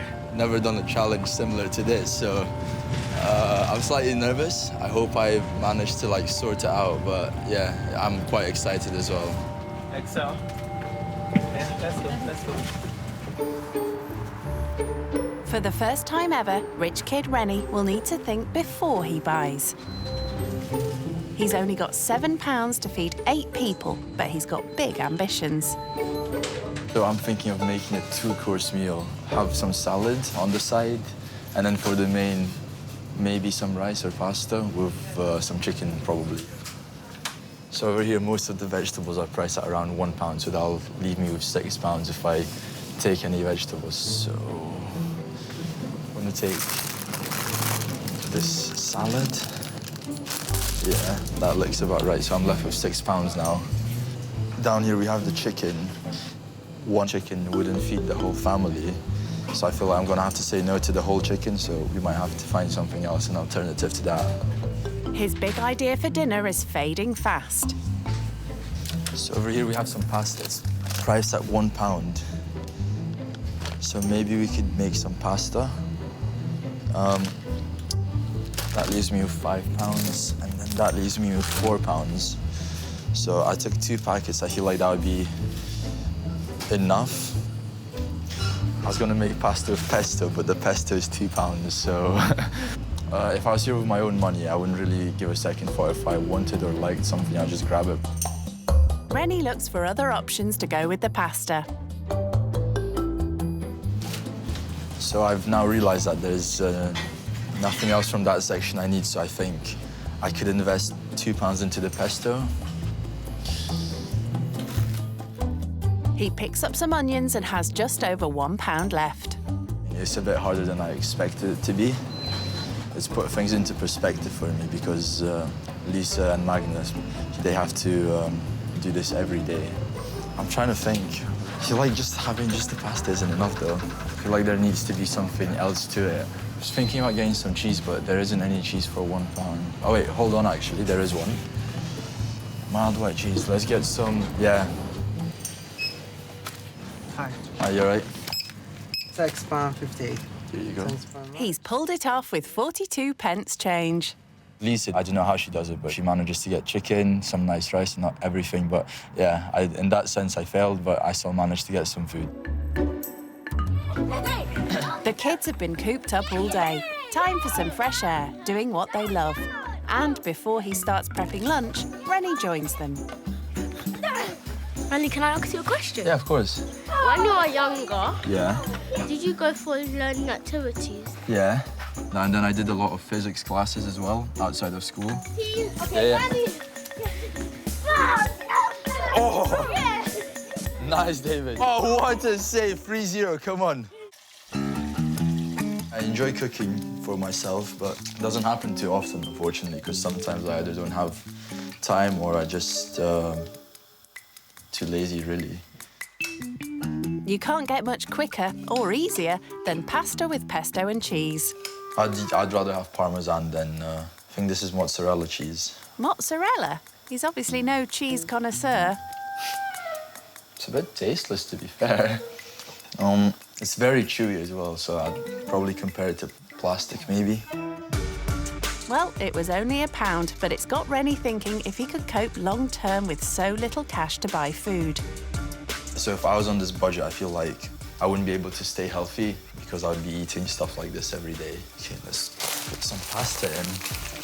What do you think Ronnie is preparing for us? I think he's going to get McDonald's. I've never cooked for a family this big. Okay, so for this, I'm gonna need a knife. Yeah, I wouldn't be impressed if someone made this for me, so hopefully they don't get too upset with me. What do you two think that Rani is preparing? It might be macaroni. Macaroni cheese. Oh, I hate that. I love that. I hate that. The pressure's on. I'm slightly nervous about what they're gonna think about it, but hopefully they do enjoy it. Okay, guys, so here's your food. I've made some pasta with cheese and pesto and just a little bit of salad on the side. No worries. Ronnie, how much did you spend for the meal? I managed to spend just under. I've actually got the change. It's £6.60, I think. Yeah. Wow. The change. I just managed to. Yeah. That's good. Yeah. For you to go out and you make a meal within that budget and you still have change back, you actually to know the value of money. I thank you very much. So Lisa, you make most of the food in the household usually. Is there anything you'd change maybe, or add something, or maybe take away? No, it's perfect. The taste is delicious. Oh, you like it? I'm glad to hear that. Rennie's pulled it off, and Magnus is impressed with his efforts. I think I've learned a lot from Ronnie, which I wouldn't have thought that the rich people could have done. I think he is that type of rich that also cares for people around him. Living skint is coming to an end for rich kid Rennie, but thanks to Magnus, Lisa and their kids, he's returning to his life with a new approach to his studies. I'm back at uni tomorrow, and yeah, just a lot of work to catch up on, really. Yeah, guys, I just wanted to say thank you. It's a once-in-a-lifetime opportunity, and I'm really happy I took it. You've been amazing hosts. Yeah, and I've just got a little gift for you as well. I think it's chocolate again.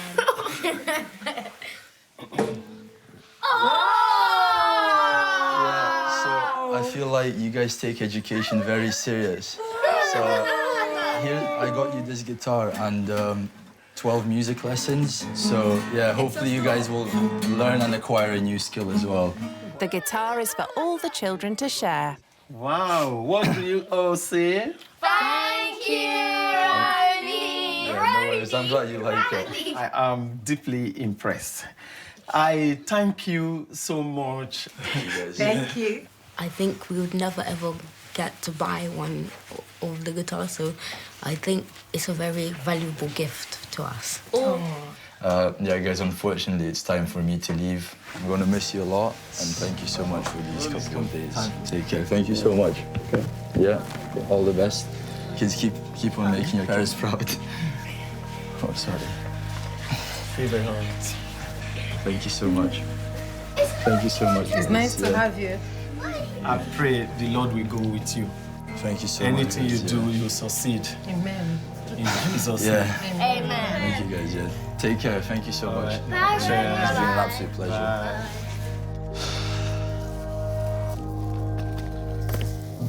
I feel really sad now that I've left. It was a great experience, even though it was only for a couple of days. I feel like we just bonded so well. The kids are feeling the same. I feel sad that Ronnie's gone. Jesse, you're gonna make your mommy cry now. Ronnie is not gone forever. We can still get in touch. Take this, clean your eye, Jesse. It's okay. That's okay. I'm fully certain now that money doesn't necessarily buy happiness. They have each other, they go to church, and they support each other, and that's what makes them happy and just connected.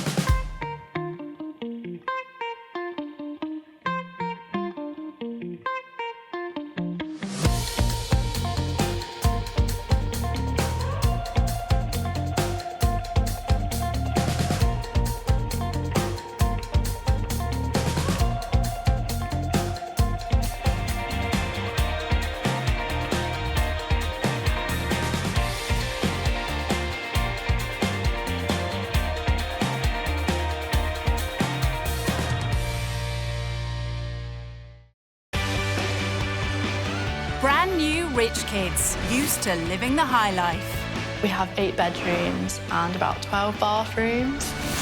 Walking is for peasants. They're about to take a giant leap out of their comfort zone. It looks a bit rough. What's the benefits? They'll stay with typical British families living on the breadline. Wow, that car's really big. People are rich, they're stuck up. Just snobby. Snobby. I think I find it quite hard to live here. Sleeping on a sofa for the rest of your life isn't ideal. You don't know what a struggle is. They'll learn what life is like What does this button do? for those struggling to get by. This is like a food bank. I didn't even know what a food bank was. And the sacrifices they make. He gets everything he wants, and we just about get everything we need. So when was the last time that you actually treated yourself? Oh. Will the cash-strapped families change their views? Doesn't make you a bad person just because you're rich. It doesn't mean you're a good person just because you're not rich. And will the rich kids learn I have no idea what I'm doing. there could be more to life than money? The best experience of my life. When rich kids go skint. I wouldn't say I was ever spoilt. I would more say I never had to go without. 24-year-old Sophie from Cheshire is studying to be a dentist, but doesn't have the usual student worries. I don't pay rent. Obviously, my mum bought my apartment in Liverpool. On top of living rent-free, Sophie also gets an allowance of £750 a month. £750 can be spent pretty quickly. I get 2 coffees a day. That's like £400 a month. I spend a lot of time just being vain and doing my hair and getting my hair done and wearing nice clothes. My pride and joy.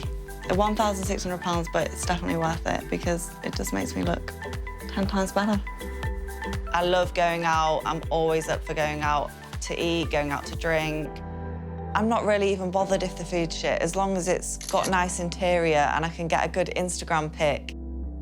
And looking this good doesn't come cheap.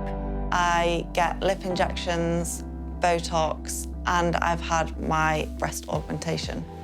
The boobs set me back about £8,000. £200 for my lips, £150 for my Botox. Get that done every 3 months. It's actually quite a cost to keep up. Living skint with a struggling family is going to be far removed from Sophie's life of inherited wealth. Her mum is keen for her to do it.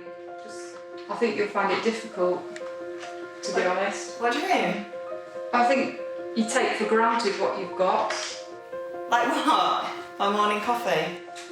Well, not just your morning coffee, but all your designer goods and going to the gym. Well, it might do you good. Make you appreciate things. I do appreciate things. Well, it's easy to say that, but sometimes I don't think you do. Yes, Mama. Right, I'm gonna go and grab my stuff anyway. Okay, then. Okay. Right, see you later. Enjoy your cake baking. Yes. I really hope that it does us some good. The type of family that I would least like to be paired up with is a big family with lots of little screaming children. Yeah, don't deal well with screaming children. Not a fan of children? How will she cope when she goes to stay with the Blores, a family of 7? We have 5 children in this house. Pete and Mandy from Loughborough have been together for 4 years and have a 2-year-old daughter. The other 4 children are Mandy's from previous relationships, but Pete is dad to them all. We have Mia Rose, who's 2, Jackson, who's 4, Gracie May, who's 5, Jaden, who's 8, and Archie, who's 10. Pete also has 2 grown-up children who visit. It's very crazy. It's crazy. Being a mum to 5 kids is very overwhelming. Mandy's a busy stay-at-home mum. I'd love me time, yeah, that'd be great. I'd definitely love me time, but I don't get it. Pete recently gave up working in childcare to join a franchise running football training sessions. You know, I get to work around family life, get to do the school runs and see a lot more of the children. But I've only had it since November, still not taken a wage, so it's kind of hard to build it up ready for the future. Oh, Jackson! As Pete's not earning from the company yet, the family rely on benefits. We have about 1,500 that comes in every month. 400 of that goes to the rent, 100 or so to the council tax, our utility bills, and then the food on top of that. It tends to leave us with about £40 by the end of the month. The family have had to endure real hardship. We've been to food banks 2 or 3 times. When you've got children and you just have to do whatever's best for them. We've gone times where, we've skipped a meal, so they're not hungry. So what kind of rich kid are they hoping for? The worst case for me would be definitely not liking children, because since we have 5 here, they'll be absolutely terrified. Oh well, too late to change things now. Rich kid Sophie's on her way. I still have no idea what I'm going into. One concern that I do have is that it's not a massive family with loads of kids, because I just don't do well with kids. In Loughborough, the Blores are anxiously awaiting their well-off guest. Oh my God, I can see trampolines. There's trampolines in every garden. Pepper? Hee, not yet, Pepper. I'm ready as I'll ever be. Let's go. What you put in there, look? What you put in there? Oh, look what's in there. Bit neglected.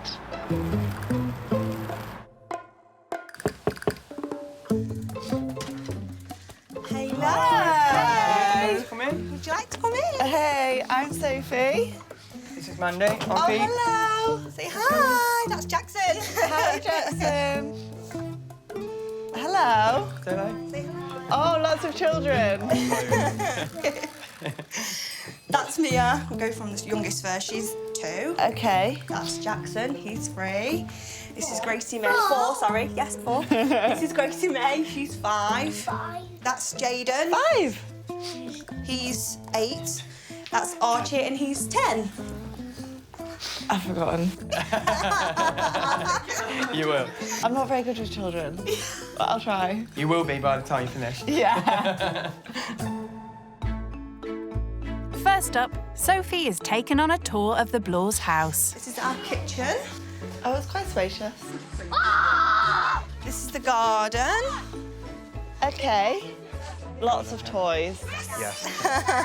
What type of garden you got? I was brought up on a farm. Ah. So, Plenty of space. yeah, loads of space and not so many toys.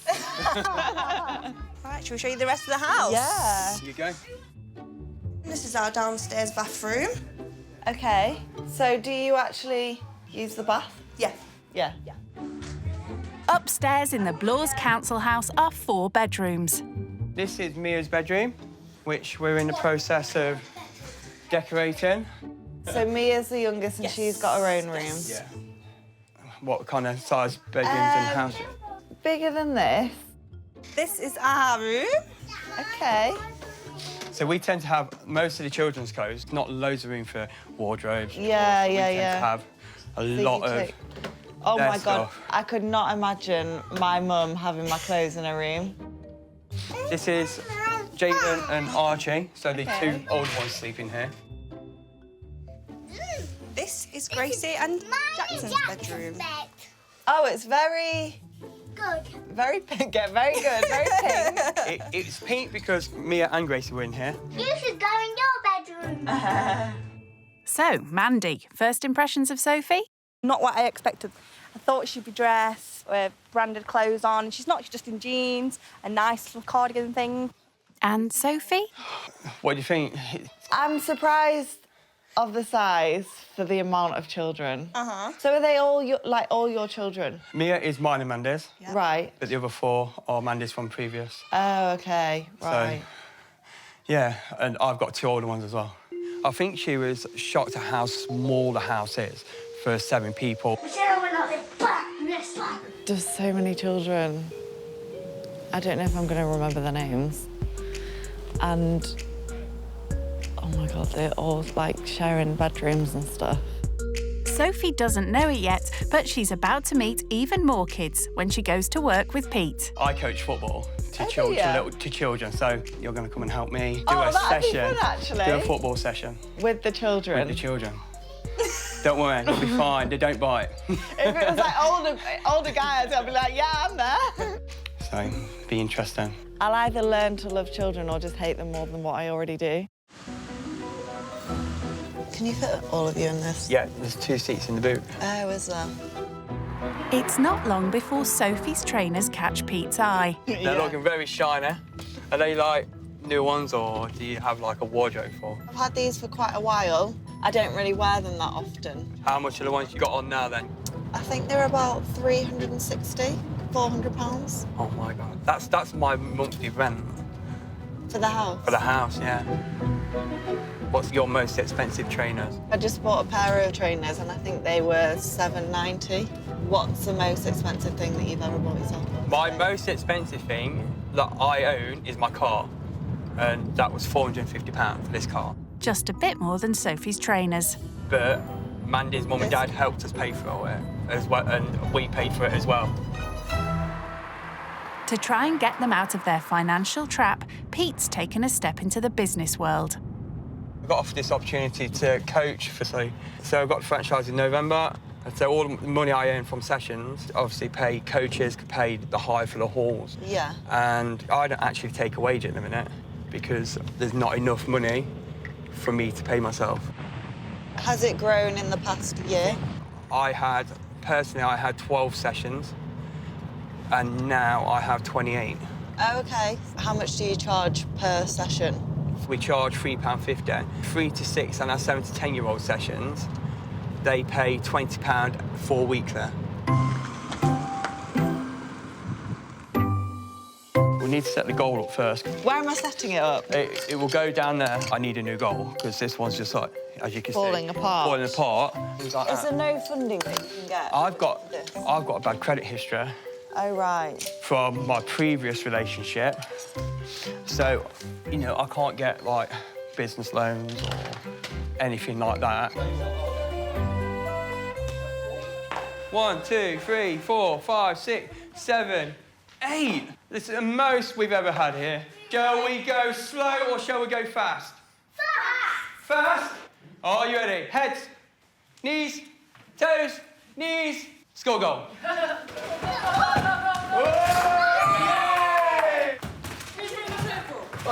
It's good, it's fun. They all look like they're having fun, which is the main thing. In terms of a business, Ready, go. not sure, but it's a good thing for the kids. Whoa! 2 minutes! Cute. 2 minutes! Pete pays a trainee coach as he's trying to expand his sessions, but that eats into any profit.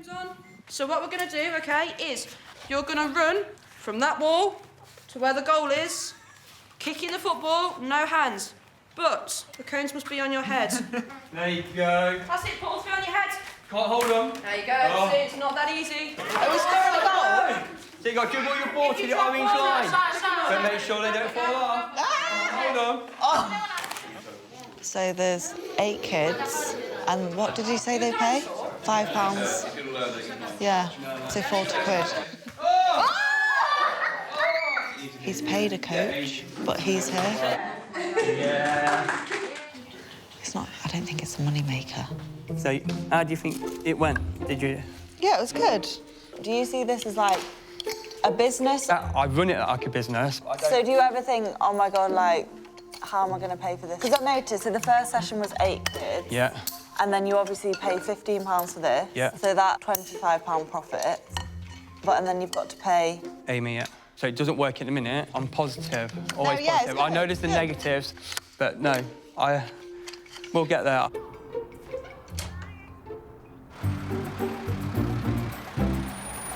In the car, Pete discovers why Sophie is so business savvy. You know, are you fit and healthy? Do you do any kind of fitness or? Yeah, so I actually have my own business in online coaching. Right. I basically write people's training plans and diet plans. They'll check in with me on a weekly basis. What kind of prices do you charge? So most of them do roll monthly, and they have a diet and a training plan, and I charge them £120 a month. Right. So it's a big difference compared to like what you what charge I for do, your yeah. On like a normal month, what kind of wage could you possibly take from? It massively depends because obviously in summer everyone's wanting to get in shape, so I was so busy. In the past 8 months, I've earned about 60,000. Wow. You know, £60,000 in about 8 months, and it was like, wow, you know, it's going to take me years to make that kind of money myself. And Sophie earned it writing diet plans. Will she be expecting a strict calorie-controlled offering for lunch? Hello. Hi, Sophie. Would you like to come and help me make some lunch? Only thing we have left is ham. Do you like ham? Yeah, I like ham. That's cool then. What kind of things do you have to eat when you're at home? I follow like a diet plan. So I'll have like between 4 and 5 meals a day. How many meals do you have? We literally have breakfast, dinner and tea, and that is it. Oh my God. Yes. I couldn't, like, that's just mad to me. This is obviously quite a normal lunch.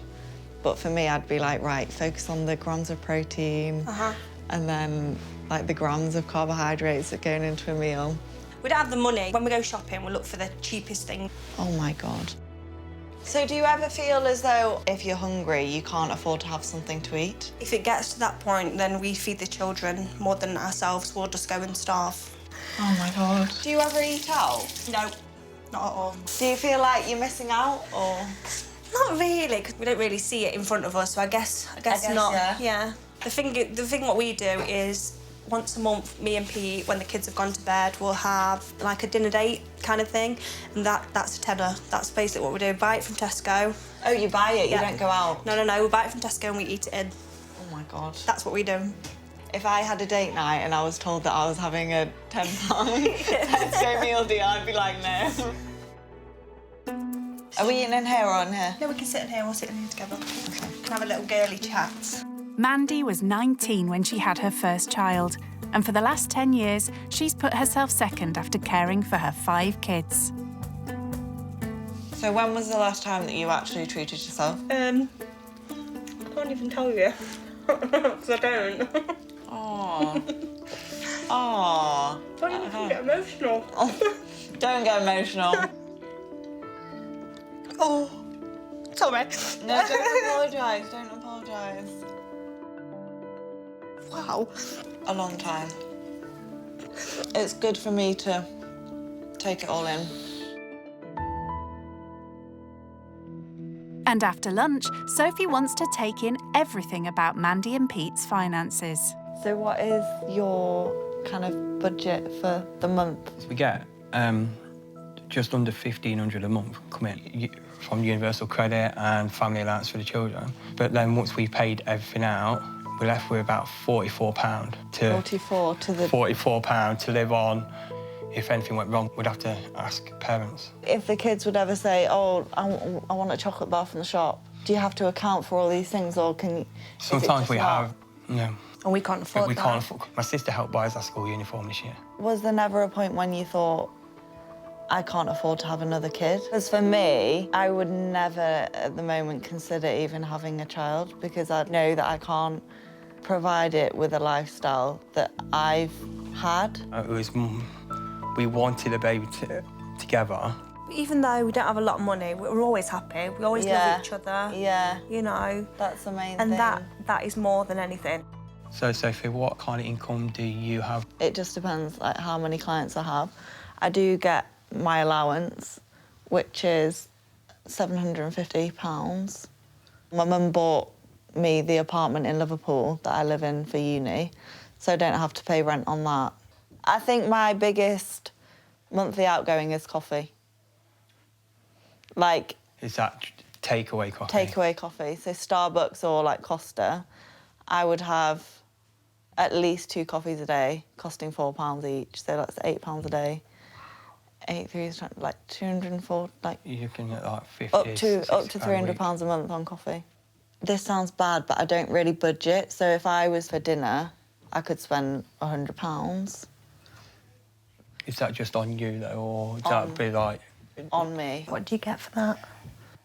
So I'd go, say, to a restaurant and have the 3-course meal and then a few drinks. Wow. And it'd cost like that. Wow, a 3-course meal. I don't think I've ever had one of them. Oh, my God. Wow. No, I don't think I have. What, even? So no, if you... never. To spend £100 on one meal is like, you know, it's 2 weeks worth of shopping. Yeah. And that's to feed 7 of us. Yeah. Sophie has been living in a completely different world. Pete thinks it's time for a wake-up call. You know how you said you spend £100 on a meal? I just want to show you something that's down here. All right. Oh, God. This food bank is one of 2,000 across the UK. It distributes donated food to people in crisis. So me and Mandy have been here 2 or 3 times when we've had no money at all, not been able to afford food, and they gave us like groceries for a few days, 2 or 3 days, and 2 or 3 times we've had to do it. It's the hardest thing that I've ever had to do is ask someone for help to feed my family, which I should be doing. So I'm not an emotional person. That's horrible. So, yeah, it's the hardest thing I've ever had to do, but hopefully, fingers crossed, I've never had to do it again. It hits home when you compare it to, say... Yeah, it's like when Mandy said, I've never had a 3-course meal. Yeah. It's like...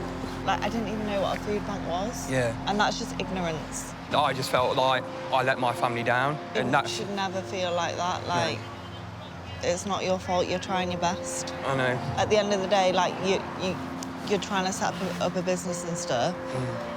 So... It just makes me feel a bit guilty. Like, spending money when there's people like you that are just genuinely struggling to even eat, like, tinned food. No, thank you. Thank you. That's all right. Wake me up a little bit. That did really hit me hard. I'm not an emotional person, so for me, when he contrasted it to my lifestyle, you know, going out for dinner and spending £100, it was kind of hard to hear that he's had to go through that.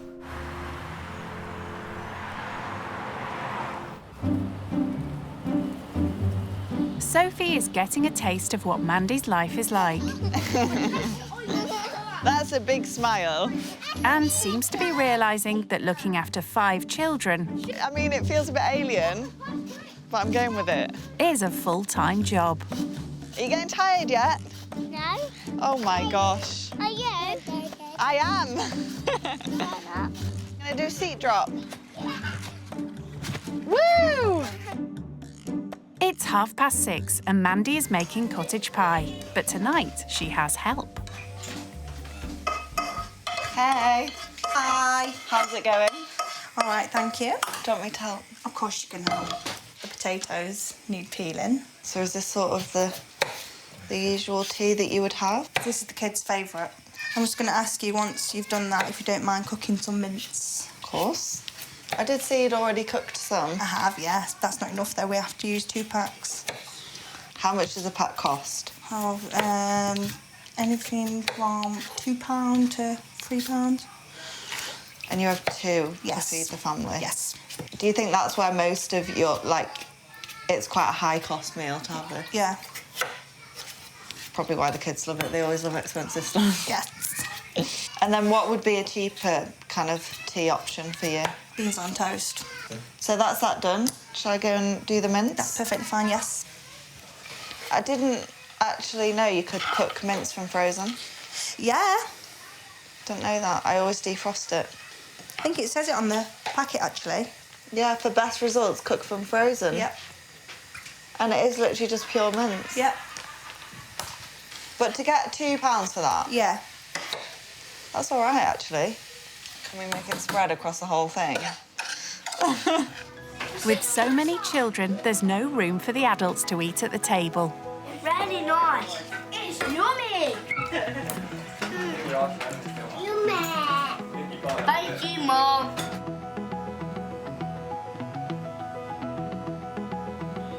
This looks good. It does, doesn't it? Although giving advice on nutrition is her business, Sophie doesn't want to put the family under pressure. So how much do you think this dinner would cost you per person? Yeah, about £1.50 at the most.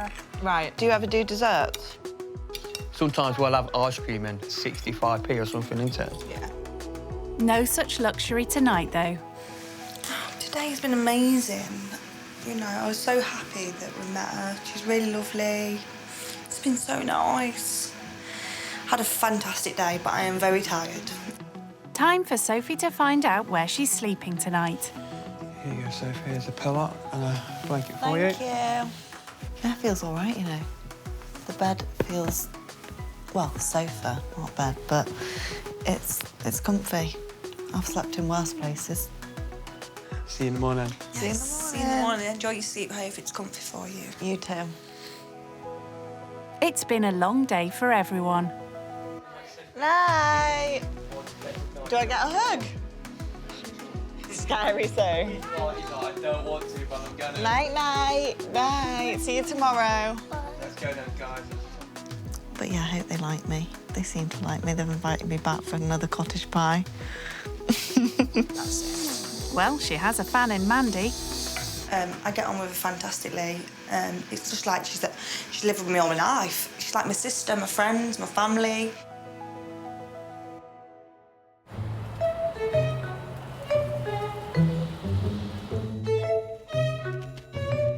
Day 2 started very early for Sophie. So I heard the kids in the morning at, like, I don't even know what time. 5:30, maybe. That is why I don't like kids. The guilty party tried to win round their sleepy guest. Morning. Don't look like you've got no energy. You all sound like a herd of elephants above me. But underneath their cuteness lies an ulterior motive. Please, can you make us some breakfast? Me make you breakfast? I don't think I've got a choice. There's other things I'd rather be doing, like going out for brunch. Everyone's saying Wendy's. Oh, easy. I can do that. Mandy and Pete are taking advantage of their free babysitter. I hope they're going to be OK. I hope Sophie's going to be all right looking after them. I think it's more Sophie we have to worry about than the kids. Are these the bowls? OK. Portion size, what's it like? Despite claiming she'll never remember all their names, Sophie's doing pretty well. Archie, come and tell me how much you have. Right, Jaden, how much do you have? Tell me when. Can you see? Yeah. You guys are going to mug me off here and give me a whole bowl. I basically That? Yeah. OK. That one's for you. Thank you for being patient, Gracie. The children are intrigued by the live-in home help.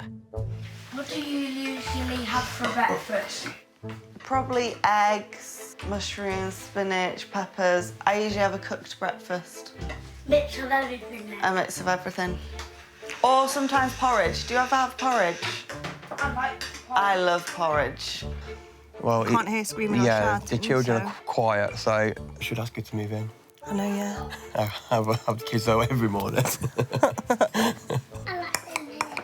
Do I like staying here? Yes, it's actually been really good. I've actually had a lot of fun. I could have slept better, I think. You guys woke me up early. I know, because I was still in bed. Oh, were you? Are you done? You all done? For someone who says they don't like children, Sophie appears to be a natural. It's 9:30 a.m. and Mandy, refreshed from her lie-in, is raring to go.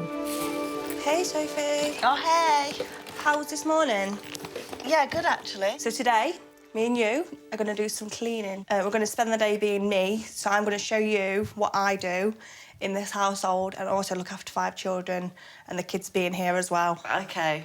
Let's go. Come on. Okay.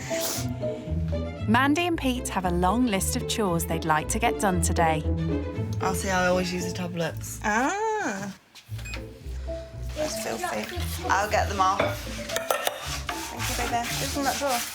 Flash £1 shop. Sophie doesn't complain as she gets stuck into washing pots and pans, cleaning the cooker, vacuuming, and she helps paint Mia's bedroom too. Yeah, that's it. A bit, yeah. What do you think? That's all right. Bye. See you later. To see how the Blores live on a tight budget, Sophie goes food shopping with Mandy. We'll get this one because it's the cheapest and it's got the most yogurts in it. Value for money. I normally get a couple of loaves of these. How much is that? 59p. 10 packs for a pound, that's 10p. Amazing, innit? Look at these, 50p. Yeah, but look, these are 28p. We'll try 'em. I'm just showing you. I'm gonna try I can 'em. shop for a bargain. I'm gonna if try I need 'em. to. Mandy thinks Sophie is ready to hunt down a deal.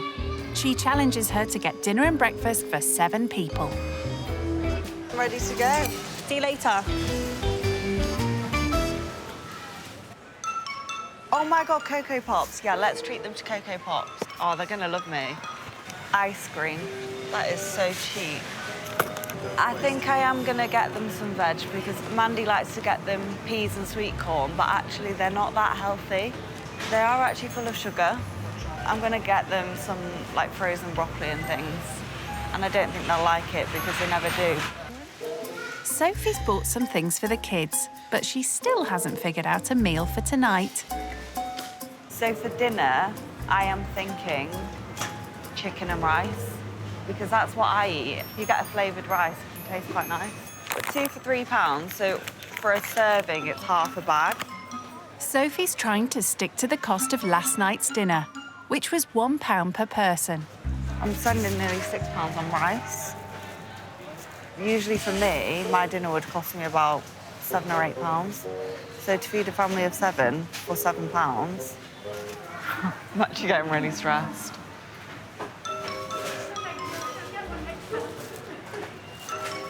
Oh, okay, 65p.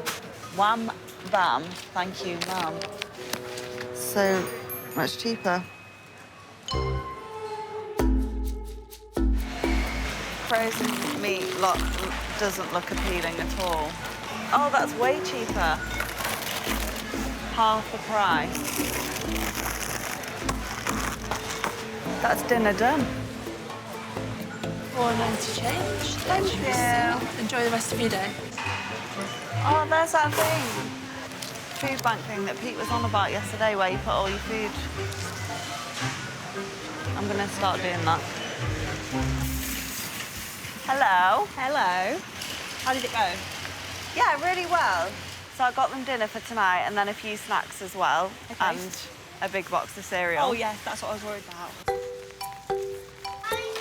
Hi, guys. Sophie may not have gone as far as a 3-course meal, We've got shopping. but she splashed out on 2. I got them dessert for tonight. Bless you. Treated them. And they were only like 90p, so... Bargain. Yeah. So you did it. Yeah, that's 10p each for dessert. Fantastic. Frozen chicken. Uh-huh. That's for tonight as well. Yeah, that's cool. Frozen veg. That's amazing. Yeah. That you've so thought of the kids, and I like that. Yeah. Okay, good. You did good, so well done. Right. Sophie's had an intense couple of days with the Blore family. She steals a few minutes to have a catch-up with her mum.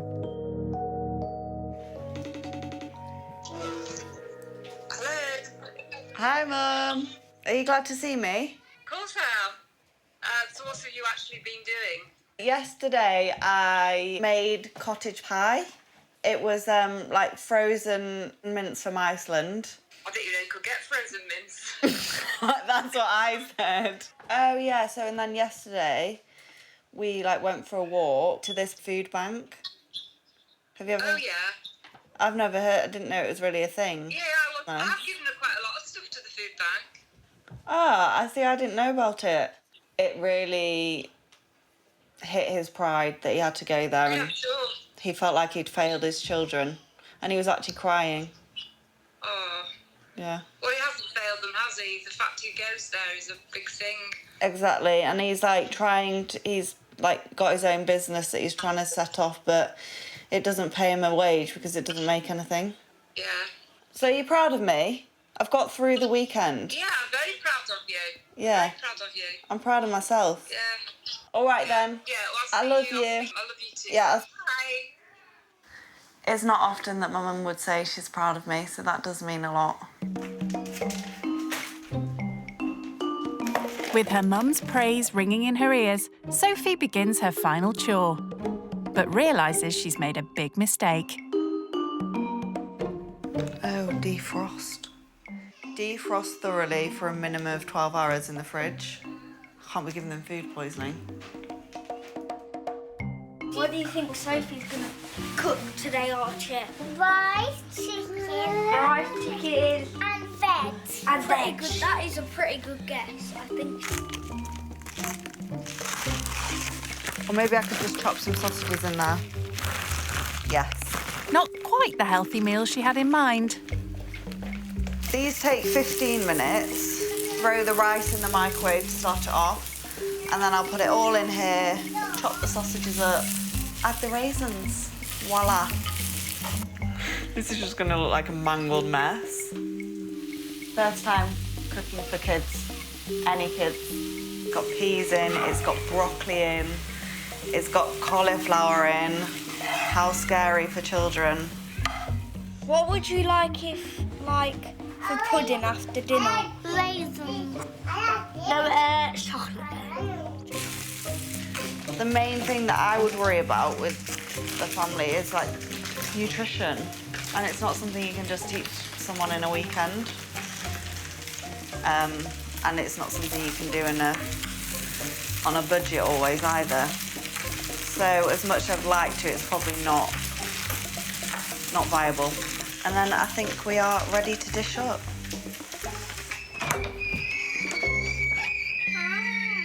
Are you all ready for dinner? Yeah. It's on the table. Yeah. I'll bring yours in. I'll bring the adults in. The 5 children tuck into the healthy Sophie special. These black things are raisins. Yeah, they are, aren't they? Let's try it. Yeah. That's definitely a raisin. Let me know what you think. It's 20. That's nice. Is it nice? Thank you, Sophie. Thank you, Sophie. Thank you, Sophie. Will it go down just as well with Pete and Mandy? It's so good. You know, with the raisins, because they're warm, I think they taste really nice. And it blends really, really well with it. You wouldn't think to put raisins in rice? No. But Pete can't quite finish his. I'm full. Yeah, but I am eating it. I will eat it. He doesn't like it. I do like it.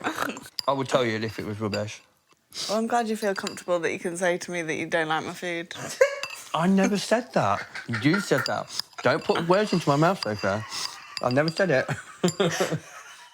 If we're able to have banter and, like, take the mickey out of each other and have a bit of laugh and a joke, I think that just shows how well this experience has gone and how well we get on with each other. And yes, there's differences financially, but really, we're just the same. I like your cooking. Do you? Yeah. Thank you, Archie. Are we going to go and see Daddy? It's close to the end of Sophie's stay with the Blores. She takes Mia to see her newly painted bedroom. Daddy in your bed. Look at that wall. Do you like it? That smile says it's good. Is it good? She's nodding. It's good. High five. Good work. So as a thank you to you, and obviously you took me to football yesterday and it was really nice and everything, I wanted to give you this gift. It's a £50 voucher for a sporting company. If you wanted to, like, branch out and get other things for your coaching thing, the amount of effort you put into this business. Thank you. It's very much appreciated. Aww. Thank you. You're welcome. Sophie also has a surprise for Mandy. Hey. Hi. You all right? You chilling? Yeah. Having some you time? Yeah. So we're going to have girly time. Oh, okay. So which one do you fancy? Blue's my favourite colour, so I'm going to Do you want to go blue then, and I'll do grey? She wants to show Mandy how a little pampering makes all the difference. Having 5 kids is going to age you, so you need to do everything you can to prevent that. Let me see yours. I think we should take a selfie. Let's do it.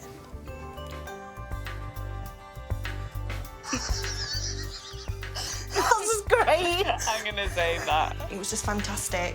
I loved it. It was a lovely surprise. I didn't expect it. After 2 days with the family, it's time for Sophie to say goodbye. And we're going to give her a hug. Let's go. The kids absolutely loved her. Thank you for making me feel so welcome. We've also got you this as well. Just Oh, guys. to say thank you. To Sophie, thank you so very much. We would like to thank you for a fantastic experience and getting to know you and learn different things about the life you have and letting us share our life with you. We hope to stay in touch. We will definitely stay in touch and see each other again in the future. Love from Pete, Mandy, Archie, Jaden. Guys, thank you. Oh, you're crying. And I've got something for you guys as well, for the whole family. 2 trips to the cinema. You can use that whenever. You're welcome. Thank you. So I'll give that to you, Pete. Thank you can very look much. after that. See One you, big Morgan. one. On you Enjoy go. yourself at the cinema. Bye, Sophie, a big hug. Sophie kind of like chucked herself into our situation and like did what we asked of her and helped with the children, and then to give us those gifts for me for my business and you for yourself and children as a family was, she really didn't have to do that, and they're very much appreciated. Thank you, Sophie, for everything. Honestly, thank you so much. Thanks again. You have been so amazing. It's been lovely meeting No, you. you guys have been amazing. Sophie wasn't what I imagined. She's more down to earth than what I thought, so that was my biggest surprise. Oh, the card was so sweet. It really actually did touch my heart, and it was really nice to read. And it will be a card that I keep. The children loved having her. They did. Yeah. Yeah, I might not offer the babysitting skills.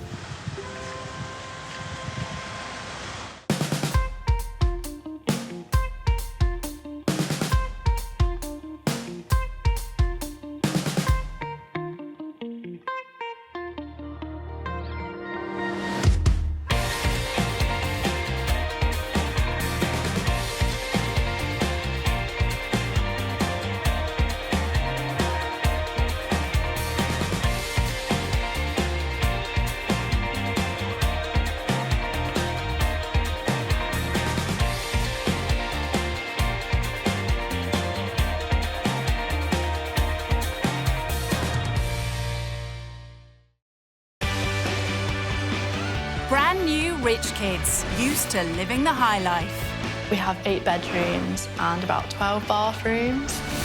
Walking is for peasants. They're about to take a giant leap out of their comfort zone. It looks a bit rough. What's the benefits? They'll stay with typical British families living on the breadline.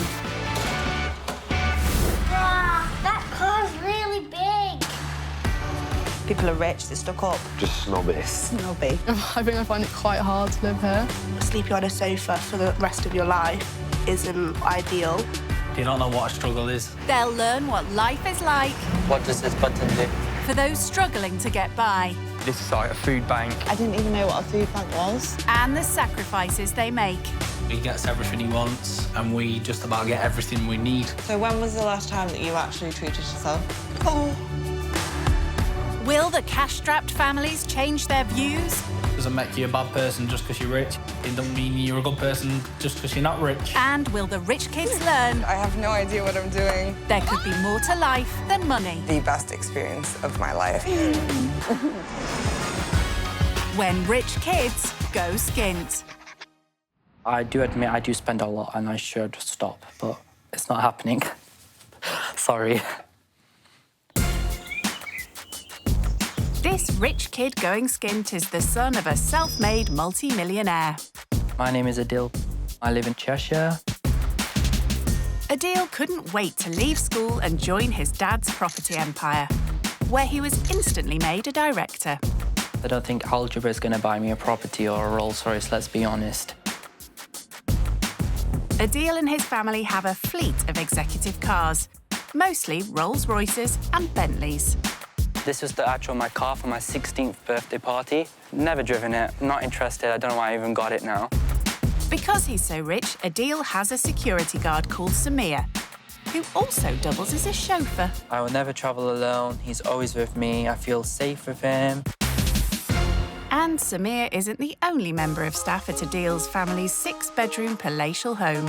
We have a gardener and a housekeeper full-time, so anything I need doing, my bed doing, I need a coffee or whatever, it's done. So this is my dining room. We have these very special pictures covered in Swarovski stones. It says Allah. And it's not just crystals on the walls. The main lounge is decked out with customised designer furnishings. Everything's Versace, all the sofas, the chairs, the tables. It's always been Mum and Dad's favourite brand, so we go, why not we do the first house Versace? So we went to Harrods and we came up with this good combination. The show house look is important to Adil. He has very exacting standards. I'm a very clean person.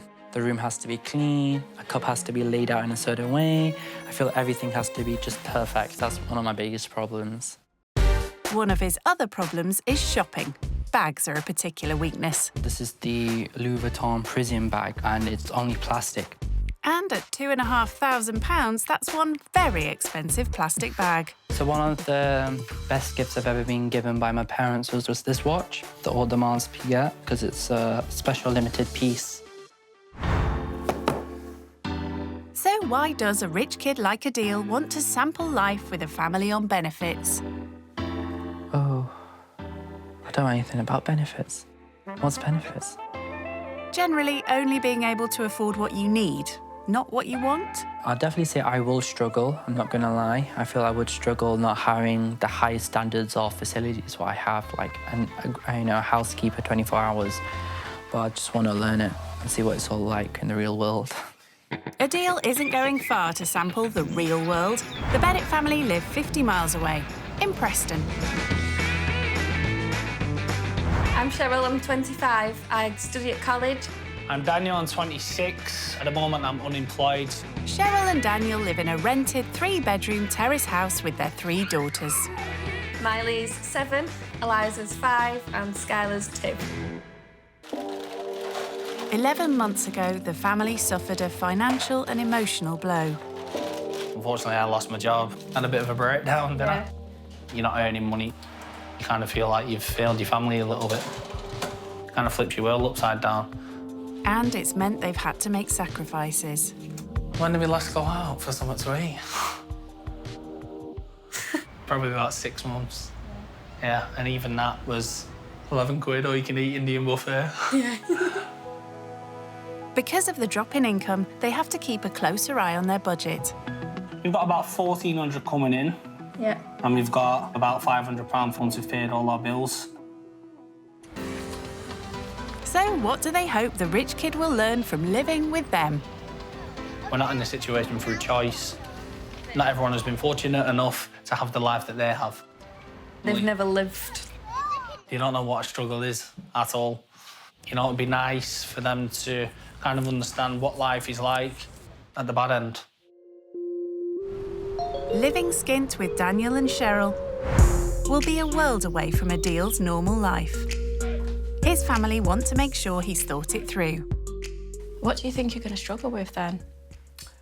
I think sharing a bathroom, that would be the one that's going to you know what it's like. Okay. Drinking more not having water and things like petty things like that. I feel like a struggle. So cleanness, make sure everything's clean. I think that's what I'm scared of the most. Yeah. Not really the family, but it's just the bathrooms Your lifestyle. and stuff. Yeah, it's understandable.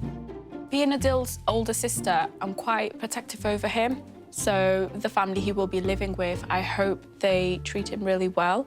Well, I personally think that it's a really good opportunity. I mean, you're such a good person, and at least it'll show you what positivity you can bring to other people. I am a little bit worried He'd never done anything like this before, so I would like to see how he would achieve to be out his comfort zone and to be with other people. What if the family, like, expected you to cook or help out in the cleaning? Cleaning-wise, I mean, I don't mind washing a cup or something. That's, like, the most I'll do, or clean a table.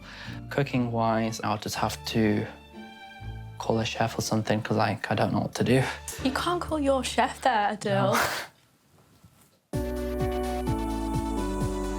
On the day of reckoning, Adil's only worry now is what to pack. I'm still a bit nervous, to be honest. There's so much to choose from. One of my favourite Louboutins, pink satin. Maybe go a bit wild, take the blue colour. I mean, these are still new. Forgot I even had this colour, to be honest. His suitcase alone cost around £2,000. And with his watch and all his designer gear, it's no wonder Adil feels the need for a security guard.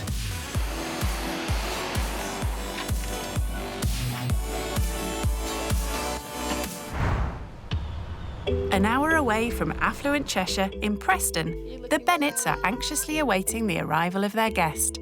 Don't really know what to expect. We're looking forward to it, we're excited. I feel like a different vibe in this area. To be honest, I don't know how I would feel if I lived in such an area like this. I think they'll stand out like a sore thumb, yeah. When you look around and see the surroundings compared to what they used to. As a director in his father's property empire, Adil often visits areas like this. I've seen these sort of houses before because I'm in developing business, so I literally demolish these sort of buildings. I'm interested to see what they're going to be wearing. I think they're going to be wearing all sorts of designer clobber. Look, girls. Look. Have you ever seen a car like that before? No. Definitely not. That car's really big. Massive, isn't it?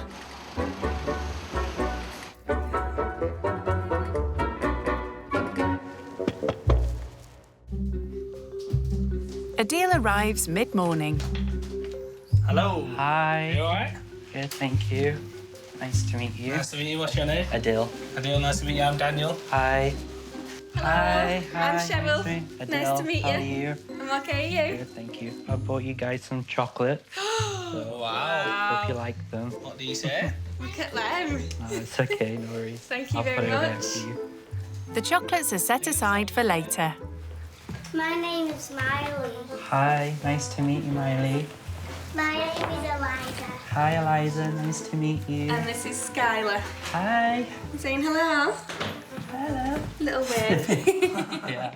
Come on, I'll give you a tour of the house. So this is like the playroom stroke dining room. Yeah, I've got nieces and nephews. Right, okay. So we've made one room into like a play area All for right, the toys. Is it this size? It's slightly bigger, but What about your dining room? we can serve up to 12 people at a time. 12? Yeah. Wow. And you cook these nice dinners? No. My mum usually does, or we just have a chef that will help us cook. Right. So it's a lot more easier for us. Yeah. So, yeah. So Adil probably doesn't spend much time in his kitchen. Time to see the Bennetts. As you can see, it's not all that big, but it gets the job done. How much bigger is your kitchen compared to this? Maybe 4 or 5 times bigger. 4 or 5 times bigger, right. Adil's in for another shock when he sees the size of their garden.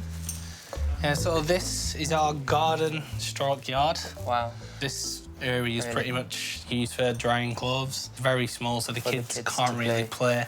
I'd say this is like the size where we put all our like tractors and like all garden Tractors, materials and right, stuff. okay. Adil's been given a tour of the downstairs. Now he's heading to the room he's most concerned about. In here is our bathroom. Okay. Very small. And is this the only bathroom you have in the home? Yeah. Okay. How do you feel sharing a bathroom there? That's all I've ever known, so. Yeah. I've got my own ensuite bathroom, so Right. with a jacuzzi, a shower, Right, and then jacuzzi, yes. so it's a bit different. How many bathrooms have you got in the house? I think we've got 5 upstairs. Right. And As 2 well as downstairs, as well as the one en-suites. downstairs, yeah.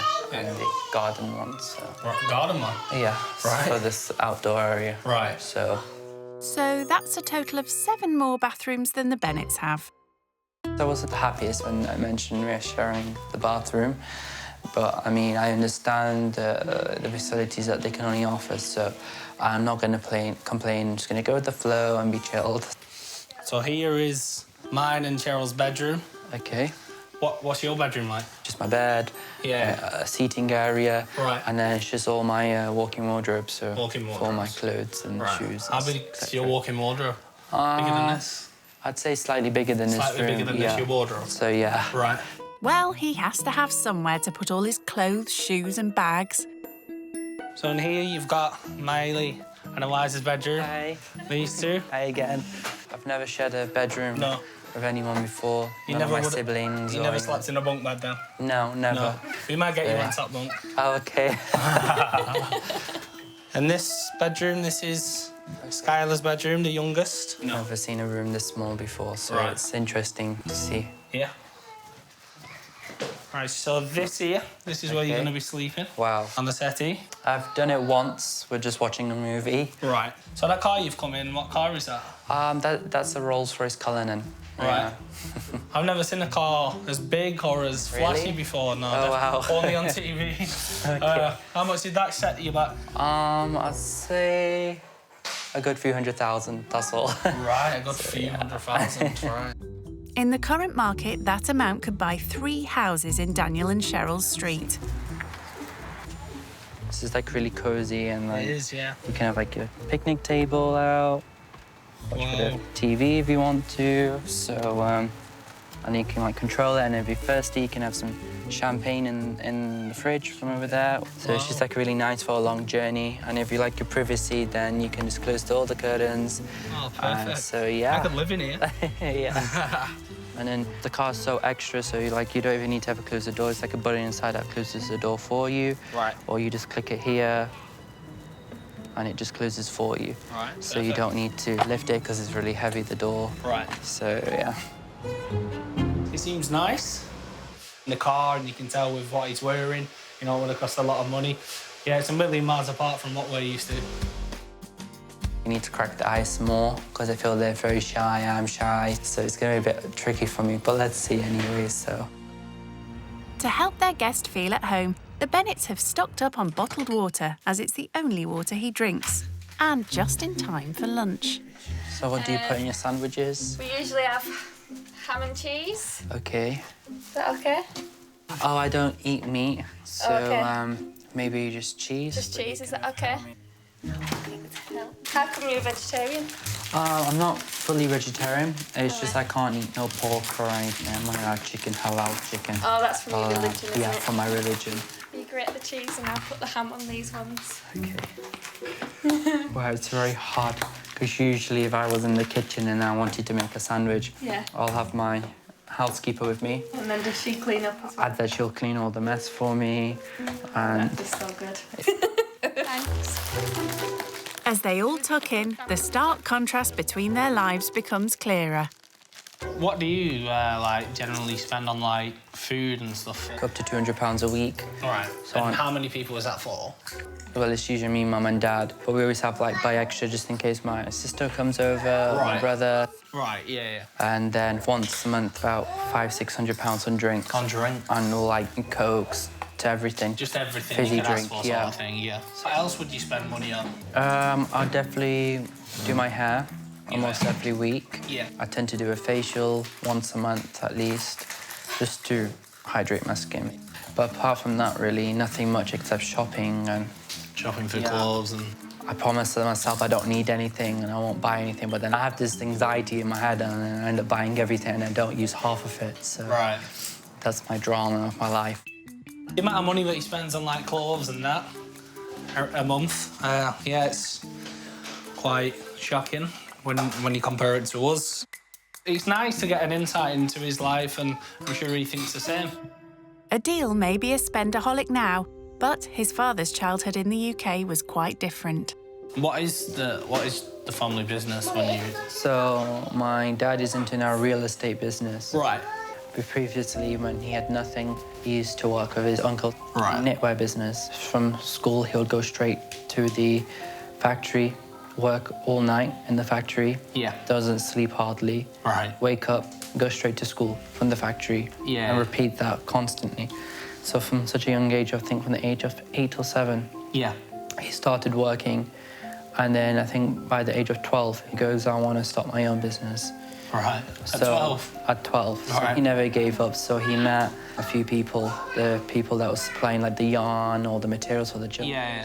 He goes, if you support me, I'll give you this much share in the factory. Nobody took him serious except one of his friends. And then he gave him a shot.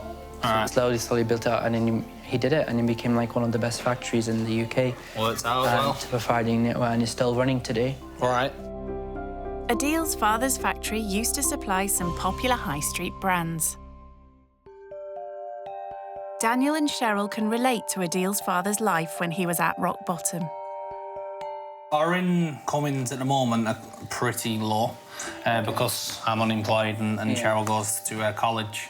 We're on benefits, so we receive around about £1,400 for the month, and our outgoings, bills and everything, around about 950. Wow. So then we've got about £450 left for the month. Yeah. Out of that, we've got to pay for our cost of food, 60 to 75. Weekly. Also, on top of that, we need stuff like nappies and wipes for Skylar. baby, yeah. And then the rest of the money, what we have spare, we save that for stuff like emergencies if anything pops up. If that was me, I'd be very upset. I always got to think. Sometimes it does get us down, doesn't it? Sometimes, but... You more than me. Yeah, me. Yeah, definitely me more, just because I see myself as quite traditional in the sense that I'm the man of the house. Daniel is desperate to find work, but Adil had no such problem. He just walked into a gold-plated job. Me just having a job like that, well, I just said, Dad, look, I want to work with you. No problem. Desk was ready, everything, the best was all ready. And it's quite shocking and scary that how people out there are struggling.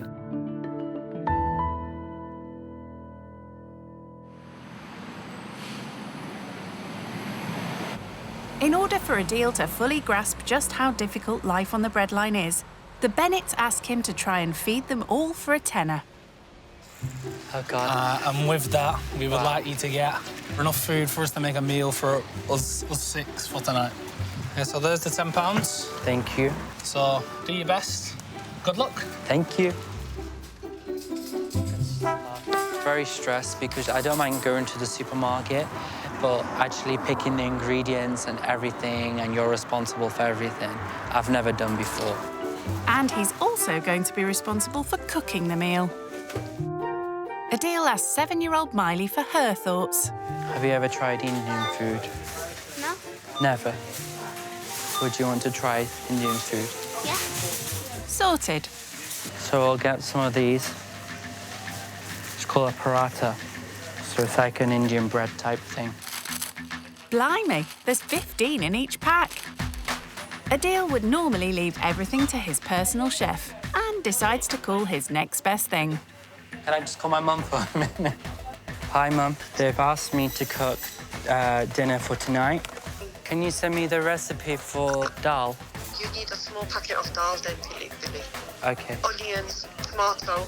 Okay. Yeah, do you know how to do that? Yeah. Sure. Yeah. Okay. Bye. Okay. So here's lentil. I think we should cook a small packet. 2 onions, 1 garlic, and tomatoes. One of these. Oh, God. I'll get one if you get one. Thank you. I see garlic some garlic here. Okay. Red chili powder. They all look red. So we need... I've not really been to a supermarket this crazy before. I'm put under so much pressure. Very hairy, so I'll put it on the floor. Oh. 5 packs of them for only £1. Do you want some? Yeah. Okay, go and pick 5 packets, son. And 2 mini jars. Wow. So that's a lot of candy then. Onion. Tomatoes. So how much is that, sorry? £16.47. Okay, so I've gone over my budget. a little. So here's £10. Adil pays the difference on his own card. So I kind of went over budget by £6 something. So that's quite a bit. That's more than half. Yeah, ish. So, oh yeah. So what we'd have to do if we was over budget, we would have to sacrifice something and put it back. Maybe I made the mistake getting the candy for the kids. Yeah, I would maybe. have saved like £1. We'd usually have to say no. Sorry, kids. Yeah. I quite like the idea that I'd have done it now because it's like made me feel like, whoa, how much do I actually spend in the supermarket? So, yeah. Rich Kid Adil shows Daniel and Cheryl what he's bought for dinner tonight. So I decided we can cook some parathas. Yeah.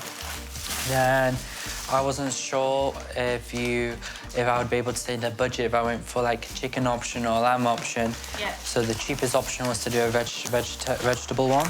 So I decided to cook lentil curry. There's just one small problem, though.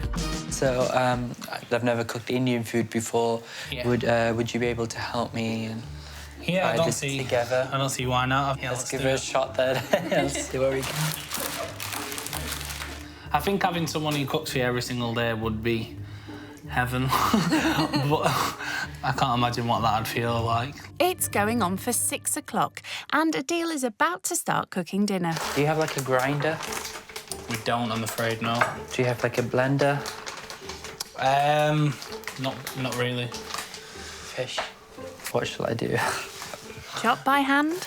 Okay, so have you chopped I've vegetables chopped before? I have chopped the odd vegetable before. Right. Oh, I'm crying now. Wow. Okay. Do you do most of the cooking in the house? Yeah, typically. I feel like I'm the better cook, so... Okay, why is that? Cooking is something that I've had to do from a young age. When I was in my early teenage years, I lived on a council estate with my dad. One-bedroom flat, the most probably unglamorous flat you've ever seen. My dad's not very domesticated, and having to be in a situation where I have to fend for myself, that's where I picked up skills like cooking and stuff like that, and just through practice, really. Adil's lentil curry needs to simmer. I think it's going to take about an hour now to cook on a low heat. An hour? Yeah, it's going to take an hour. Why is that okay? It's just that in an hour's time, the kids would usually be ready for bed. Oh, gosh. Well, no. Shall we cook something else as well? So maybe they can try the lentil tomorrow and you can have it now in an hour's time and maybe give them something else. Yeah, we can do that. Yeah. Daniel quickly knocks together a meal to make sure the kids stick to their nighttime routine. There you go. I feel like he should feel like he's a man, because cooking food for your family, your kids, you should feel proud because that you did it. I mean, you did it with your own hands and you put it in the plates for your children. The kids have gone to bed and the curry is almost done. So far, it's good, but I mean, it's my first time cooking completely Indian food. So I'm quite happy with myself to be honest that I did it. So I think my housekeeper will be really impressed right now if she sees me. First, I'll never do it in a Gucci tracksuit. And with his eye for the finer things in life, Adil plates up. Presentation. I commend his efforts. Yeah? He's put some real effort and thought into it. Thank you. So I hope you like it now. The moment of truth. I know, I feel like I'm in Mary Berry or something. Who does the best cooking? Not bad. You okay? But it's nice. Oh, it's hot. Oh, God, it's very hot. That would have sent the kids to another planet. Thank goodness they bought the bottled water. I mean, I felt so happy and I felt so big, like a big boy, like a big man. Just cooking just a small dish of food and giving it to someone, it puts a smile on someone's face. I expected that he wouldn't be able to cook. Like, I didn't expect to be able to eat it. Yeah. Like, given he's cooked it from scratch as well. Yeah, he's surprised us and he's done really well. Let's go. Adil's housekeeper would normally clear away after dinner, but here there's no such luxury. He said he's probably washed a cup or maybe a plate in his life and that's it, so why not get him to learn on the job properly? Okay, maybe that's not a good idea. It's washed. Oh, sorry. I think Riley can wash up better than you.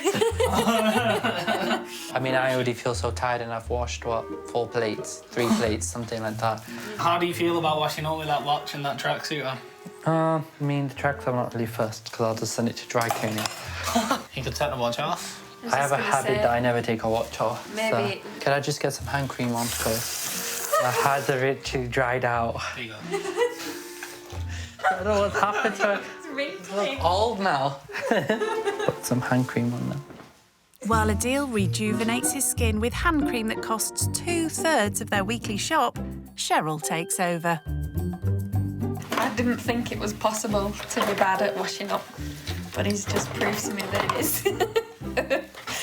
Doing it first time, I kind of made a mess, and then, so at least I tried. And he's trying something else too, overcoming his fear of using a shared bathroom. Quite an achievement for someone who admits to having an issue with cleanliness. It's 9:30 p.m. and everyone decides to have an early night. To make his bed more comfortable, Adil gets out his £750 designer blanket and a spray he brought in his expensive plastic bag. Oh, thank you. Daniel makes sure their guest won't be cold. Is that all right? Yeah. Yeah? Jobs are good. And what's this? It's just to help me sleep, detox you. And you just like spray it on your pillow? Spray it everywhere, and I've even got like I've got a hand balm, I've got a rolling one as well. It just relaxes you. What you're talking about? Yeah. It's a special spray. It can get nice. It smells nice. So yeah, definitely recommend if you've got children and you want to sleep, you have a nice extra sleep. So. Right, we'll let you get ready for bed. Thank you. All right. My only preconceived thoughts on him before you arrived was that to be a lack of understanding of why we're in the situation we're in. I always carry my home blanket for my bedroom. This is like one blanket I always use in the home, with them downstairs, upstairs. So it has like my home smell I feel on it. So I love to use it when I'm out, away, but yeah, I'm definitely very homesick and I miss my room.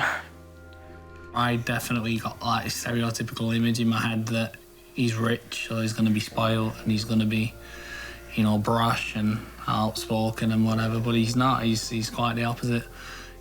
But he'll definitely do for tonight, as long as I've got my home blanket, so I'm a bit happier.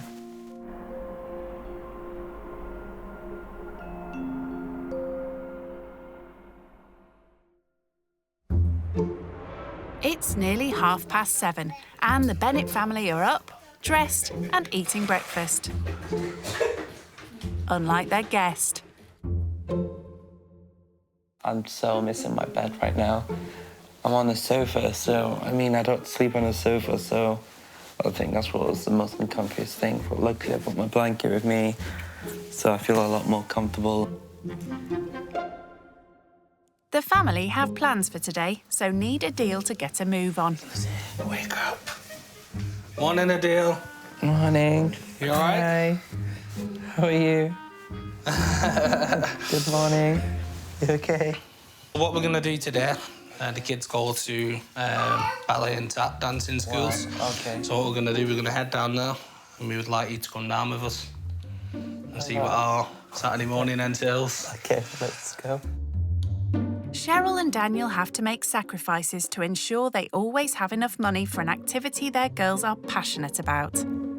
They love going to dancing. I think it's something for them to do. It's not cheap, but it's something they like doing and something we want them to do. So we make sure we have the money for it.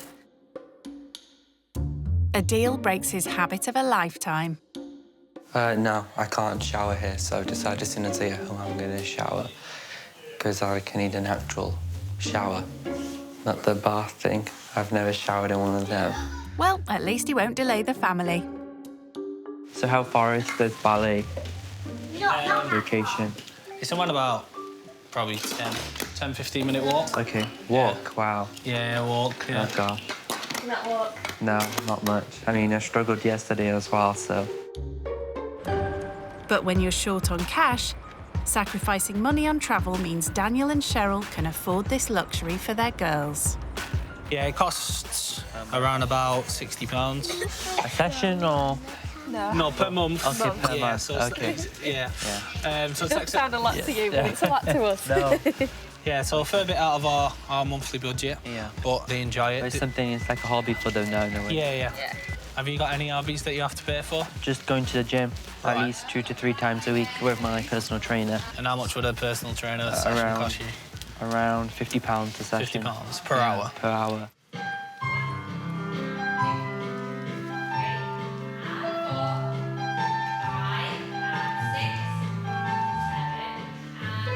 The £60 they set aside to pay for these lessons is a quarter of their spare money each month. It's quite expensive. Me and Cheryl have to make sacrifices for it. You know, we can't go out on nights out. We can't, you know, get takeaways. We can't treat ourselves to an item of clothing or whatever. You know, we'd rather that go towards the children. In Adil's experience, I don't think he would have had to make a sacrifice for someone else to do something. You know, he gets everything he wants, and we just about get everything we need.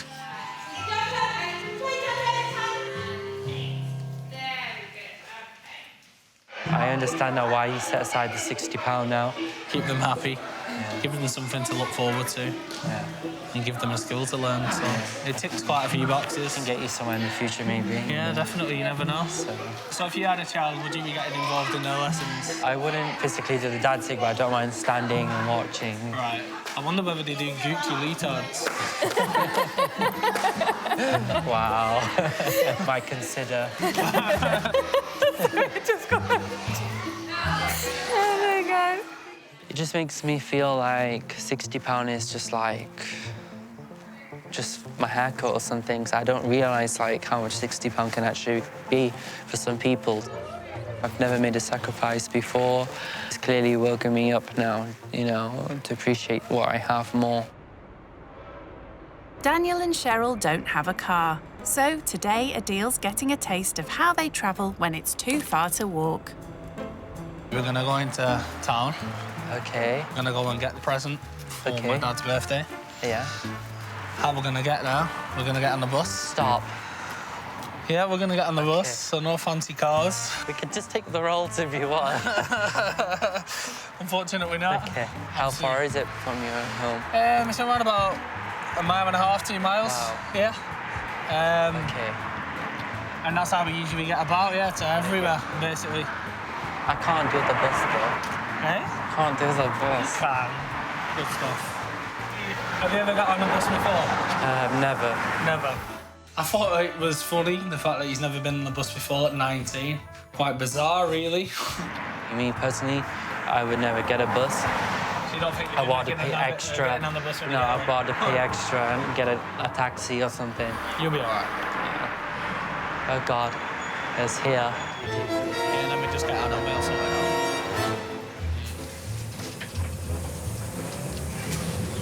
So what does this button do? Sorry? What does this button do? Oh, yeah, that just tells the driver when to stop. So you press it, it'll make a noise, and you'll know when to stop. I'll let you press it when it's time. Okay.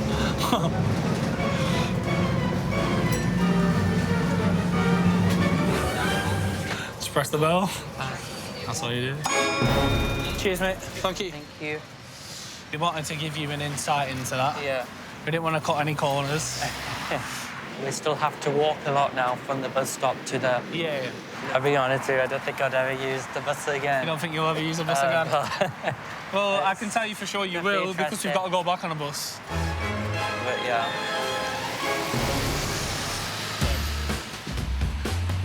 Daniel's shopping for his dad's birthday, but he can only afford to buy him something from a charity shop. What do you think? I don't know, because I've never met your dad, so I wouldn't It's all right, it's all right. sure. I mean... I'll be able to point you in the right direction. Yeah, that's not bad, that shirt. Funny enough, I used to work in Bernardo's as a part-time thing. Yeah. And just, like, contribute, help, organise, like, the shelves. And I donated a lot of my own stuff for a little bit of Gucci or something. So maybe I attracted more customers. That's really good. Yeah, yeah. Testament to you, really. And it speaks volumes for the kind of guy that you are. Thank you. Daniel settles on a plain white polo shirt for £3. Let's do it. And they head home. I think he does now understand a little bit more about sacrifice after spending these last couple of days with us. And hopefully, you know, he can take something with him from this experience. Staying with the Bennetts has been an eye-opening experience for Adil. He's keen to share his feelings with Sister Serish on his personalised Louis Vuitton mobile phone. Hi. Hi, how are you? Good. I'm missing you. How are you getting on? So far, it's been good. I was asked to cook a dish for dinner last night. Yeah. And we did it. Yeah. I'm absolutely amazed by that. Fantastic. I think you can make me one now when you get back. So I'd definitely say I've learned a lot comparing to my lifestyle. Whereas if I need £60, £100, whatever, it's just there. Yeah, I'm really proud and I'm shocked, to be honest, that you've been able to do it. So, honestly, Yeah. chin high, well done, super Thank proud. you. I'm looking forward to seeing you and having a lovely catch up with you. Thank you. Yeah, You too. take care. Take care. Bye. Love you, bye. Bye. Love you. Bye. Yeah, I feel more happier now, more relaxed that I spoke to a member of my family and they feel so proud of me. So it's definitely a proof to our family that I've done an achievement. The Bennetts were hoping to show Adil how they can have fun for free at the park before he leaves. But as it's raining, they have another free activity to entertain the girls and their guest. Never thought I'd be making slime. Taking part in such a messy game, especially while wearing a £1,000 designer jacket, is a huge step for Adil. What colour should we go for, girl? Pink, yeah. I'll let you do that. I think the slime kit was built for someone wearing Gucci, so... Okay, I think this is ready now. Can we stir now, Daddy? So slimy and gooey. Yeah, I'll let you play with it. I'm okay. No, you gotta have it. Go on, just a little bit. It's your creation. What is going on?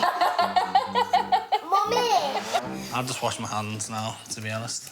Look at that! Look! Just touch it a little bit. Just touch that blob. Oh, it's okay, don't worry. Come on, just that one.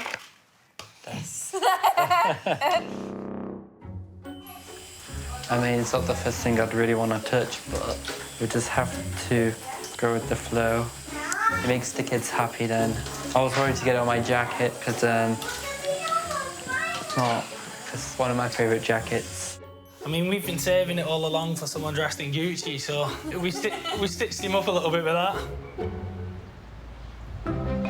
Adil will soon be heading home, but before he sets off, it's time for the family to open that enormous box of chocolates, which cost around £150. Wow! I wasn't sure what to pick here, so I thought I'd get you a selection of chocolates, so... Have you ever seen a box of chocolates that big? No. How many are you allowed? You can just get one for now. I got this one. Baby sack, which one do I pick? I got that one. That nice guy there. What do you say, girls? Adil? Thanks, Adil. Knowing how much the three girls love dancing, Adil has arranged one more thing. I've decided to book you guys to go and see Dancing on Ice experience. I like that. Wow. Okay. We've never gone to anything like that before. Wow. But it's definitely something to look forward to. I wish I could do it. That'll be another dancing Yeah. you'll be doing too. Thank you very much. Yeah, don't worry. It's time for Adil to leave. And as ever, Samir's on hand to make sure Adil's tracksuit never gets wet. Yeah, I can't tell you how amazing touch just made me feel seeing this family and the way they live and how happy they live even though they've got such little income. Thank you so much, guys, for letting me stay. No problem. It was a pleasure meeting you. It's been lovely to meet you. You too. High five. Yay! Hey. Thank you, guys. Thank you. I think this experience has taught us how much money you've got in the bank doesn't define who you are. Doesn't make you a bad person just because you're rich. It doesn't necessarily mean you're a good person just because you're not rich. They can't afford adventures going to Dubai and such places, but they still try to put a smile on their kid's face, and it just amazes me. It's really touched me. I feel a very big difference now. I wanted to keep him. And these cars. No, just him. I'll take the car.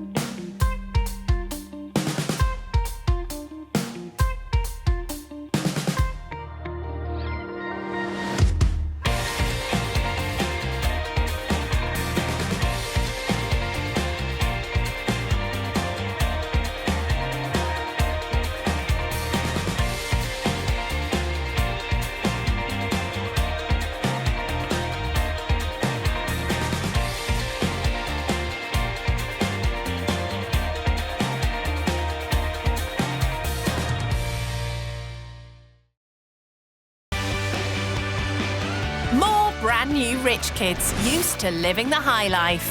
It was about £85,000 on my education. On a month on clothing, I'd probably spend about £5,000. That sounds really bad, doesn't it? They're about to take a giant leap out of their comfort zone. These are flats. I've never been in one of those. I've never really stayed anywhere by myself. They'll stay with typical British families living on the breadline. Obviously, she looks rich. He never had anybody say no to him. Oh. This is worth about 8,000. Terrible, aren't I? They'll learn what life is like. I don't know how they do it. I'm just surviving. For those struggling to get by. I just cried and cried. And the sacrifices they make. She's doing all she can. It's heartbreaking. If you have something that you want to do, you have to work hard for it. I told you I ain't got no muscles. Will the cash-strapped families change their views? I thought he was going to be stuck up, but I was wrong. Rendle is a big surprise. Oh, it's a big one. And will the rich kids learn? I was blown away by what they do and how they live. There could be more to life. Thank you, Jesus. Than money. That's the least I could do. This is so great. When rich kids go skint. I've never worried about money because of my mum and dad. 18-year-old Rendle from Essex is the daughter of high-end jewellers. I'd say I've always been around finer things in life. I've always been able to wear nice jewellery.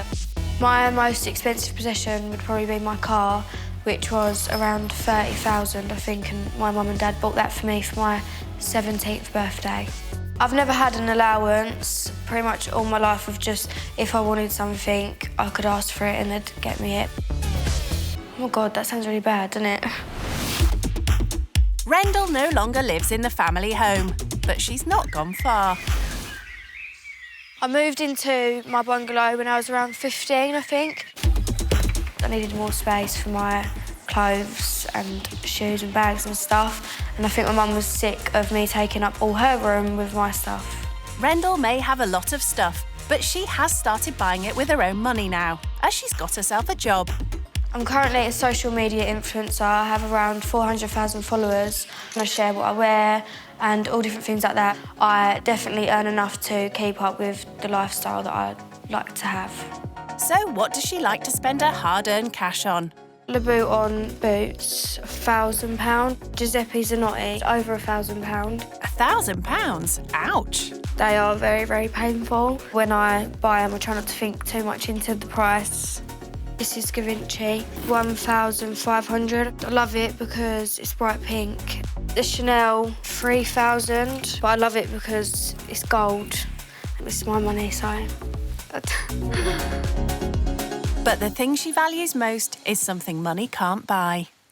My most prized possession is my mum, definitely. You all right this morning? Yeah, you okay? Yep, good, thank you. What are you doing? Starving, getting some toast. Okay. She's the strongest person I've ever met, and I feel very lucky that she's my mum.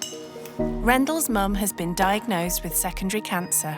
It's just an ongoing battle. They say that we can't cure it, but we choose to not believe them. My life is a prime example that money cannot buy you happiness, because before any of this happened, my life revolved around money. It's probably the only thing that I thought mattered. Normal day-to-day things that I wouldn't have appreciated, like even having breakfast together, the small things I now really, really treasure. Rendle wants her mum to see how much she's learned from her about being strong. I've been raised to understand the real world, but living in the situation and knowing about the situation is two completely different things. Well, she'll be learning just how tough it can be when she goes to Leicester to stay with the Edens. 33-year-old Tony, Diana, 28, Izzy, who's 13, and 4-year-old Tiago. Money is mad tight. It is. We have to budget for absolutely everything. Everything. Baby. Diana and Tony met Sexy. on an internet dating site. Snookums. 7 years ago. We just clicked. Yeah. We're kind of like the same, but obviously you're a boy and I'm a girl. Glad they got that sorted. And now they're engaged. Irish and Portuguese is a wicked mix. Portuguese-born Diana recently graduated in business management, but is struggling to find a job. So there's not an array of jobs out there for me. Sometimes I am overqualified for the job, but then I need experience to apply for the jobs that I want to, that I am qualified to work at, and it's just, it's very hard work. Tony used to be a delivery driver with his own car when the family lived in London, but 2 years ago they moved to Leicester for a cheaper, easier life. When the relative they were staying with was evicted, they were suddenly made homeless. The bailiffs knocked on the door, you know, and we were told that they're changing the locks. And I was like, what's going to happen to my stuff? And they said, we have the day to clear it out and find alternative accommodation. I was in serious shock. When I went to my sister's house, I just cried and cried. They had to sell the car, which meant Tony lost his livelihood as a delivery driver. I got a couple of interviews. I went as far as Birmingham, which is about an hour on the coach to get a job, and they still turned me down. The only way they could afford a deposit for the house they're now in was by using Diana's student loan. But Tony and Diana still rely on handouts to get by. Everything in my room has been given to me by my family members. The piano and the makeup desk and chairs were all given to us by Tony's mum. Without my family, I don't know where I'd be. Even Diana's clothes are hand-me-downs. Nothing goes to waste. The debt repayments mean they struggle to get by on their universal credit. So after all the bills, we're left with £192.12p. That's £44 a week for any emergencies. But despite their dire financial situation, Tony's not giving in. With a passion for cars, he's recently started a college course in motor mechanics. The big dream is to have my own chain of garages. That's the one thing I want. If you want something, you've got to work hard for it. You've got to see your goal and grab it with both hands tight. Nope. So what are they hoping to teach the rich kid? I think a rich kid could learn how to maybe appreciate what they have more, or maybe like acknowledge that anything could happen in life. Rendle couldn't appreciate her mum more. She was homeschooled from the age of 13. So how does her mum think she'll cope away from the small family circle she's used to? I think it'll be a real experience, going and living with someone else.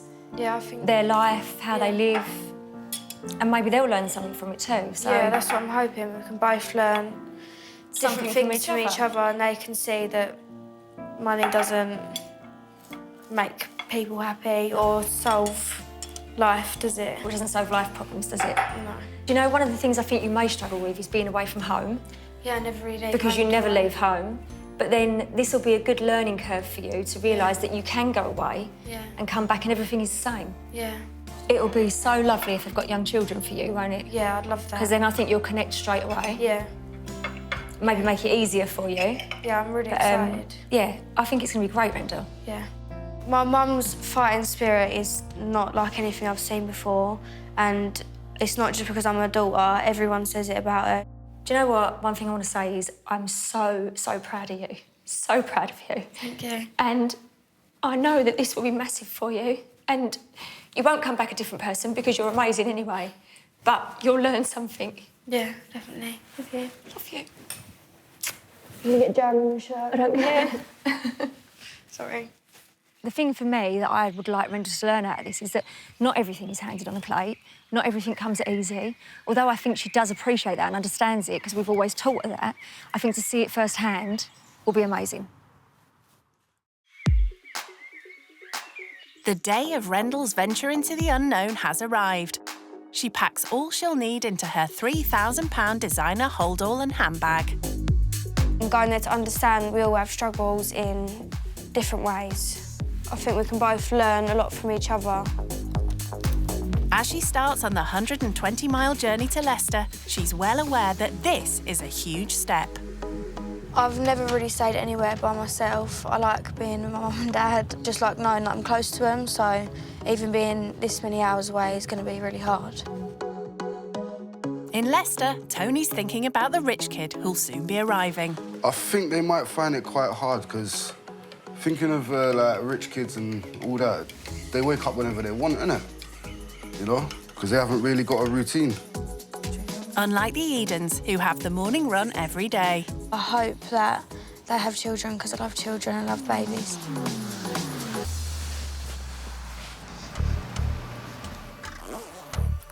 Hey, can Daddy have a cuddle? I love you. Mwah.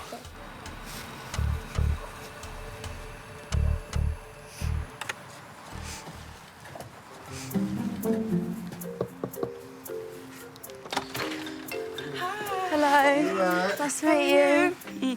I'm Diana. Nice to meet you. I'm Rendle. Right. Nice to meet you. Nice to meet you. Hello. You going to school? There's only time for a quick greeting with Diana and 4-year-old Tiago. Want a coffee or anything? I'm good, thank you. You sure? I'm fine, thank you. I'm going for my roll-up now. Is Tony feeling anxious then? Obviously, she looks rich, you know, but I wasn't expecting maybe the shirt. For me and my missus, that kind of shirt is like if you're going out somewhere special. It looks very fancy. When Diana returns from the school run, she feels her life is worlds apart from Rendle's. I don't think I would ever meet her. Not unless if I'm going to maybe to a nice bar, then I'll meet her, but I don't think I would. No.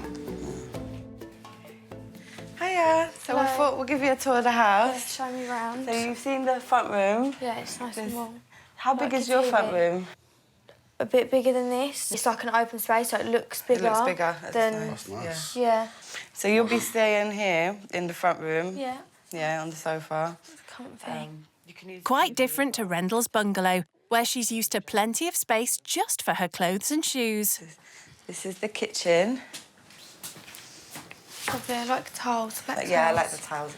Do you spend a lot of time in the kitchen? Yeah. Hell of a lot of time. We've got like loads of people that come over because the house is never empty. Yeah.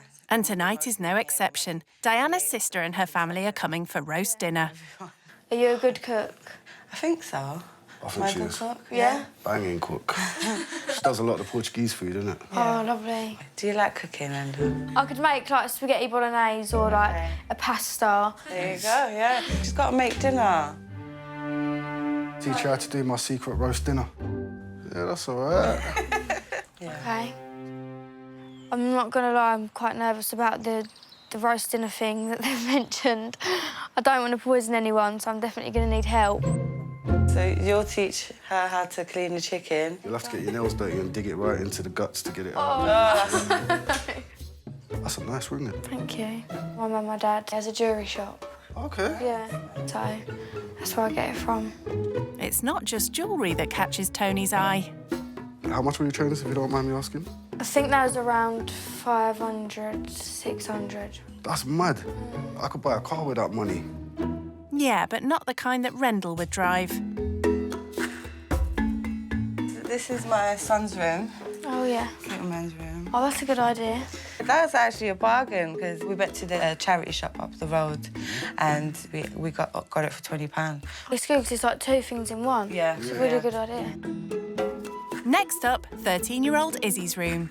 It's lovely. I love them butterflies. We've got the piano because she loves to play piano. The keyboard was a gift from Tony's mum, as Izzy is passionate about music. Does she just practice herself? She just does it, yeah. She taught herself from YouTube. That's unreal. She It's just really good, finds it and then just teaches herself, really. She knows how to play Beethoven as well, doesn't it? Well, she'll have to show me. She does a lot. She will be really excited to show you.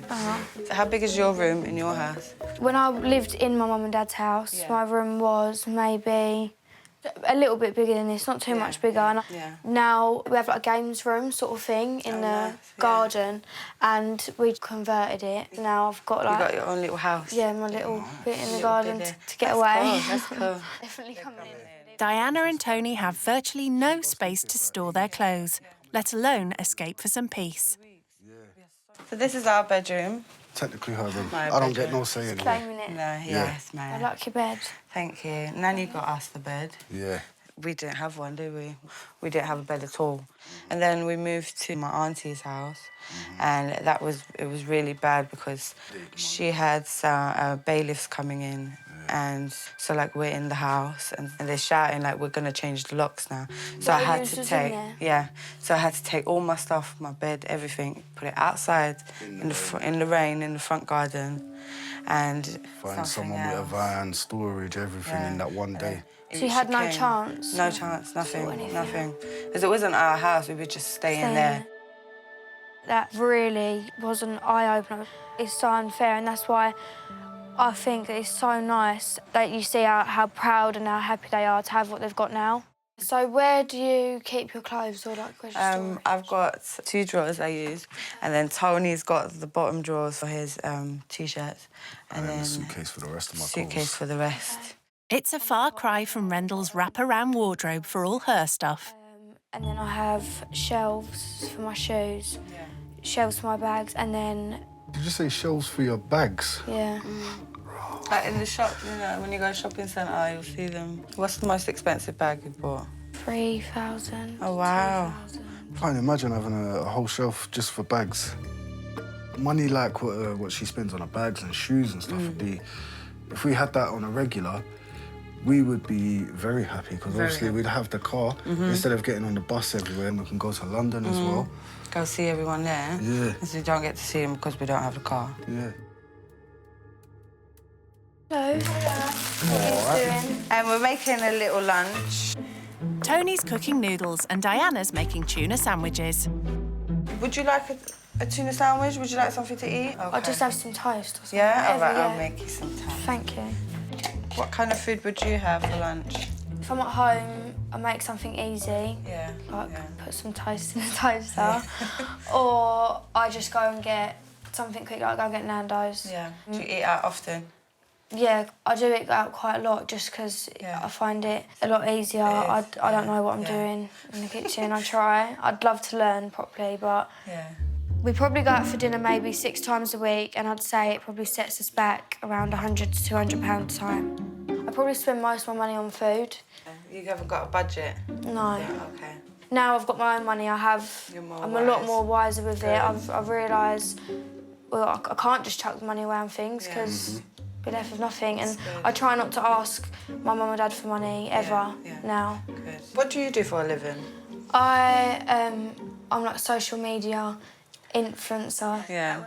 I just do posts for companies. Oh, cool. They send me the clothes or like whatever the item is, and I take a photo in it, and then they pay me. If you're stunting in their gear, do you get to keep it after? Yeah, it's all right. That's cool. Yeah, that is cool, yeah. So how much money do you get from that, if you don't mind? Some months I could get 1 post from a company or brand, and that might be for, say, for example, like £200, and then I could not get another post that month. But then other months, like, I've had, like, post deals where it's, like, 3 posts for, like, £1,000 or, like... Wow. £1,000 for taking just 3 selfies. Nice work if you can get it. Diana and Tony are at the other end of the spectrum, struggling to even get a job and make a crust. The bills going out, in total, we have 1,200 and something going out every month. And we only get, like, 1,700. We don't get, so after paying everything, this month we were left with £197 for the rest of the month. We don't have anything else. We've had times where we've had £50 for the whole month. Yeah. And we have... Between us and the 2 kids. Yeah, yeah. So it does get very, very difficult. It gets really stressful, really stressful. Because we can't, like, go out and do something. There's a park that we go to and it's got horses in there and the kids can touch the horses so they come up to you. I think they're the best memories, though. Yeah, they are. The little That's one things are the best things in Yeah. life. After lunch, Rendle joins Diana on her visit to the job centre, somewhere Rendle has never been. So you have to find certain amount of jobs per day, per week.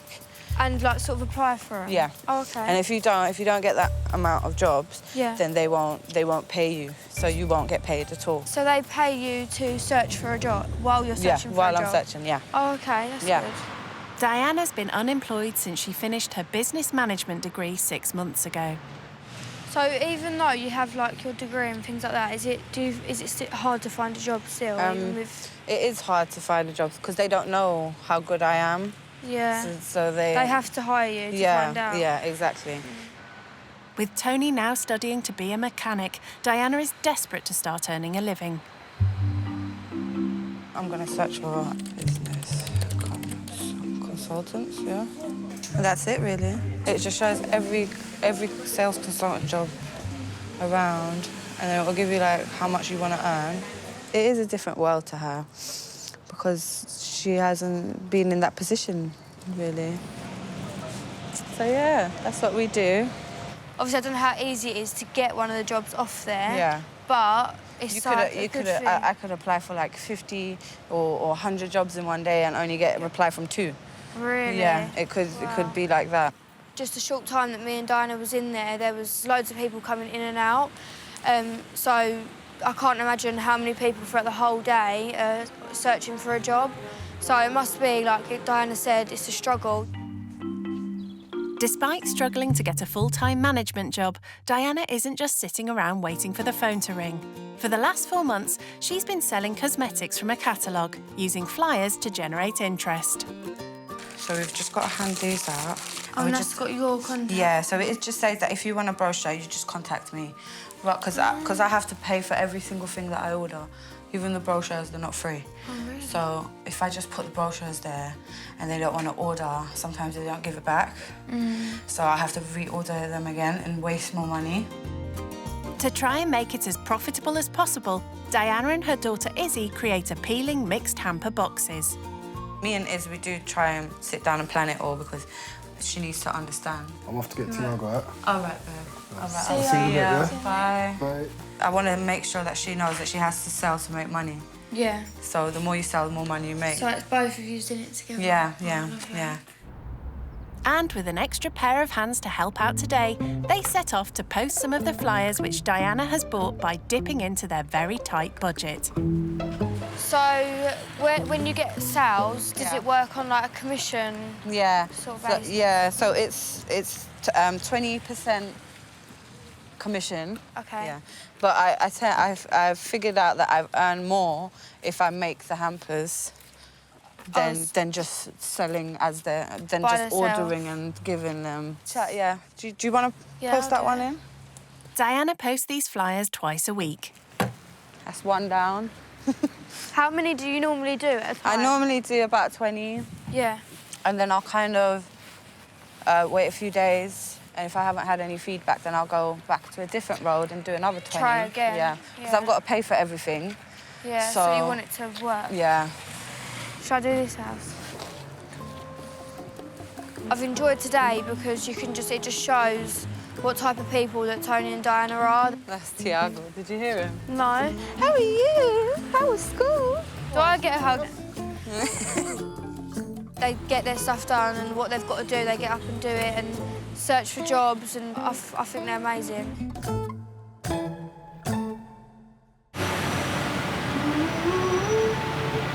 Despite their lack of money, the Edens do a dinner every week for when Diana's sister and her family come round. We've got £20 to spend today.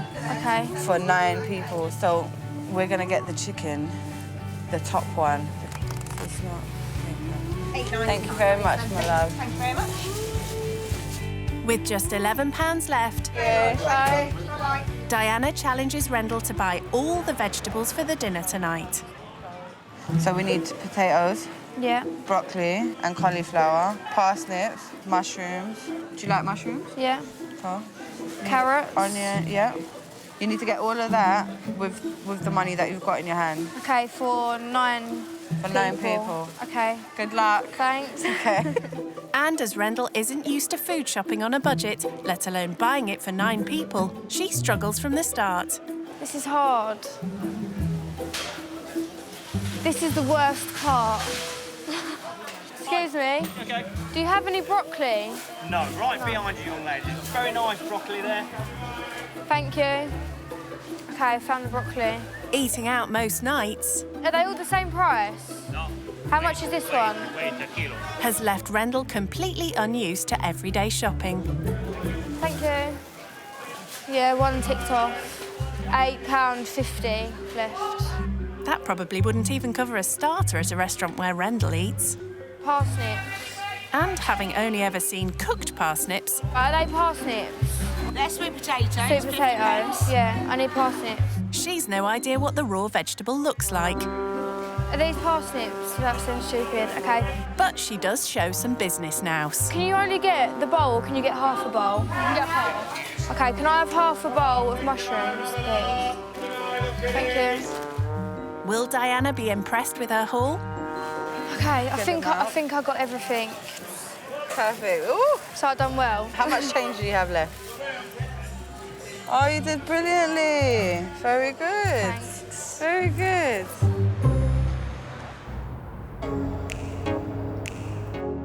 "13-year-old Izzy and 4-year-old Tiago always take their turn with the household chores. Today, Izzy's job is to help prep dinner. Hi. Nice to meet you. Nice to meet you. Your mum's been telling me about you. Thanks. Rendle gets stuck into doing her bit too, but after so much walking today, wants to know why the family don't drive anywhere. I ain't got a car. Okay. I can't afford one. Yeah. You had a car, didn't you? I've had a few cars. My very first car, Yeah. 800 quid, and it was a Vauxhall Corsa, 1.7 turbo diesel. That means nothing to me. I'm like, all them big car words, I don't have a clue. So what car have you got? I've got a Mercedes CLA. Nice. Yeah, I crashed it the other day.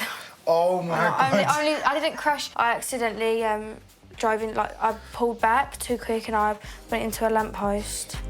Tony could probably fix that for her when he finishes his course. Princess, you gonna play some songs on the piano for us tonight? Yep. And sing? Maybe depends, because my throat is starting. I think I've got songs later again. Oh, no. Do you play an instrument? I used to play piano a little bit. I had piano lessons for a while, but I give up. And now, looking back, I wish I didn't give up, because if I was still doing it, I'd be really good. Do you know what? I might go home and start again. Look at me, I thought it was too late for me to learn any qualifications, but I'm back in college and at 33, learning all 3 years again. Yeah, starting it back up. It's never too late, Yeah. no matter how old you are. Yeah, it's true. If you have something that you want to do, you have to work hard for it. That's what my granddad always said, he taught me Yeah, that. it's right as well. Rendle is a big surprise because she's so down to earth. She's such a nice girl. Actually, she's fully out of her comfort zone.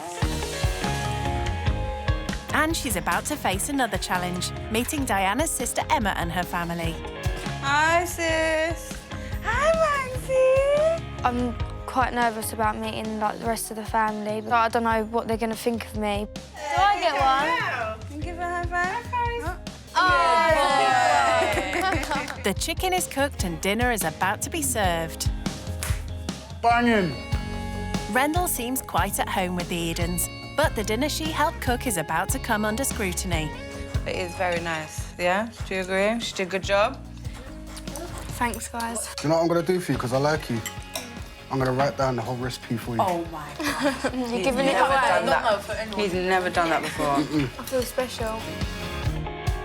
And as they all relax together, Rendle realises the Edens value family as much as she does.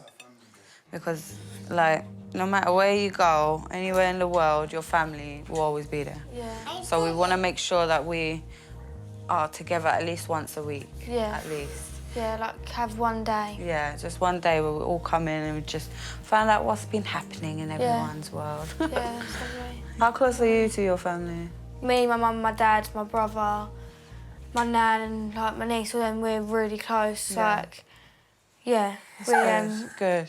Yeah, we are really close. Good. Your family is just always there. Definitely. All the time. We have little walks as well. Yeah. So before the food. Play board games, yeah. They cheat in Monopoly. No, we do not. Yeah. You cheat. And you as well. Everyone cheats. Well, every family has this debate, don't they? Yeah. Who cheats? Yeah. It's normally like my dad is to cheat in the Monopoly game. I'm the only one in this family who don't cheat. Shame. I play legit.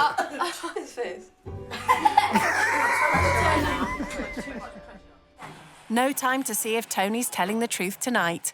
Instead, Izzy treats everyone to a Beethoven piece she's taught herself by watching a free online tutorial, unlike Rendle, who had private lessons.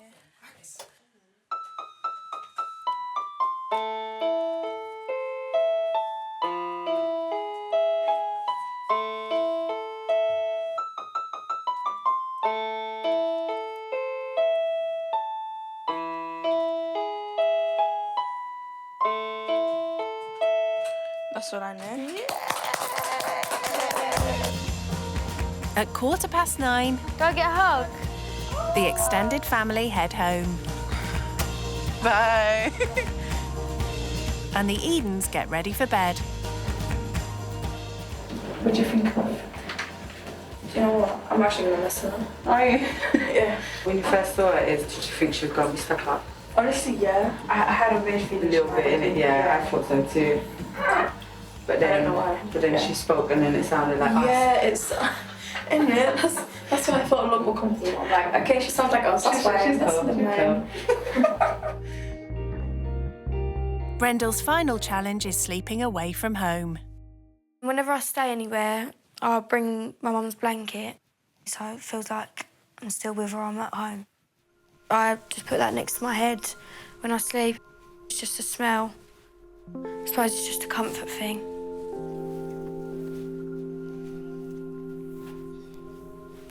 Just come to make sure you're all right. Yeah, I've got everything. Yeah. Did you have a good day? Yeah, I've really enjoyed it. Yeah. Obviously, I didn't know, like, you don't know how people are gonna think of you. Yeah. Even in school, when people presume that because you like have this certain life, or they think you have this certain life, That you're a certain way. that you're a certain way, and that you have everything easy.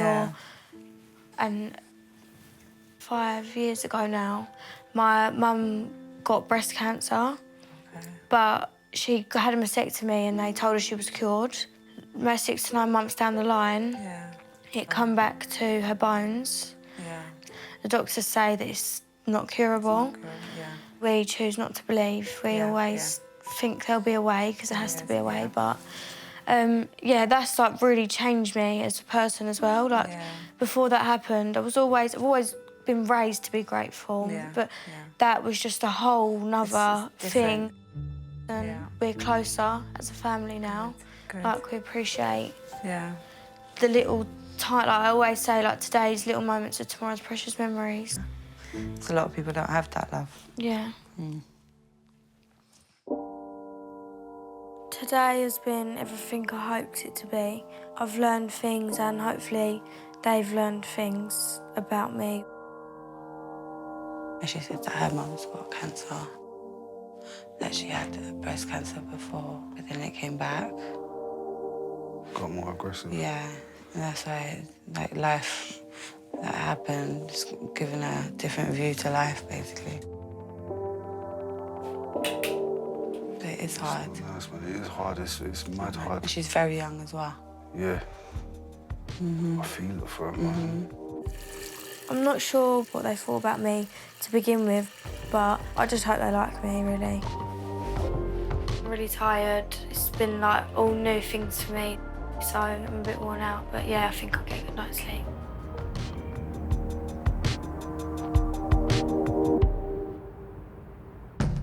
It's gone 7:30, Rendle's second day in Leicester.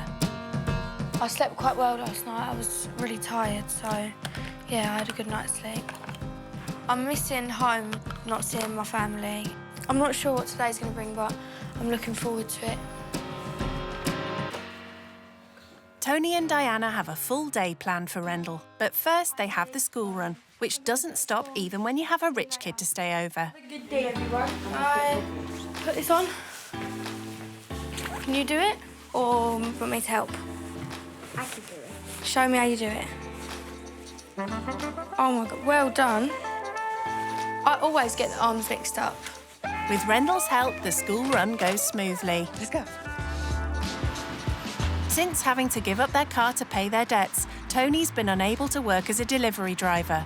But he's determined to change things by studying motor mechanics. And I'm doing so well in college that my teachers have told me to take the teaching assessment and become a tutor. Oh my God, that's so good. Yeah, I'm well happy about that. Would you do that? I want to finish my 3 years in doing my mechanics first. Yeah. And then I want to take my teaching assessment. Oh, that's brilliant. You know, then I open up my own place. But then you can come to me and get your car fixed. Yeah. You know, when I'm driving to lampposts. No risk of that here, as without a car, Tony relies on the bus to get him to college. At least we've got seats. Yeah. What made you, like, pick, like, stuff to do with cars and, like, mechanics out of anything? I love cars. I love engines. Yeah. I've always been into cars. I know it sounds weird, but, you know, when you get into an argument and all that, engines calm you down. Just like your, like, therapeutic thing? Yeah, basically. This is where we're going to get off. Tony has big plans for when he finishes his course. So this plot of land here, Yeah. once I finish my 3 years, I'm going to see if I can get a building built there for my garage. Do you know much about business and stuff? My missus has done a business course and then her sister's going to do my books. Do you know much about it? Obviously, with, like, the job that I fell into, the only thing I really have to know about is, like, invoices and things like that. So bookkeeping? Yeah. I'm not the best on, but I just go to my dad to ask him most of the time. Do you have any qualifications or anything like that from school? I don't have any, like, GCSEs or anything like that. When I left school, I didn't have an education either. No, you didn't? But it made it hard for me because I couldn't get a job anywhere. No. You know, it was mad. If I didn't fall into, like, the social media thing, Yeah. I would have been so stuck, and I would have probably gone to college and found something that I wanted to do a career in, sort of thing, but for now, I don't need to. Rendle's had it easy, but Tony's ambition has impressed her. It's admirable that he's in his first year of this college doing it, and he's already planning what he wants to do, how he wants to go further. Tony's just a prime example that there's always room to do something else that you like. Tony shows Rendle how to remove a wheel. When you unscrew them, does the whole tyre just come off? Yeah. Now it's Rendle's turn, in her white designer clobber, to get her hands dirty. Rendle did have a new experience today, definitely. It was very much a fish out of water, but she still got stuck in. Oh. Told you I ain't got no muscles. Obviously, with my job, it's not really hands-on. I just either, like, take a photo. There you go. Is that done? That's it. Yeah, I really enjoyed it. It was something different and it was interesting. Now you know how to change a wheel.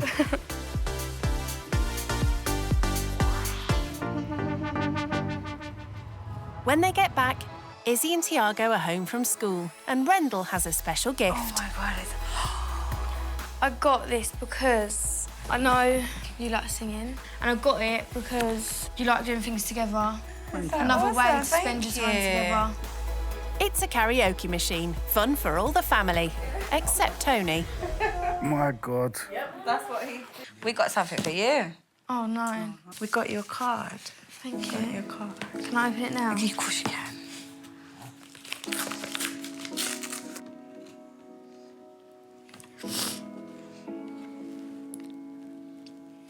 I can't read it out. I'll cry. Yeah, stay there. I'll get you some tissue.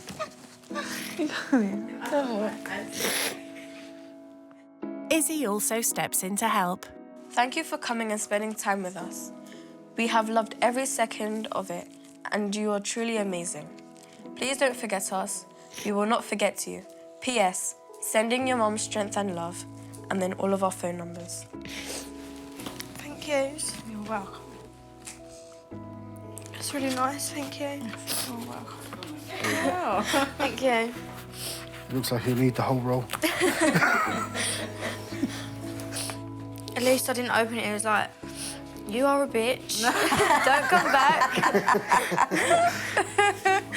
Do you know what? I'll be honest. I said to Diana, you actually changed my perception of rich people when you came, because I thought you was going to be stuck up and a little bit hoity-toity. Yeah. But you're actually really nice. Thank you.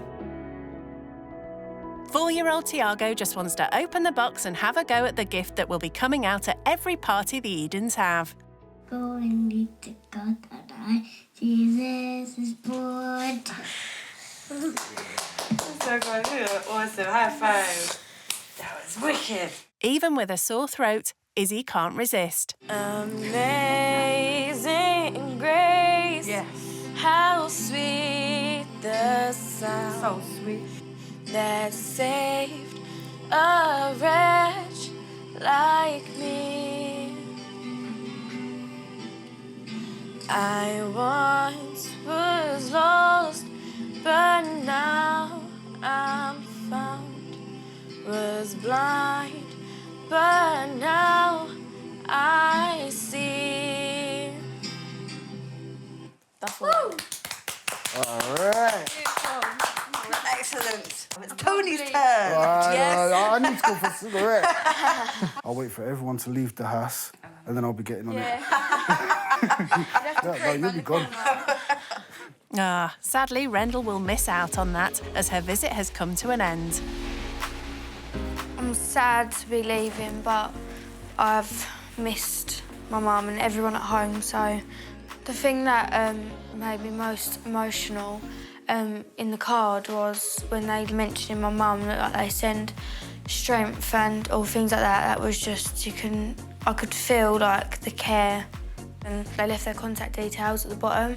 That was special, that hit home, because I wanted to keep in contact with them, and to see them put that in the card before I even mentioned it was, yeah, it was really nice.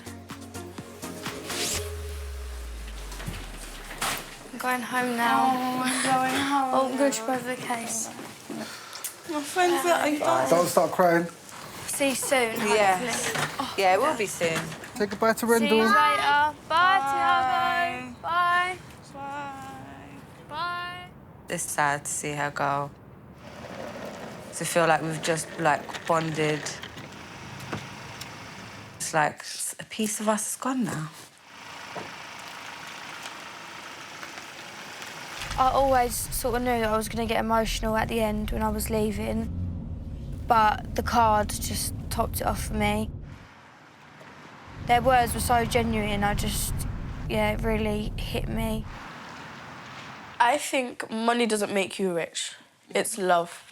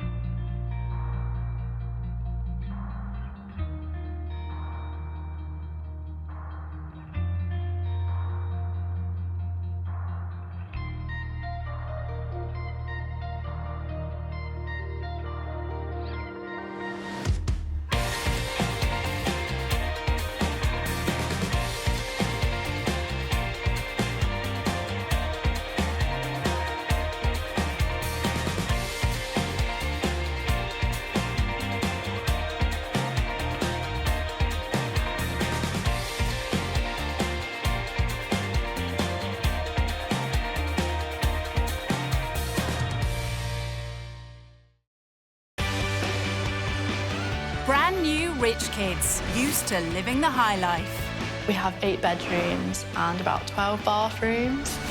Walking is for peasants. They're about to take a giant leap out of their comfort zone. It looks a bit rough. What's the benefits? They'll stay with typical British families living on the breadline. Wow, that car's really big. People are rich, they're stuck up. Just snobby. Snobby. I think I find it quite hard to live here. Sleeping on a sofa for the rest of your life isn't ideal. You don't know what a struggle is. They'll learn what life is like What does this button do? for those struggling to get by. This is like a food bank. I didn't even know what a food bank was. And the sacrifices they make. He gets everything he wants, and we just about get everything we need. So when was the last time that you actually treated yourself? Oh. Will the cash-strapped families change their views? Doesn't make you a bad person just because you're rich. It doesn't mean you're a good person just because you're not rich. And will the rich kids learn I have no idea what I'm doing. there could be more to life than money? The best experience of my life. When rich kids go skint. I don't get an allowance from my parents. My mom just gives me money whenever I ask her. Nadia is the 24-year-old daughter of a Palestinian self-made millionaire in the oil and gas industry. I'm currently unemployed. I am doing nothing. I'm running out of things to do. So she fills her time looking after her new puppy and having fun. That was a good one, wasn't it? But for Nadia, the fun really starts when she splashes the cash. I spend maybe 1,500 on taxis per month. Walking is for peasants. I can spend 500 just at a pub or a bar. The most I ever spent was just over $1,000. It was a crazy night, and the hangover was about 3 days long. When I have parties, I like to come here and play some beer pong. My mom definitely thinks I'm overdoing it sometimes. Like, this isn't normal, and then I'm like, yeah, it is. Nadia is an only child and was raised in Jordan.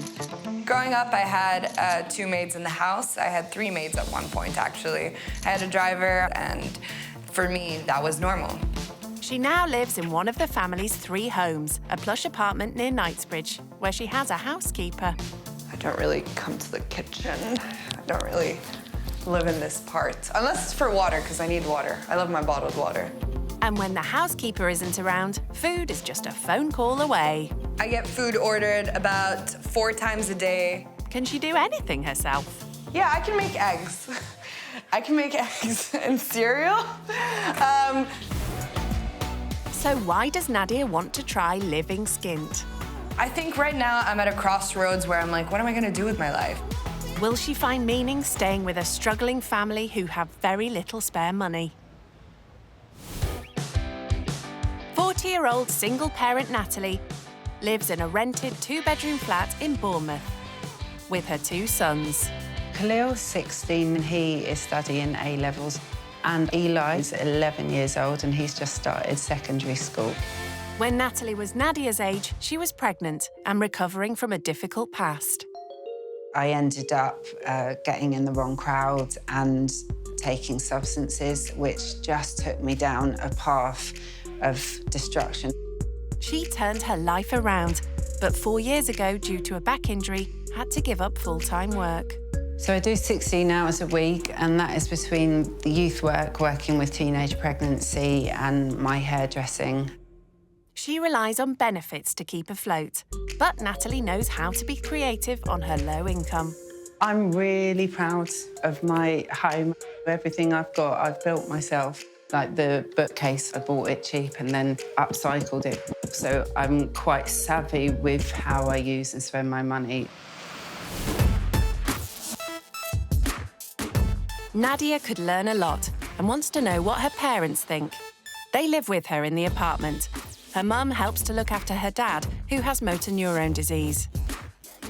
You know, you're very kind and very helpful with the disadvantaged people, but I want you to see the real life. I think this experience will do you a lot of good. You remember one thing, I started from zero. He started from zero. From zero. We'll go for it and You want me to go for it and give them hope. give them hope? Of course. Me and my dad, ever since I was younger, we always had a bond. I want to do this because I think it'll not only shape me as a person, but I think it'll also help me achieve my end goal, which is to do something good. For her 2 days away, Nadia's put in a lot of effort by asking her housekeeper to pack. Yeah, maybe a couple more sweaters, if that's okay. Thank you.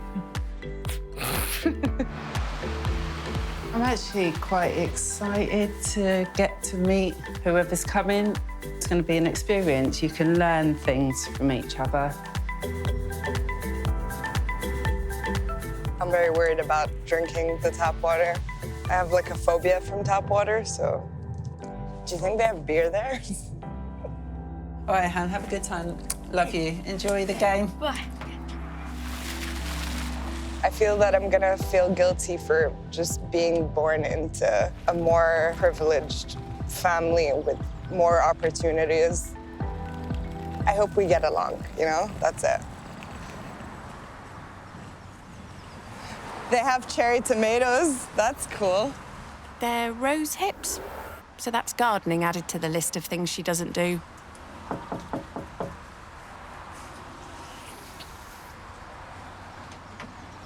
Hi, nice to meet you. I'm Nadia. Hi, Nadia. It's nice to meet you. I'm Natalie. Thank you for having me. Thank you for coming. Thank you so much. That's all right. So, welcome to the Grand Tour. Don't get lost. Thank you. So this is my front room and my dining room, as you can see. It's really pretty. Oh, thank you. Did you like pick out the decor? Everything. Everything is done by me. Nice taste. So tell me about what your front room is like. Maybe this is the size of my TV room, I think. This is Natalie's biggest room. Come and look at the rest of the house. I'll show you. Thank you. So this is my room. It's a bit of a tight squeeze, so as much as it's small. I love it, like, especially the way that you decorated it. That's one of the ways I save money, is I bought it really cheap and then sanded it down, painted it, and then decoupaged it. Oh my God, you're so handy. I wouldn't even know where to begin. I think being a single mum, I've had to learn to be. You're a single mom, I didn't know. I've got 2 boys. 2 boys. So this is my wardrobe space, and I'm a real bargain hunter, so half of that is from charity shops. My most expensive coat is £25. I don't really shop that much, maybe like shoes. What are the most expensive pair of shoes that you've ever bought? 450, 500 pounds maybe. Yeah, mine's about £15 tops. What about the jacket that you came in with? That was about 600 pounds. £600 to me, I think I'd feel sick. When you did buy it, does anything go through your mind about... It's not really my money, it's like my parents' money. You'll have to teach me then how to find a good bargain. This is my boys' room. Come in, and this is one of my boys. Nice to meet you. I'm Nadia. Nice to meet you. Nice to meet you. Nadia. I was expecting a child. Yeah, my brother's smaller. I was surprised he got up. I was like, oh, he's taller than me. I know, right? Khalil is nearly 17. Okay. What do you do now for fun? A lot of my week's like just filled up with work and stuff because I'm doing A-levels now. And then he does 2 jobs as well, so... That's amazing. I don't think that I gotten a job while I was doing my A-levels. Yeah, there's stuff that I wanted to get that I couldn't get without working. What kind of stuff did you want to get? Mainly clothes I can't afford. I've tried to teach him my way of doing things, which is bargain hunting. Oh, that's cute. Good, actually. I think it's the first time that I'm going to see, like, a single parent up close. My first impressions were completely blown out of the park. I thought, like, it was going to be, like, dirty. Maybe my expectations were too low. Nadia is being given a tour of Natalie's 2-bedroom flat in Bournemouth. This is my kitchen. It's nice. And this is my little salon space. So you do other people's hair? I do. Is that your job? That's one of my jobs. One of your jobs. How many jobs do you have? I have 2. So 2 more than Nadia. Do you cook for yourself? I only know how to, like, make scrambled eggs. Sometimes I wish, like, I learned these just basic things, but I guess, like, growing up in Jordan, it was kind of... Was there a maid or...? There were 2 maids, actually. Everything was kind of done for us. Khalil I've taught him, he can cook a full-on meal, so he can do rice dumplings and chicken. Oh my God, like that's stewed amazing. Chicken. I've always said that I'm not raising boys, I'm raising men. And no job is beneath her when it comes to providing for them. Clean toilets. I've cleaned other people's toilets for, like, whatever it takes to get money. I've always done that, especially since I've been a parent. I think that's amazing, and I feel like such a piece of shit. She does seem like a really good mom. She seems like she'll do anything to make sure that her children aren't missing anything.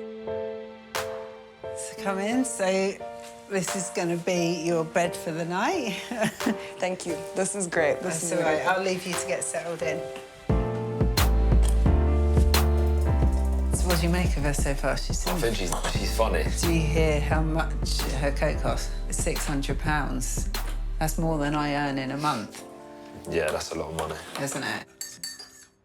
Natalie's youngest son, Eli, is back from football. Yes, is Eli. Hi, Eli, it's so nice Nadia. to meet you. She's a hugger like us. I saw your baby picture, actually, and I was like, oh my God, he's so cute. Don't worry, it's not embarrassing. Natalie's sons have been brought up to do their bit in the home that she never takes for granted. My house is my sanctuary, so keeping it clean is something that's so important. Knowing Nadia has everything done for her, house-proud Natalie sets her a challenge. I wondered whether you'd mind going to the shop for me to go and get some cleaning bits. If I give you a tenner, that's generally what I spend, maybe... For all the cleaning products? For all the cleaning products for the house, so, all right. Yeah. I always look for the bargains and the cheapest bits, so that'll be part of your task. £10. To see, see how far it can go. Great. And I'm gonna leave. Thank you. See you later. Back home in London and back in Jordan, there were usually like housekeepers who would clean the house. I'm not really quite used to doing this. I have a list here. Mold mildew spray, furniture polish, bathroom cleaning, and toilet cleaning. Toilet cleaner. But there's all-purpose cleaner. Does this clean toilets and bathrooms as well? I don't know, I'm not gonna get that. I think I'm just gonna get the toilet cleaner. How do you use this? Like, do you put it in the toilet? Do I scrub it? Last time I cleaned a bathroom was when I was living in uni. I cleaned my toilet, but not that well. I think I hired someone to clean it after that. I mean, it says bathroom cleaner, so it must be it. And then I need a mold and mildew spray. Shopping for just a few cleaning products has this rich kid stumped. I've looked for a while and I can't find the mold and mildew spray. Does bleach kill mold? I'm gonna Google it. Oh, chlorine, bleach, and water. Okay. And all that's left is furniture polish. Take your time. When I think polish, I think like silverware. This is hard stuff. Okay, that's what I'm gonna do. Hi. So £8.46, please. All that for under £10. Thank you so much, sir. Thank you. She's delighted at coming in under budget and is excited to show Natalie. So these are the stuff that I bought for £10. Oh, amazing. I tried to cover everything on your list. There was no mold or mildew spray, so I got some bleach, and I heard that if I dilute it in some water, and I can scrub it away. Well, anyway, here is your change for the £10. Thank you.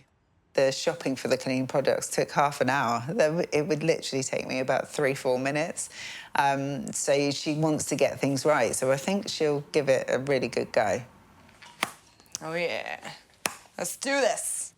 Having had to clean toilets just to survive, Natalie wants Nadia to realise that when money's tight, I think I'm gonna start with the toilet first. you have to do some challenging jobs. The pube. Oh, God. She is so willing to throw herself into any task. Oh, I opened it. Success. And really get stuck in. I'm on the toilet. I'm cleaning the toilet. I almost feel a little bit guilty that I've thrown her in right at the deep end, like scrubbing toilets. I never really handle things with like this many warning signs. I mean, look, it has to go all the way around the bottle to tell you, like, don't eat it. Like, is this salad dressing? Like, like honestly.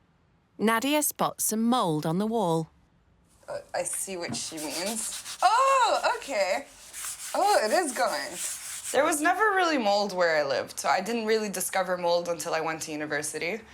That's when someone left, like, chicken out for an entire week, and then I thought it was salmon, but it was just the color of the mold. I was actually thinking about eating it. Ooh!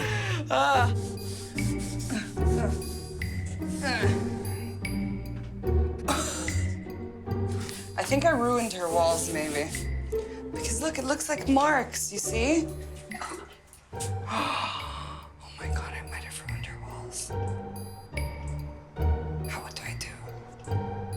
Obviously, the bleach doesn't go with the paint. Oh my God, no, I'm just making it worse. That's her paint. Her paint's coming off. Oops. Maybe one of those warning signs was not to use it on painted walls. Oh my God, what am I gonna do? Natalie? Okay.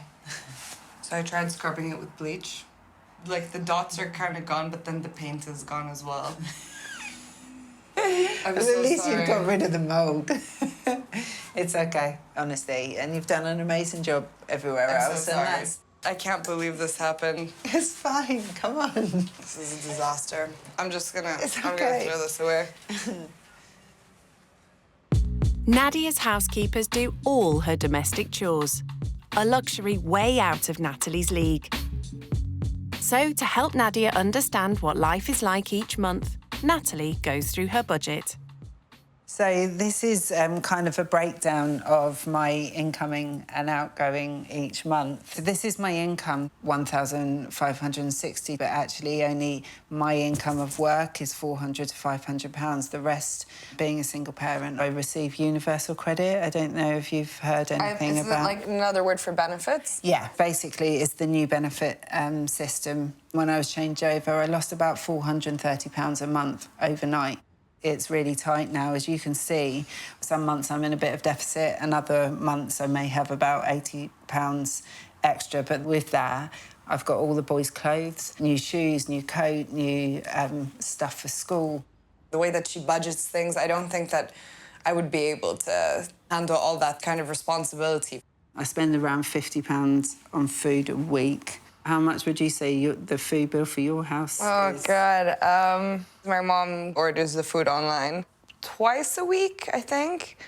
And maybe each order would be £200. Wow. And we don't even eat all that food, honestly. Like, our freezer has so many things in it that we haven't touched for, like, months. One meal for my family can be her budget for the entire week. I feel a little bit guilty for the way that I spend money. In terms of your monthly, what you're free to spend, how much? So I don't really have like a monthly allowance. When I go out, I just ask money from my parents. It's like we go out for dinner and drinks, and like £100 is my initial ask. Right, wow. We probably go out to eat maybe once every 6 weeks. How often would you say you go out? Maybe like every other day. Every other day? Yeah. So you get £100 every other day? Yeah. On top of the £100 every other day, Nadia would usually order lunch in. But that's an expense Natalie could never afford. I normally have something like corn cakes with avocado on top. Do you know the best way to cut an avocado? Is it like you go like that? Well, yeah. Is that right? Yeah, absolutely. Oh my God, I thought I was gonna cut myself. Okay. Twist, well done. Look, you even got the twist going on. What's your favourite food?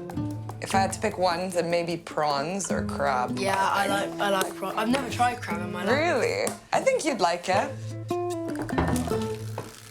Over lunch, Nadia fills them in on her holidays this year.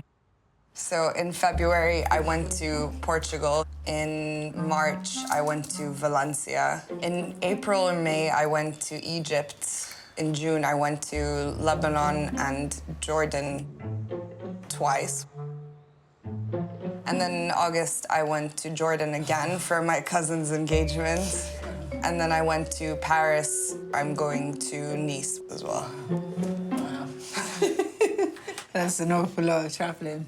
Are you sure you don't want a glass of water or anything? I kind of have a phobia. I just feel like there's like chemicals in it and such, but I will drink your tap water just to taste it. Yeah, it won't kill you. I would love a glass of tap water, please. I would love it so much. I'm so excited for this. Natalie's brought up her sons so they don't even need to be asked to attend to their guest. Here you go. Beautiful. Enjoy. I will. She's sniffing, literally sniffing it. Okay. It tastes fine. It tastes smooth. How did you find the lunch? Oh, I love the lunch. Thank you so much. This is perfect. So that probably cost maybe 50p for your whole lunch. Oh my God, that's Really, amazing. you think it... I would love to do the washing up if that's okay for you. Oh, that's so thoughtful of you. Thank you. That'd normally be your job, wouldn't it? Thank you. Thank you. And in Nadia's house, it would be her housekeeper's job. I'm trying to wash the dishes here, but there's this little tub thing that I have no idea why it's in the sink, because usually I just wash each individual dish with the running water. That's probably because you're not the one paying the water bills.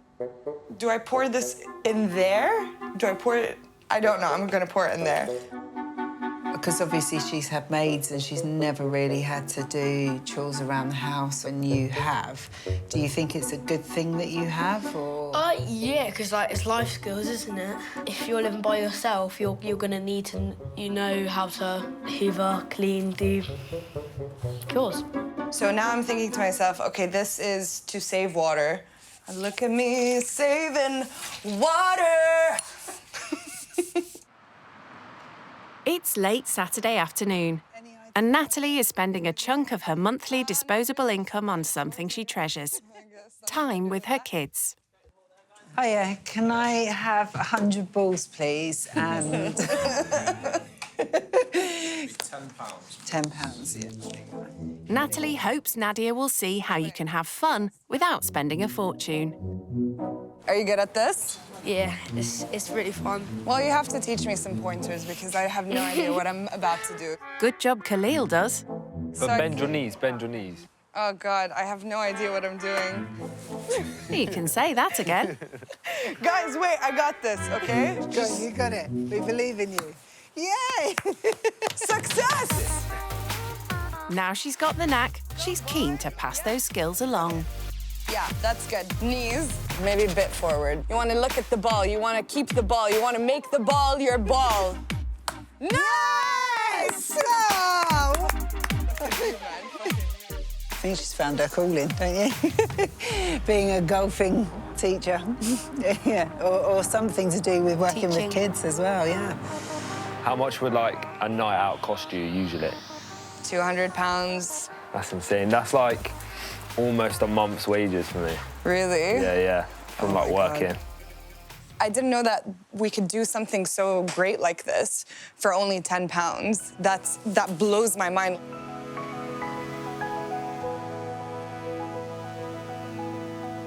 Saturday's budget doesn't extend to dinner out. So Natalie asks Nadia to rustle up something from the freezer. I can do this. This is great. I'll let you figure out how to turn the cooker on. I will figure it out. 16-year-old Khalil is on hand to help. Okay, so if you want to like chop some of these up, then I'll like try cooking the prawns. Nadia immediately takes charge, even though Khalil's the one who knows how to cook. We should open a restaurant. We're pretty good at this. That's pretty perfect. Can you try one of the celery to see if it cooks? It's too hot. Is it hot? Is it cooked? Is it still crunchy? It's not cooked. It probably won't cook by the time we're done. Wait, was this your... This is my glass, yeah. Okay, should I refill? I'll refill it for dinner. Yeah, thank you so much. That's so nice. It's so sweet. Do you want anything else from the cupboard? Oh, no, it's okay, thank you. So polite, so lovely. Although Nadia's eaten lots of seafood, she's never prepared it before. I'm not entirely sure what I'm doing, but... We can see that. Also the brown stuff. She's scraping away the flesh. No one eats the brown stuff, right? Speak for yourself. When money's tight, you waste nothing. It's pretty good. It's not bad. Quite an achievement, considering Nadia has only made scrambled eggs and cereal before. Guys, if we poison you or you have diarrhea tomorrow... Jeez, there's a lot of food on the plate. Oh, my gosh. Wow. Gordon Ramsay. Thank you. Dig in, guys. Thank you. Actually, it's not that bad. I like it. Nice. Yeah, same. This is good. This is good. I think we did a good job. Knowing that you can cook that, you take it back home and cook it for your parents. I think I definitely will. I really enjoyed this, and I think I will. I think they'll enjoy me cooking for them. Well done.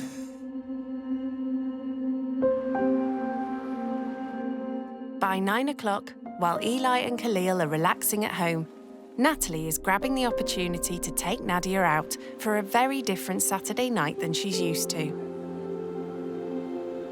I've brought you to the YMCA. Do you have any understanding of what the YMCA is? Is it kind of like where people go to have a place to stay? To live, yeah. To live? Exactly. A little bit of my journey is during my teenage years, I self-harmed a bit, but then I got caught up in using different substances. And it took me into a very dark path of destruction. And then I ended up homeless, so this from the age of about 15. And then I ended up in prison as well. I took an overdose at the age of 18. And just at the point that I was starting to turn things around, I found out I was pregnant with Khalil.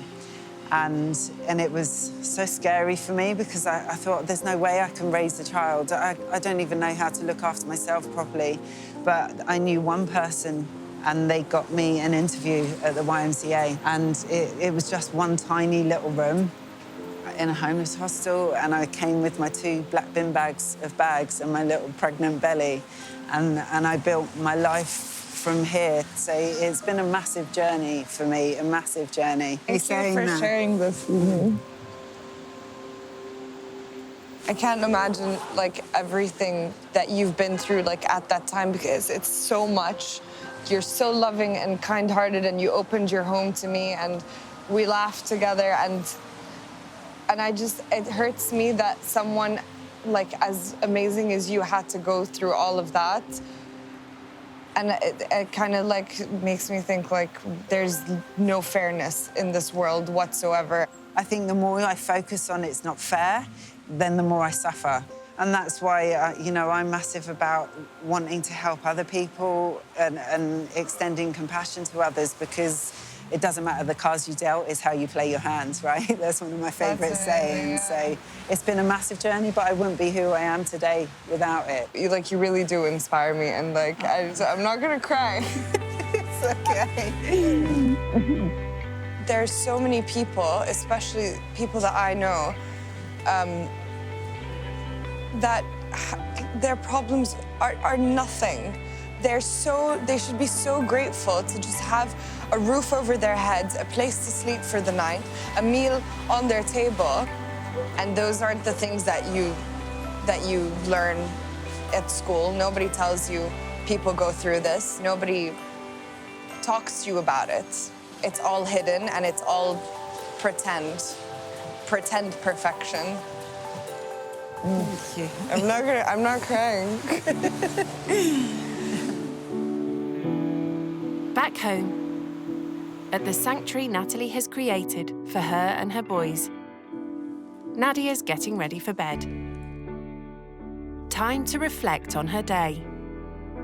I usually know what to say, but like after today, I don't know what to say.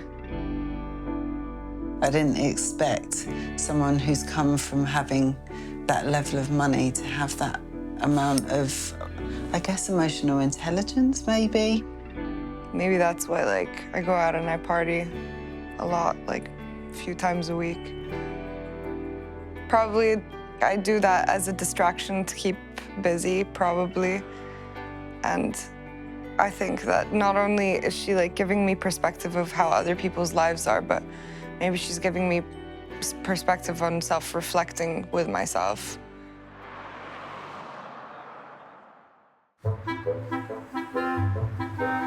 The family are up bright and early, but there's no sign of their guest. Do you reckon she's an early riser, or do you reckon, what time do you reckon? I think she sleeps in. Probably not. Honestly, I slept better than I did in a hotel room. It's so comfy and cozy. I mean, look at me. I look comfortable and cozy, okay? She said, mentioned that she had a puppy. Oh, yeah. Yeah, so then she probably, I bet it's like having a new baby for her. She probably has to get up really early. I used to wake up in the afternoon between, like, after 2 p.m. And now that I have my puppy, I wake up at 7 a.m. Maybe that's given her a little bit of purpose, isn't it? Having something to care for. Who can fold a fitted bedsheet? That's a lie. It's impossible. Nadia is being served breakfast, but instead of by her maid...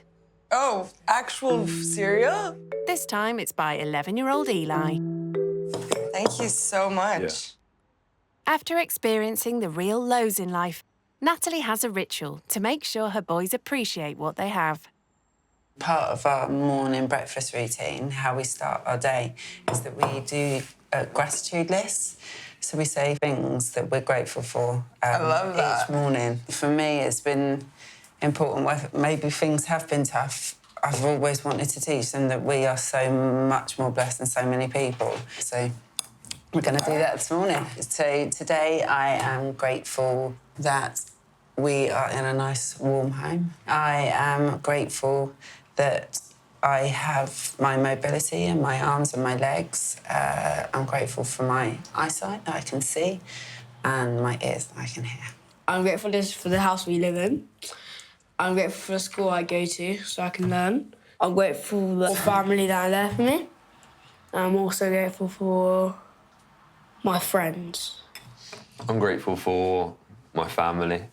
I'm grateful for music because I use it for like getting my emotions out and stuff. I'm grateful for the food that we have so we can like sit down together and eat and then we're not starving. And I'm grateful for my job so I can earn my own money and get my own things. Your turn. For someone as lucky as Nadia, it's going to be a long list. First and foremost, I'm grateful that I've met you guys and for this experience. You've really taught me, like, more than you know. I'm very grateful that I have parents who love me in, like, the world that I live in. And I'm really extremely grateful for my puppy. Listing them, like forcing yourself to think about it and like actually truly realize like everything is a blessing, like everything, like every moment now that you're still like alive or breathing or eating or drinking or like feeling happy or loved. Yeah. That itself is like a blessing.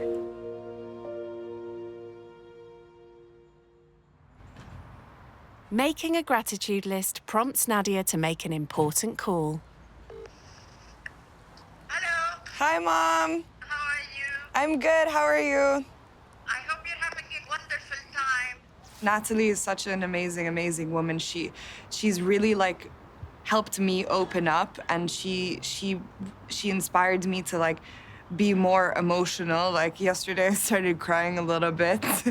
I'm so grateful to have come here, Mom. So I'm really glad that you supported me Thanks, Mom. I love you so much. We will always support you, darling. Thank you. And I'm glad you went through this experience and you learned something from it. I'm glad you met these nice people and for you to understand how life is, you know? Who's there? I'll show you. Hi, Dad. I miss you so much. How are you? Yeah, I'm having a really nice time. All right. Okay, love you. Bye. Nadia takes the opportunity to open up to Natalie about the one thing in her life that money can't fix. 2 years ago, my dad, he got diagnosed with motor neuron disease. So it's sorry just, to hear that. It's okay. Like the first year and a half was so tough on all of us. Of course. And I really think that that had to make me like a bit stronger on the inside. Absolutely. Just like having my dad cry on my shoulder for the first time, and like, wow. I just felt like all the weight like came onto me, and I didn't have like any brothers or sisters to like talk to. When you encounter experiences, it makes you want to connect with other people on a deeper level. But like for so long, I've just been pretending to be that person that doesn't care about anything, because that's how you protect yourself in my society. Yeah. Like you don't care, and it's just like, oh yeah, I can do that, I do that, whatever. And like no one really gives a shit about anyone, you know? She struggles to find anyone to connect with on any deep level. That must be really hard, because although I've had my own struggles in my life, what I've always had is deep connections with people, and that's something that's got me through a lot. Natalie's starting up her own business as a mindset coach. She wants to help people who are struggling make positive plans for their future. After you. Sounds like something that could benefit Nadia. I'm hoping that it might inspire her to pursue something and find her passion, find out what excites her, and yeah, give her a new lease of wanting to find some purpose and focus. Hi, how you doing? I'm good, you okay? Yeah. Natalie's meeting her friend Debbie, who's also her business partner. I hope you don't mind me saying, but Nadia's kind of okay, because I don't know much about you can say whatever you want to say. Nadia's a bit lost with her life at the moment. So what are you doing? Nothing. Nothing at all? No, so okay. she's finished so what's like... She's done a master's, though. Amazing. What was your master's in? International Management Marketing. Okay, so you can help them. Perfect. There you go. There's your job. What more do you want? What do you want to do with your life? Yeah. Help us. I felt more emotion the past couple of days than I have in a really long time. Really? Because, you know, like, in my world, you have to pretend like everything's perfect all the time, and you're laughing, and you go for drinks, and you're kind of living in this fake, perfect la-la land where no one talks about problems or emotional struggles, and the only thing they talk about is the economy, or, like, what's the latest trend, what kind of restaurant you want to go eat at next, like, what, like, all it's these... crazy, isn't it? I can't wait to see like the change that you're gonna do in the future, and I want to like be a part of it as well. If you'll have me, like I would love to. Our PR manager, right there, very marketing. I'd be happy to help you guys with anything. That's very lovely. That's lovely of you. I love that Natalie showed me that it's possible to take the bad things in life and put them towards something that can help other people, and that not everything is going to be bad forever, and that you can change things. Natalie picks up the boys, and as a special treat, Nadia is taking them out for a slap-up meal at an award-winning restaurant. Thank you. Thank you very much. A seafood platter means they all get to sample some exotic shellfish. It was really lovely. I think expensive taste is an acquired taste. We want to stay in contact with you, 100%. Yeah. We would have you back any day. I think you're really nice. Yeah. Like, oh, wow. I don't know what to say. Deep.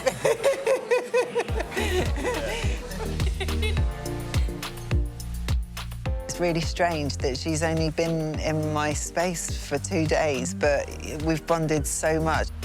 For Nadia, the feeling is mutual, as her 2 days have already come to an end. I'm kind of sad that I'm gonna leave. I mean, I didn't realize that I could get attached to people so quickly in just such a short time. I haven't felt this happy in like a long time. Like it turned out to be probably the best experience of my life.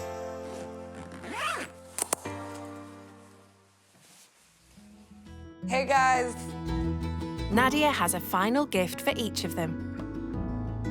Knowing how much Eli loves football and Khalil likes clothes, she's giving them shopping vouchers worth £100 each to spend in a sports shop. To Khalil and Eli, thank you for both opening your home up to me.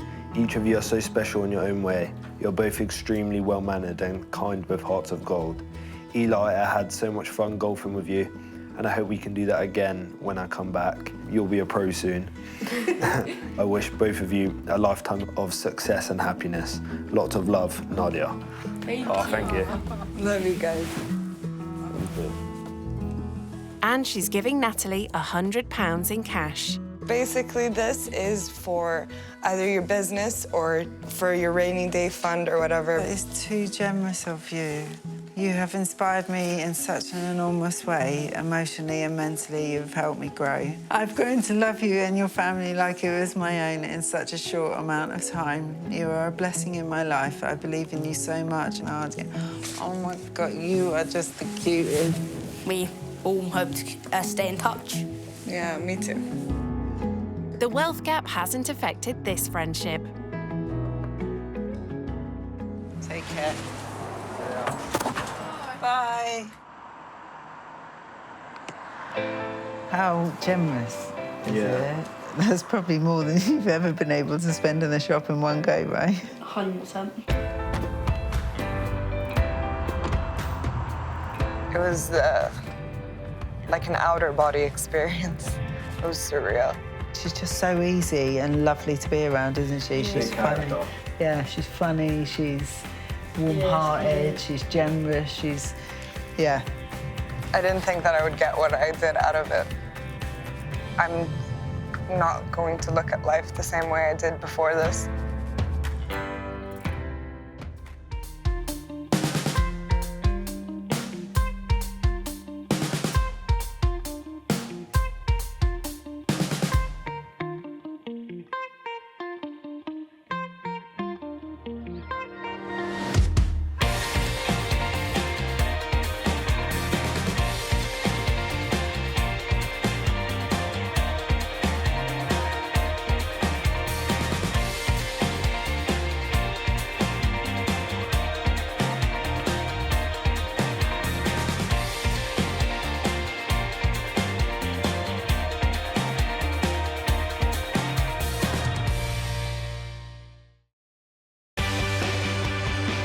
Brand new rich kids, used to living the high life. We have 8 bedrooms and about 12 bathrooms. Walking is for peasants. They're about to take a giant leap out of their comfort zone. It looks a bit rough. What's the benefits? They'll stay with typical British families living on the breadline. Wow, that car's really big. People are rich, they're stuck up. Just snobby. Snobby. I think I find it quite hard to live here. Sleeping on a sofa for the rest of your life isn't ideal. You don't know what a struggle is. They'll learn what life is like What does this button do? for those struggling to get by. This is like a food bank. I didn't even know what a food bank was. And the sacrifices they make. He gets everything he wants, and we just about get everything we need. So when was the last time that you actually treated yourself? Oh. Will the cash-strapped families change their views? Doesn't make you a bad person just because you're rich. It doesn't mean you're a good person just because you're not rich. And will the rich kids learn I have no idea what I'm doing. there could be more to life than money? The best experience of my life. When rich kids go skint. The rich kid going skint is Devon, the spendaholic daughter of a millionaire businessman. I absolutely love shopping, so I'm probably addicted to it. Devon splits her time between Cardiff, where she goes to uni, and her parents' 8-bed palatial home in Exeter. This is kind of just the main living room. It's kind of like a mixture of modern furniture and sort of antiques. And yeah, I really like the chandeliers as well. This is the kitchen. It's quite nice because it's quite big, particularly like the Aga. Just one kitchen in this mega mansion? There's 3 kitchens. Blimey, next you'll be telling us they have 12 bathrooms. We have about 12 bathrooms. That works out at 3 loos for each member of Devon's family. I have basically the whole top floor to myself, so I have 3 bathrooms to myself. Of course you do. On top of paying all her bills, Devon's parents also give her a £500 allowance. And she can't spend it fast enough. There's like a few things with like sort of tags on that I haven't really worn. A designer wardrobe's not the only thing Devon splashes her parents' cash on. I do love eating out. I eat out quite a lot. I do get takeaway quite a bit. So I could probably spend £50 to like £100 a week on deliveries. I wouldn't say I really have to worry about money. My parents could always kind of back me up. I don't have to be really super cautious about it.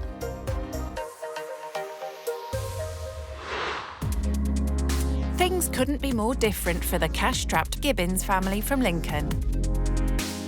I'm Paul. I'm a retail delivery driver. I'm Sammy, and at the minute I'm a stay-at-home mum. We have 3 children, 4 bundles of joy. Paul and Sammy have been together for 6 years. We actually met in McDonald's car park, and we just started talking from there. Wasn't love at first sight, though.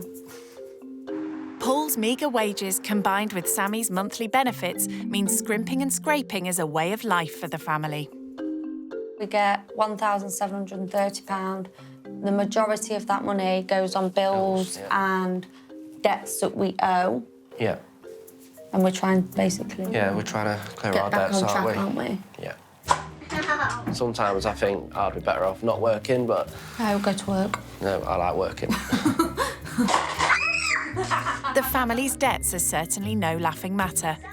A combination of payday loans and overdrafts have left this young couple owing around £3,000. It's meant making big sacrifices to save money. We disconnected the tumble dryer to save electric.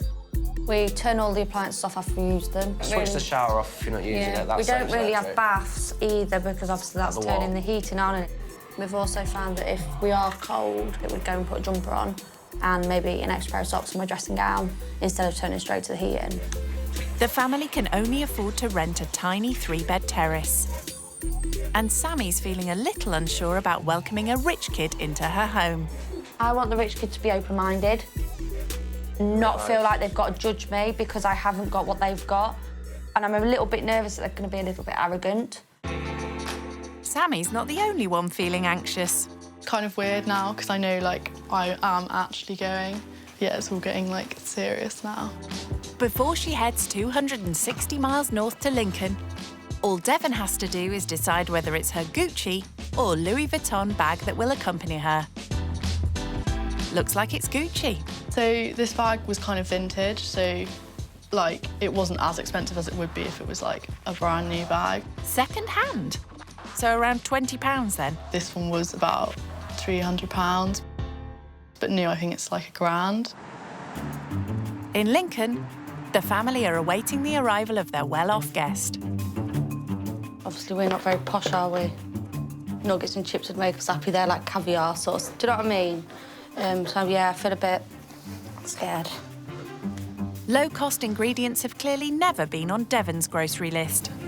I think a loaf of bread probably costs about £3, £3.50. I'm not really sure. Cheapest milk, maybe like £2. Crikey! Where does she shop? It's 11 a.m. as Devon arrives in Lincoln. I guess I see a few shops around here, but there's no Waitrose. I feel nervous. My biggest fear would be them not liking our house, you know, because our house, you know, we love it. Anything we have, we work hard for. Hate to tell you, Paul, but Devon already has quite a few opinions about the area. It looks a bit rough, like quite run down. There's quite a lot of rubbish on the floor. The houses look quite small. Yeah, I guess I am a little bit out of my comfort zone. I guess it's not really sort of an area I'm used to. It's not really the sort of house I'm used to either.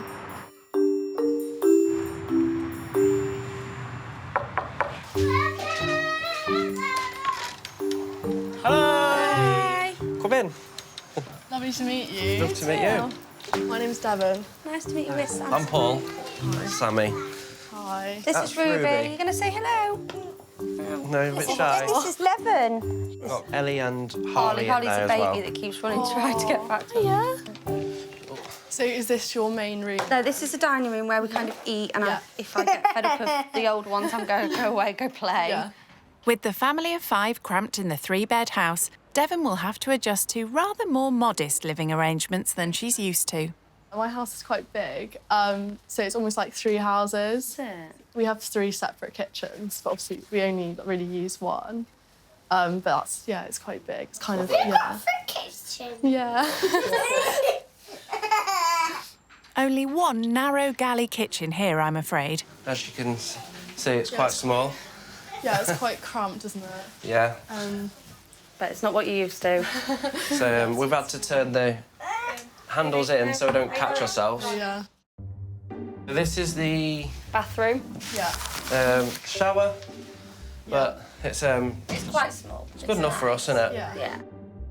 In my house, I have like the top floor to myself. Do you? So I have like 3 bathrooms to myself. So cool.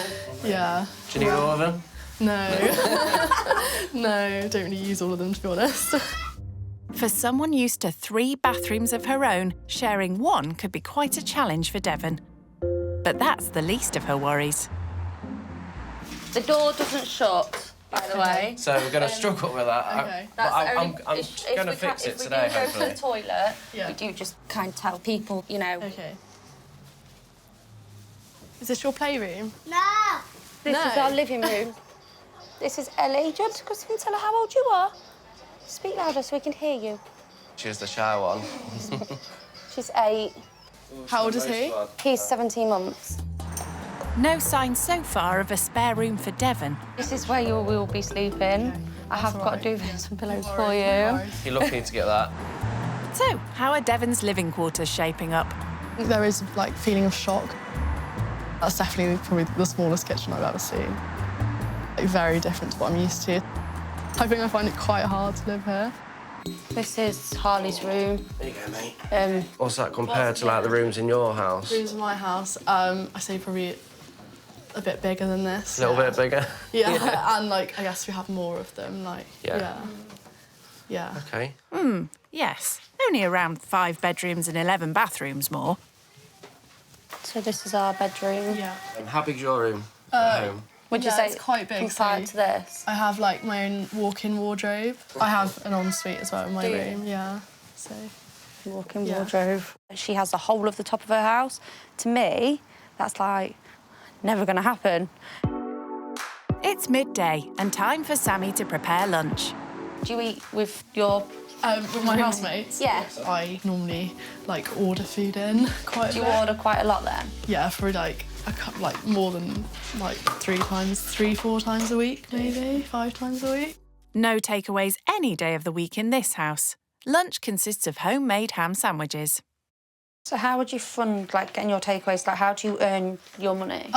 So I get an allowance from my parents for uni every month. And how much is that? So I get about £500 a month, and that's just like going out and eating, really. But if you spend that, and you ask for more, would they give you more? Yeah, probably. Yeah, okay. That's lucky, because it's not just food Devon likes splashing out on. And then I guess like I get my hair done probably like once a month. That's like £120 probably. Well, where'd you get that from? Wow. Yeah, and then maybe like my eyelashes done or like my nails done. Yeah, so that's probably like another like £100. Yeah. Are you good at budgeting? No, I'm so bad at budgeting. It upsets me a little bit to think she doesn't have to think about what she spends on clothes or her hair or her beauty or anything like that. Paul and Sammy want Devon to realise from the off that budgeting is essential for them. Just one unexpected bill could tip the family's finances over the edge. I get paid averagely $1,100 a month. Sammy gets $630. So once all the bills taken off, like rent, which is £535, probably left with about 50 something. Together we're left with £50, but we're in a little bit of debt as well, aren't we? Yeah, so we're trying to clear off that all as our well. Debt, trying to clear all our debts. For me. Yeah, sure. So, take this one. Okay, first. I'll pull. Here, darling. Yeah, it's ready. The fact that the family only have like £54 left after paying bills and everything is quite like shocking, especially as obviously they don't have any backup. No one wants to hear you chewing. If I really need money for anything, my parents can always back me up, so I'm never really super concerned about money. What's the most expensive thing you've ever bought? I guess probably my car is like the most obvious one, because that was like probably £8,000. Really? Yeah, and then clothes-wise, Our car probably, was £200. I have like a Moncler jacket. They were probably about like £800 each, something like that. Yeah. Okay. So yeah. The fact that my coat is almost the same price as their rent makes me feel a bit like guilty, because I don't see it as like a super like big purchase. I didn't need to like save up or anything. Our car's probably our most expensive thing we do own, but we're still in a lot of debt with it, aren't we? If we had Devon's allowance, we could have been out of debt in 4 months. We could save for a new house, so our life could be dramatically changed, which is really scary to think. Gobsmacked by Devon's carefree attitude to big spending, Sammy's now on a mission to show her the realities of accounting for every penny they spend. We're going to go to a charity shop and buy the kids some festive presents, if you're up for helping. Yeah, that sounds great. Sammy and Paul are knee-deep in debt, owing around £3,000 in payday loans and overdrafts. It'll take around 5 years to pay it all back, so there's no splashing out on expensive birthday or Christmas presents. Would you even think of considering coming to a charity shop for presents for people? Or? For presents, probably not. But, you know, I have been to charity shops before, but I just find that it's a lot more work. Charity shops are also a lot cheaper. Devon may never need to look at a price tag, but they're Sammy's only option, with a budget of just £10 for the kids' Christmas presents. Like something like that for Ellie? Yeah. Obviously, she's quite old. Yeah. I might get that for Ellie. A charity shop is quite an eye-opener for Devon, who loves her designer gear. Do you find a lot of, like, branded stuff in here? Yeah. This one's really good for the branded stuff, like, it's big Hollister bubbles, but stuff. it's good for a pyjama top, if anything, isn't Yeah. it? That would probably retail at like 20 quid. Yeah. I've got it for £4 and that for a quid. So it's like... That's good, yeah. Yeah. That'd be good for Ellie. But then I've got something for Ellie. Would you be good at walking into somewhere and spotting a bargain? So, like, in a charity shop or...? Probably depends, like, yeah, if I saw, like, a brand I knew, then I could probably see if it was, like, way cheaper than what I normally pay. Yeah, probably. But, yeah, I just don't do it very often. I should probably do it more. Do you think Ollie'd like that? I think he'd like that. Just get them then, and we'll go. Like Spent about £10 there, so I've got 3 Christmas presents for 3 different people for £10. Yeah, that's so good. Yeah. Be surprised what bargains you can get, isn't it? And what offers. That's £7.46 then, please. Lovely, thank you. So I've actually come under budget there by like £3. So would you, like, save that money, or...? If I needed it put towards the food shop, I would use it for that. Okay. Or you could put extra £1 on the gas each, or the electric, or, you know, something to help throughout the week. Yeah. Thank you very much. Have a nice day. See you, and you. Bye. For Devon, who's used to the best of everything, seeing how the kids make do with second-hand toys has been a revelation. I think it's really nice that their kids are literally just happy with whatever they get bought by their parents, and they're just grateful for anything they get. I don't know, it's kind of like humbling. Being heavily in debt means budgeting's become a way of life for Paul and Sammy. Sammy gets just £34 a week in child benefit, some of which has to go towards the kids' packed lunches for school. So it's another lesson in economising for Devon.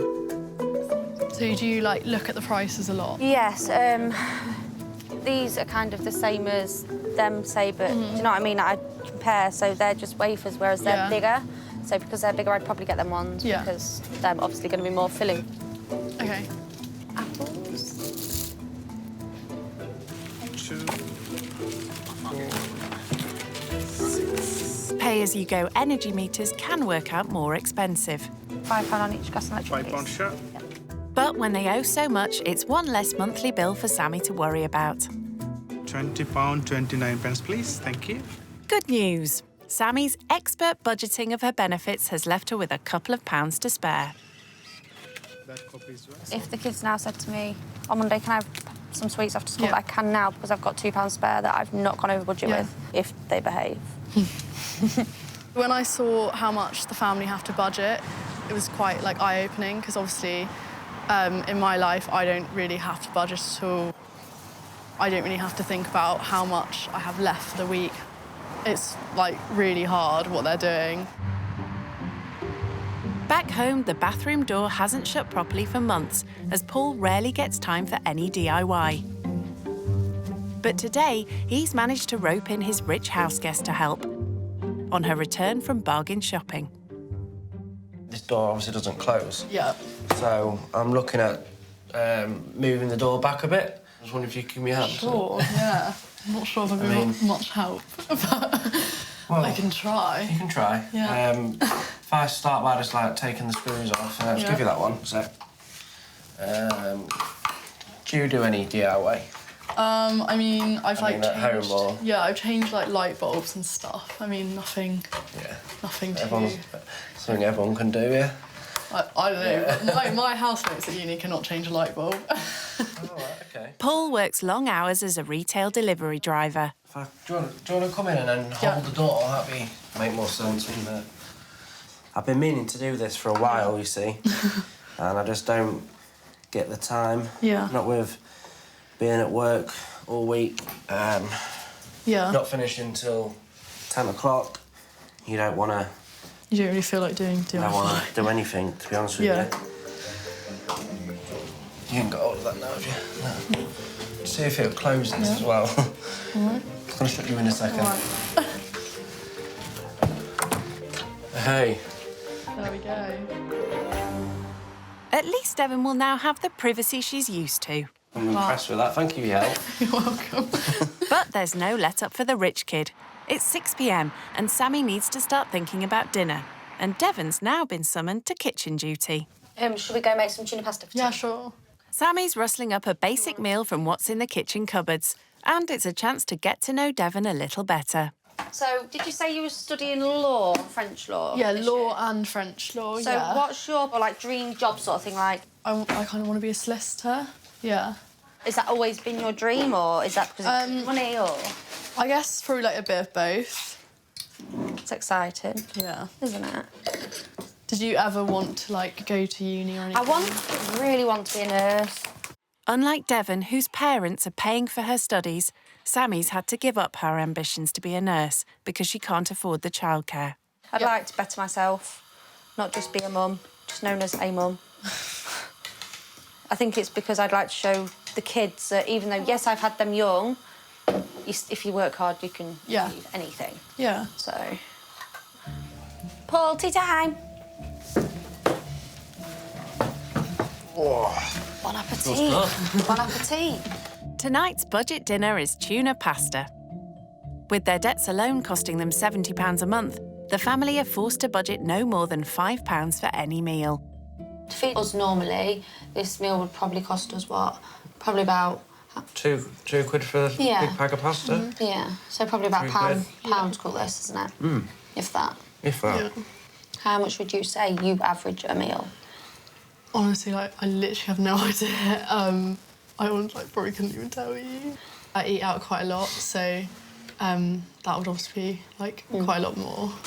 I do normally do, like, a weekly shop for, like, £100.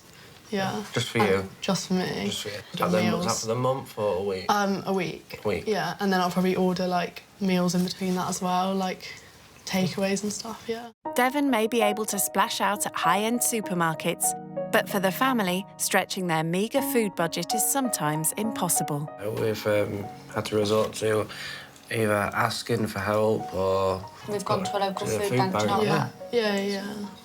And that just tied you over. Even our friends at some times have come round with not, wouldn't say loads of shopping, but like yogurts for the kids, mints. Just the odd bits and Just the odd bits that keep us going until payday. It's hard because it's exhausting. It wears you down. Yeah. So.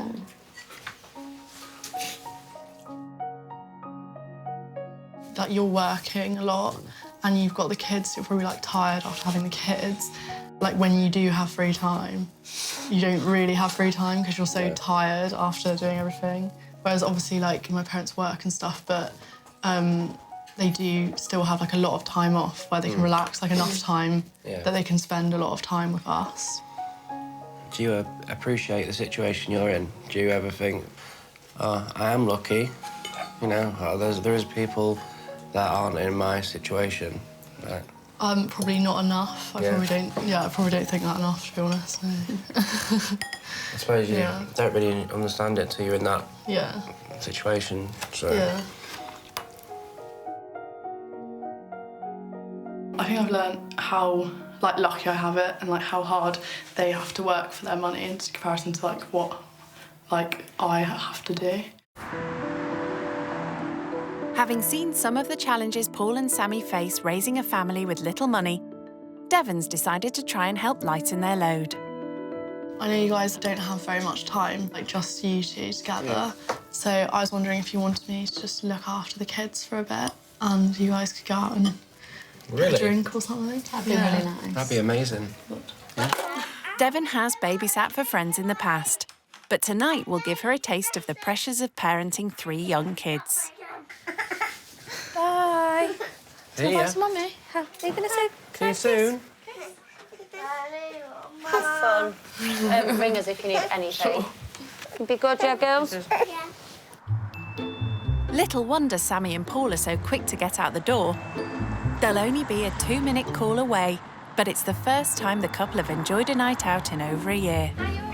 Hiya, can I get a Carlin? Please, and... You're going to come read the book? We're reading the book now, Ruby. It's just nice for them to have like some time by themselves because they obviously don't get like much time alone without the kids. That's nice. It's lovely. Cheers. I wonder how she's doing back at home. I think she'll be doing fine. I hope so. No problems at all. No, come on, no kicking. No, Mummy and Daddy aren't going to be happy if you kick. No. Come on, let's read your book now. Yeah? I will read all of it. I will. I think she'll be fine with the kids. Yeah, me too. We'll get back and we'll just be able to put our feet up. That's the plan, isn't it? That's the plan. Doesn't look like things are quite going to plan for Devon. You need help? Careful. Book? Book. Okay, no, jumping. Hard work for her, but she seems like she loves children, so... She might not after tonight. You want to do one book at a time? Which one? Mine, because you started reading it first. Mine. Started reading mine first. Mine! Right. It's 9 p.m. and time to get the kids to bed. Surely that'll be the easy part. Night-night. Night-night. Night-night, Ruby. Not going to sleep. Not going to go to sleep? You're going to try and go to sleep? No. Perhaps not.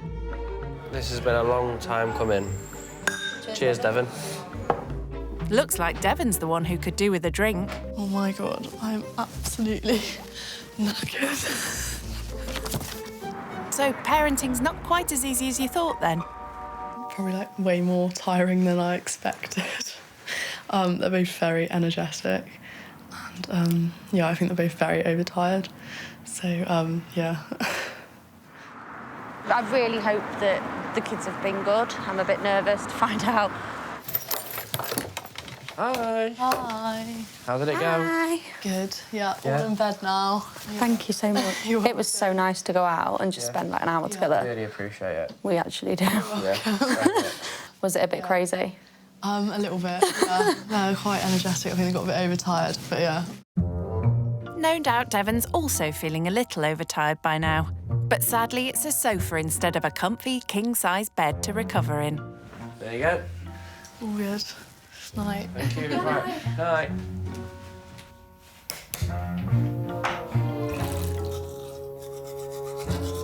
I haven't slept on a sofa before. And also, their house is right by the road, so it might be a bit noisy. But yeah, hopefully I sleep. I have a king bed at home, so it's a bit smaller than my bed at home. And obviously, yeah, it's not a bed. Never mind, Devon. There's a first time for everything.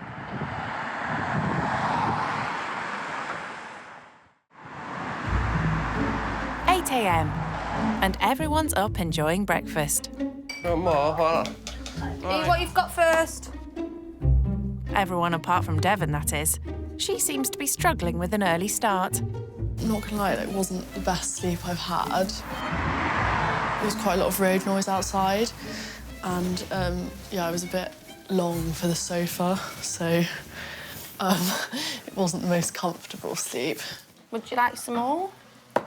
No? Normally on a Sunday morning, at this time, I'd probably still be in bed. Hate to tell you, Devon, Hi. but the family have something lined up that will make you feel even more out of sorts for a Sunday. We're going to do some household chores, like putting the washing away, doing the pots, ironing. Do you do any household chores at home? Sometimes I load the dishwasher and make my bed and stuff. Chores are always done together as a family on the weekends.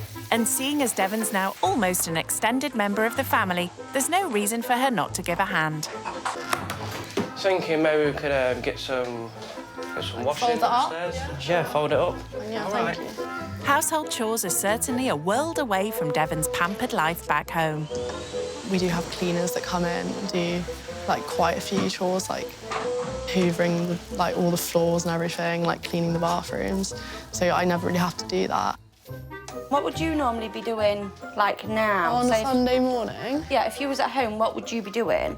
I've probably been out, the Saturday night before, so I'd probably just be, chilling.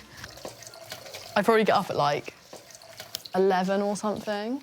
OK. And then, maybe, order some food in, Chores may not be part of Devon's normal Sunday morning routine, but Paul and Sammy hope she's taken something from the experience.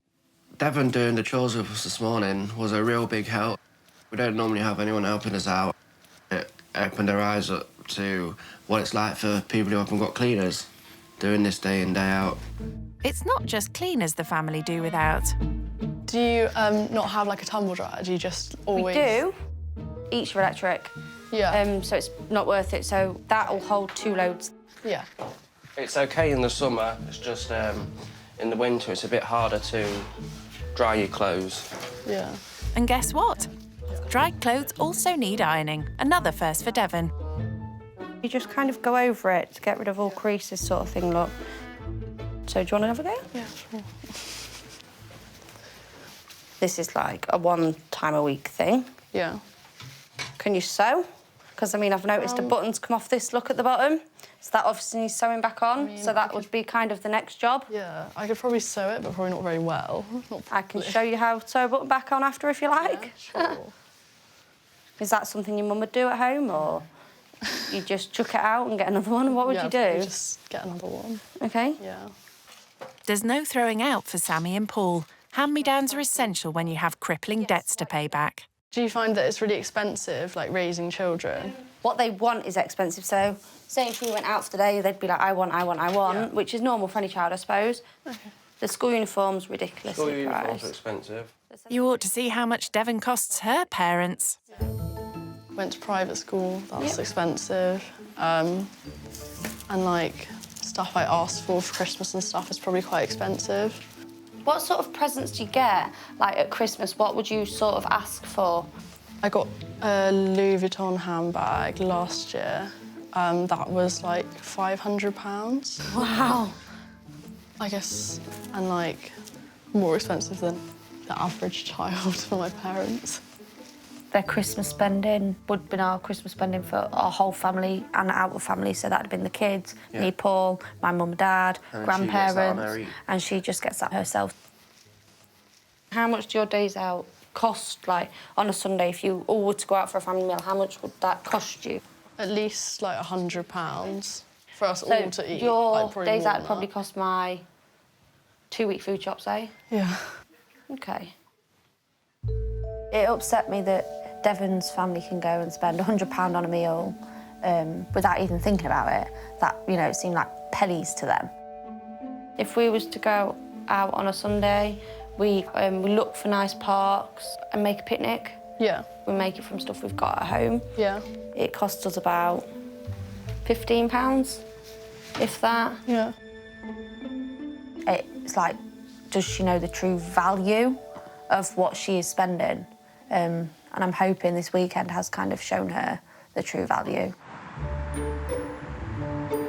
Should we tidy up and make beds? Yeah.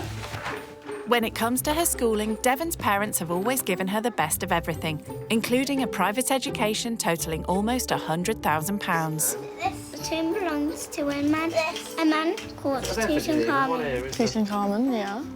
Private schools may be out of reach for the family, but Paul, who had his first child at 19, the same age as Devon is now, is determined to give his children the best start in life. A, B, C, D, E, F, G, H. Alright, so it's I, is it? Yeah. Once the chores are done, Sundays are always spent doing homework, and Devon's been asked to give a hand. Oh, they had hieroglyphics, didn't they? So they wrote, yeah. I don't know how to spell that.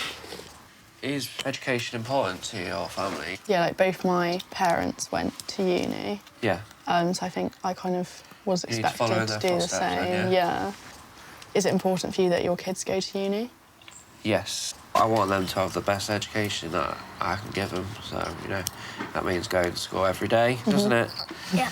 So, like, did you go to school all the way through? Did you go to uni?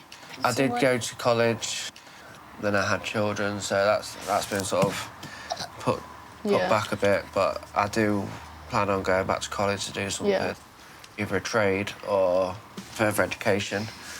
Yeah. Do you support Sam in wanting to go back to study and become a nurse? Yeah, definitely. That's what she's been wanting to do for a while. But only one of us can really afford to go back to like, uni at a time. Someone needs to be keeping the money coming in for the house. It just won't work any other way. Yeah. But yeah, I support her 100%. But to teach Devon to be less wasteful,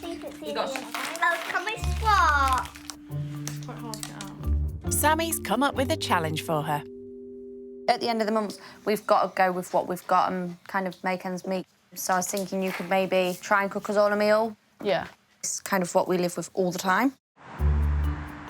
As it's 5 p.m, Sammy wants Devon to make the family's dinner. So this is my meat freezer. But there's no money left in the food budget for any fancy ingredients like she's used to. What do you have? Got chicken, pork chops. That's kind of it, really. Okay. Devon will instead have to make do with what's in Sammy's kitchen. Chicken? Yeah. Yeah. And then I've got sauces in that cupboard around the corner in the dining room. So do you want me to leave you to it? And... Okay. Yeah? Yeah. This could be quite a challenge for Devon, who's more used to throwing out what she doesn't eat. I can only cook what's here, so I think that's like a bit harder than being able to like think of a recipe and then go out and choose the ingredients. I think I'm going to make sweet and sour chicken because they already have the sweet and sour sauce and the chicken and the rice. So, yeah, then I don't really need to buy anything else. Good thinking. Although Devon's already hit a problem. I have absolutely no idea how to defrost chicken. Do you actually want me like cooking it now? Yes, that is the idea. There's a hungry family counting on your culinary skills. I'm going to defrost the chicken. Good thing she has her phone handy to check out how to do it online. Don't forget the power.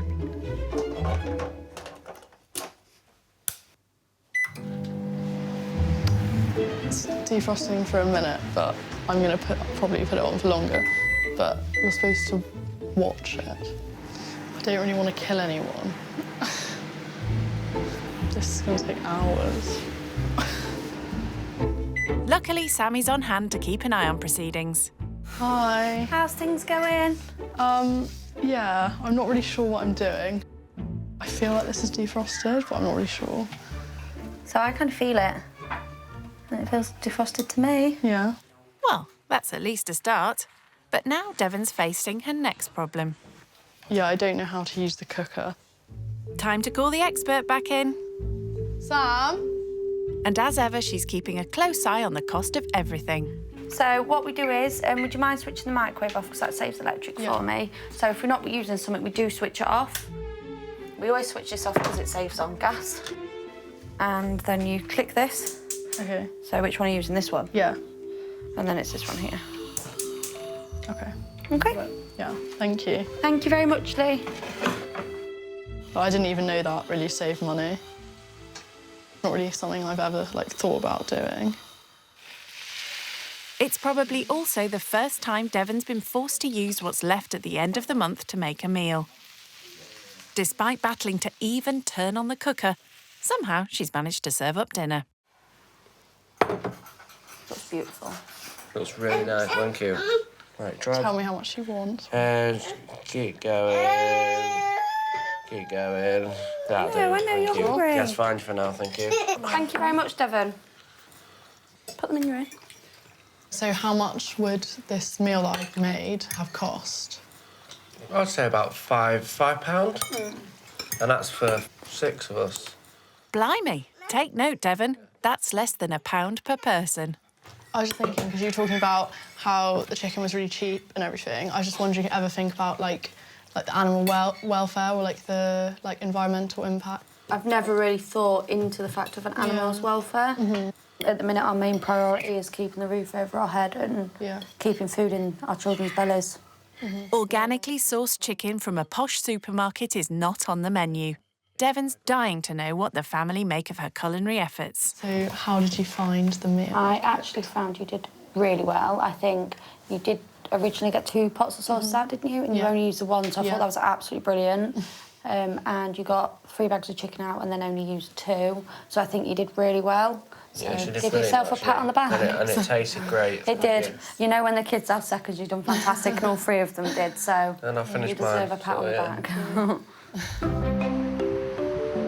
Devon's time living skint with the family is almost over. Having realised how hard they work with little downtime with the kids, she has a surprise for them. I just want to say thank you for everything this weekend. No, it's been lovely. It was actually lovely, getting to know your family, getting to know the kids. They're all so cute. Thank you. Got you 3 tickets for the kids for the new trampoline park. Oh, thank you so much. Thank you. That's brilliant. I love them.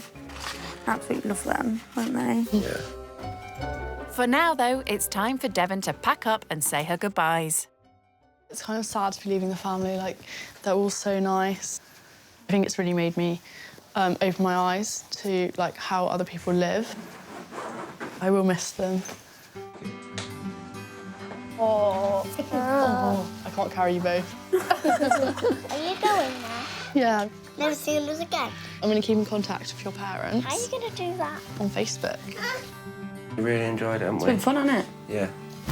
Oh, so hug. I feel like I gained someone new in the family that I'd like to keep in contact with, so. Yeah. Right, well, bye. It's been lovely. Yeah, it's been great. Thank you for staying. Thank you. Honestly, thank you. Yeah, Make sure we keep in contact. Yeah, we'll do. Thank you. Thank you. Goodbye. Living skint has had its ups and downs, but the experience has made an impact on spendthrift Devon. I love the time I spent with the family.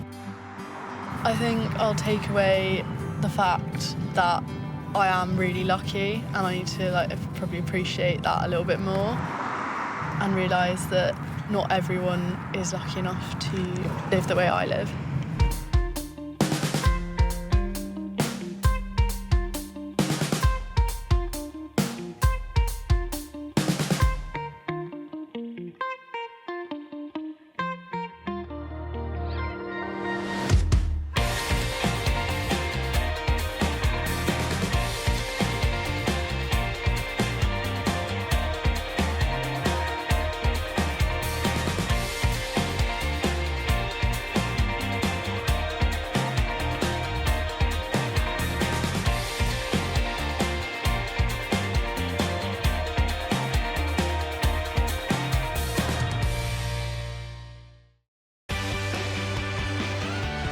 Brand new rich kids used to living the high life. It was about £85,000 on my education. On a month on clothing, I'd probably spend about £5,000. That sounds really bad, doesn't it? They're about to take a giant leap out of their comfort zone. These are flats. I've never been in one of those. I've never really stayed anywhere by myself. They'll stay with typical British families living on the breadline. Obviously, she looks rich. He never had anybody say no to him. Oh. This is worth about 8,000. Terrible, aren't I? They'll learn what life is like. I don't know how they do it. I'm just surviving. For those struggling to get by. I just cried and cried. And the sacrifices they make. She's doing all she can. It's heartbreaking. If you have something that you want to do, you have to work hard for it. Told you I ain't got no muscles. Will the cash-strapped families change their views? I thought he was going to be stuck up, but I was wrong. Rendle is a big surprise. Oh, it's a big one. And will the rich kids learn? I was blown away by what they do and how they live. There could be more to life. Thank you, Jesus. Than money. That's the least I could do. This is so great. When rich kids go skint. I don't think it's fair that people can potentially receive a full-time wage from benefits and just laying on their arse doing nothing. Alex, 25, from Stoke-on-Trent, pulls no punches with his views on the unemployed. If it's just laziness, then I have no sympathy at all. Alex was privately educated from the age of 3, costing his parents over £100,000. He still lives at home, a 5-bedroom, 6-floor mansion. I do still live at home because I'm not sure where my career is going to take me at this moment in time. His father is a millionaire entrepreneur. He's a very successful businessman, so that's what makes me so ambitious. To achieve success himself, Alex took a degree in international business and qualified as a financial advisor. My lifestyle is funded by juggling 2 jobs. Alongside my financial advisor job, I work as a personal shopper. That's allowed me to produce a 6-figure salary, which also allows me to live a luxury lifestyle. His personal shopping clients are the mega rich, who are impressed with Alex's eye for style. It's important to be able to showcase myself, and also fashion is a good way to express yourself without saying anything at all. And he doesn't hold back showcasing himself. On a month on clothing, I'd probably spend about £5,000. And I don't like to wear the same pair of boxers twice. Come again? I don't like wearing the same pair of boxers twice. That's £3,600 a year just on designer undies. And it's not only clothes he splashes out on. Average a day on food and drinks, I'd probably say about £100 to £150 a day. At the weekends, we'll go out to nightclubs, and then it'll be a hell of a lot more. Tables can be sort of about £2,000 to £5,000. I drive a BMW X6 that was brand new, and that was, I believe, 65 grand. I saw it and I liked it, and a couple of weeks later, it was on the driveway. I'm very spontaneous with my purchases. If I see something, I can't miss out on it, so I need to buy it right there and then. So why does he want to try living skint? I want to see their side of the story. I want to see why this family is on the breadline. I want to be able to deliver my story and maybe install a drive in them to become a better person. Humble ambitions from our Alex. So can he improve the life of unemployed single mum Nikisha? She lives with her 5 kids. Ivany, 16, Kashai, 7, Kashana, 6, Kashayla, 3, and Kashane, 1. Having 5 kids, it's a lot. They share a 3-bedroom council flat in North London. One and floss, look at it, look at it, look at that. She's been on benefits for 7 years, which barely cover her basic expenses. Sometimes all I have is £3 to last me until like the next 4 days. There's nothing left for me to do anything. I'm just surviving. Money's so tight that Nikisha needs to budget carefully for every meal. We can't do seconds. There's usually no leftovers anyway, so we have to make it work because this is all we have. The family go without things that many take for granted.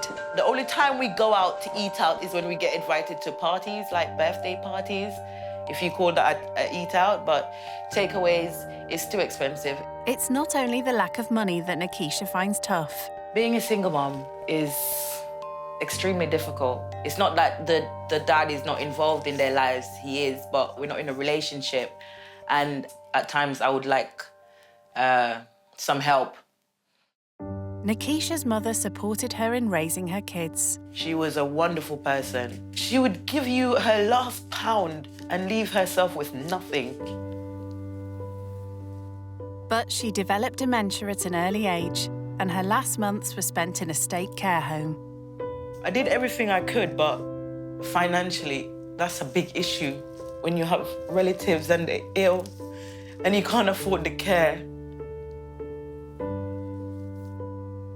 I would love to have been successful in life, so I don't think I made her as proud as I should have.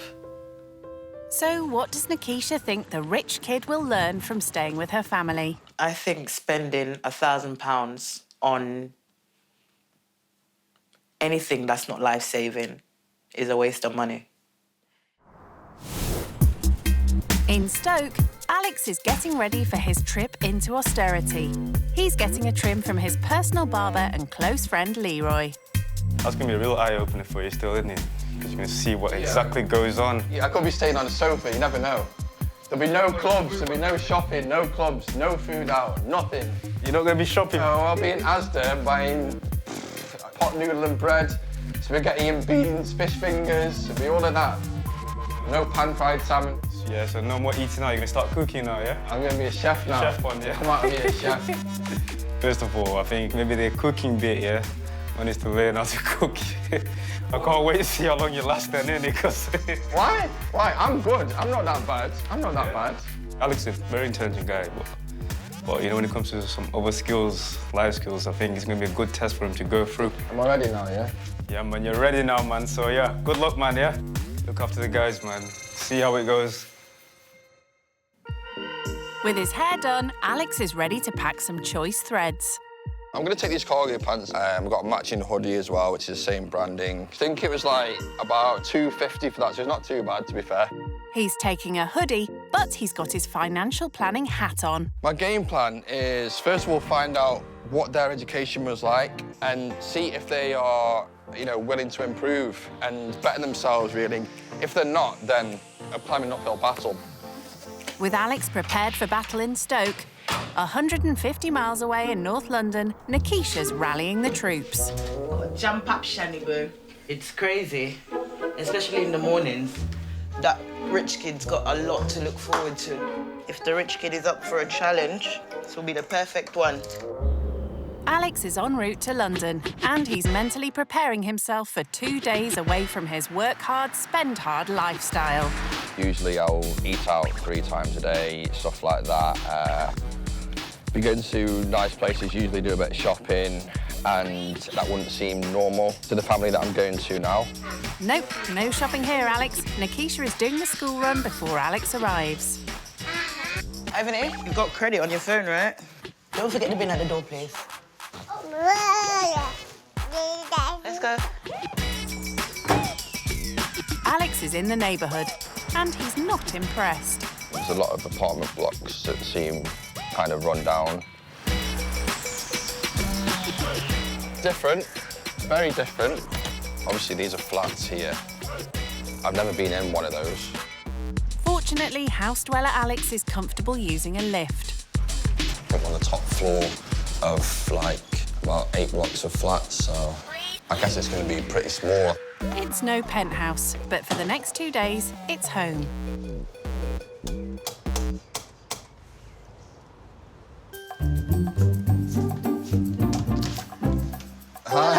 Alex. Keisha. Nice to meet you. Nice to meet you, Got Alex. a little one running around. Hi. Yes, come in, come in. Yeah, so lovely to meet you. You How are too. you, okay? I'm not too bad, thank you. Not too bad for a Monday morning. Just come back from the school run. It is Have you? absolutely... Oh, so is there more children? Is there? How many children do you have? I've got 5. Are you on your own or partner or? No, I'm on my own. Right, so you're on your own with 5 children. Yeah. Wow. Right, I'm ready for this. I'm ready for this. I'm ready for this. When I first went in, I would have probably said there's maybe 3 people living in there maximum. Finding out it's actually 6. Yeah, it's tight, very tight. This is Shayla. Nice Say to hi, meet Shayla. you. Is she scared? No, not today. Maybe later. She'll warm up to you soon enough. I'll give you a tour. Let's go, let's go.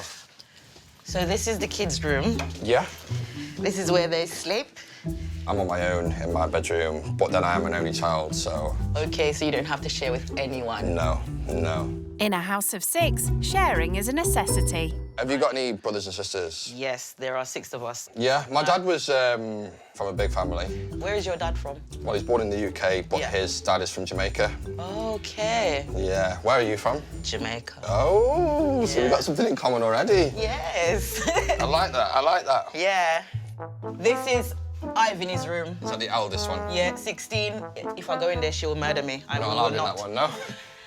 This is my bedroom. I share this room with Kushayla and the baby. Yeah, the 2 little ones. So what do you think about my bedroom? Is your room bigger than this? Yeah, it is bigger. I've got TV on the wall, but no, you know, it's yeah. Yeah.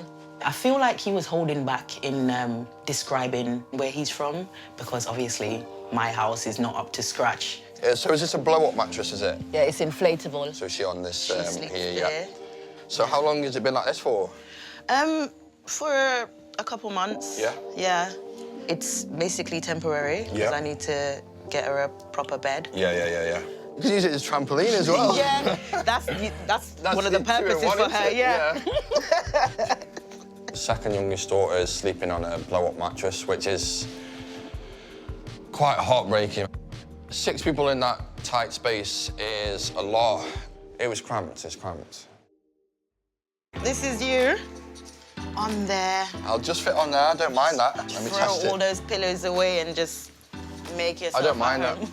Have you ever slept on a sofa before? Drunk after a night out, probably. Yeah. Probably slept on the floor, so nothing phases me. Yeah. And I don't mind anything at all, and I appreciate that you've let me come into the home and given me somewhere to lie for the night. I really appreciate that. Cool. I like your down-to-earthness. It's really nice. Thank you.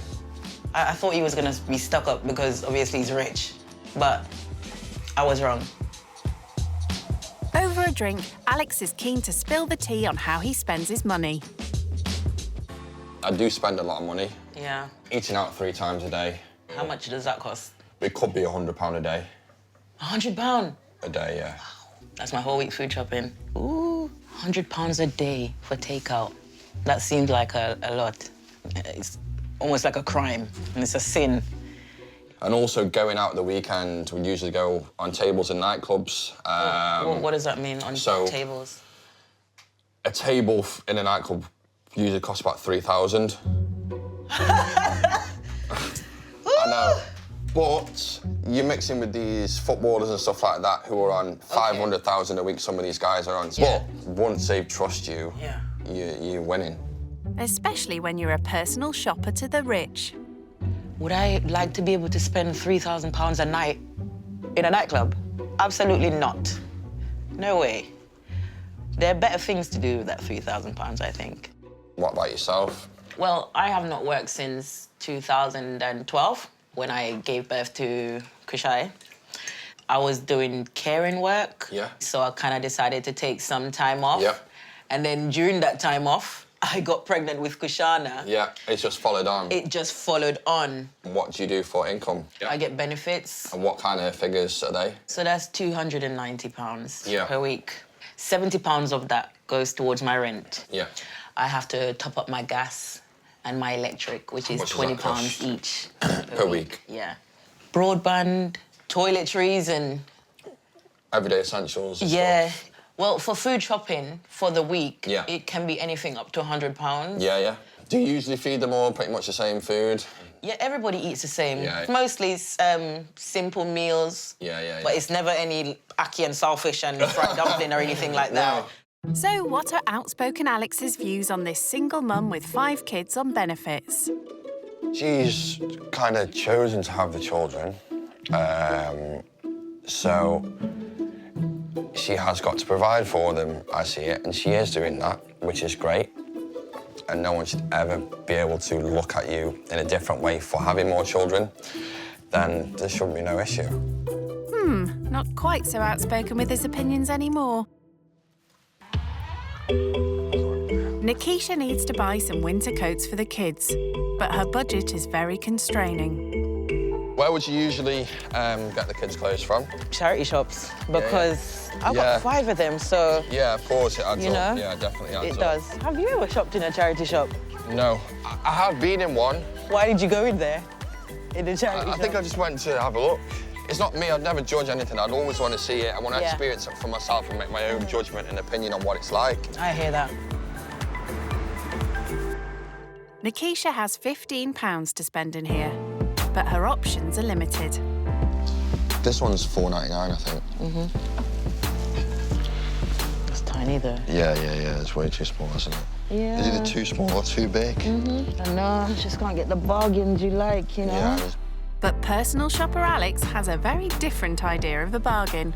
That's Prada, so Prada jacket. Oh, wow, look at that, $39.99. That's obviously in still here over now. my budget. That's £40, but that brand new will probably be over 200. Wow. The way I'd look at this is buying this and sell it on eBay, because you sell that for double the amount. Really? Easily. He's really just thinking about profit and making money, so I don't really think he gets the drift of shopping from a charity shop. Fortunately, the shop manager understands Nikisha's budget. This is the only decent one I see there, Alex. Yeah, $4.99. Yeah. What do you think of it? Yeah, it's in good condition. How much was your jacket? This was $7.50. And he doesn't mean £7.50. Alex! Terrible, aren't I? Oh, my God! I know. Oh, my, wait. How much was your watch? How much was it? This is worth about $8,000 now.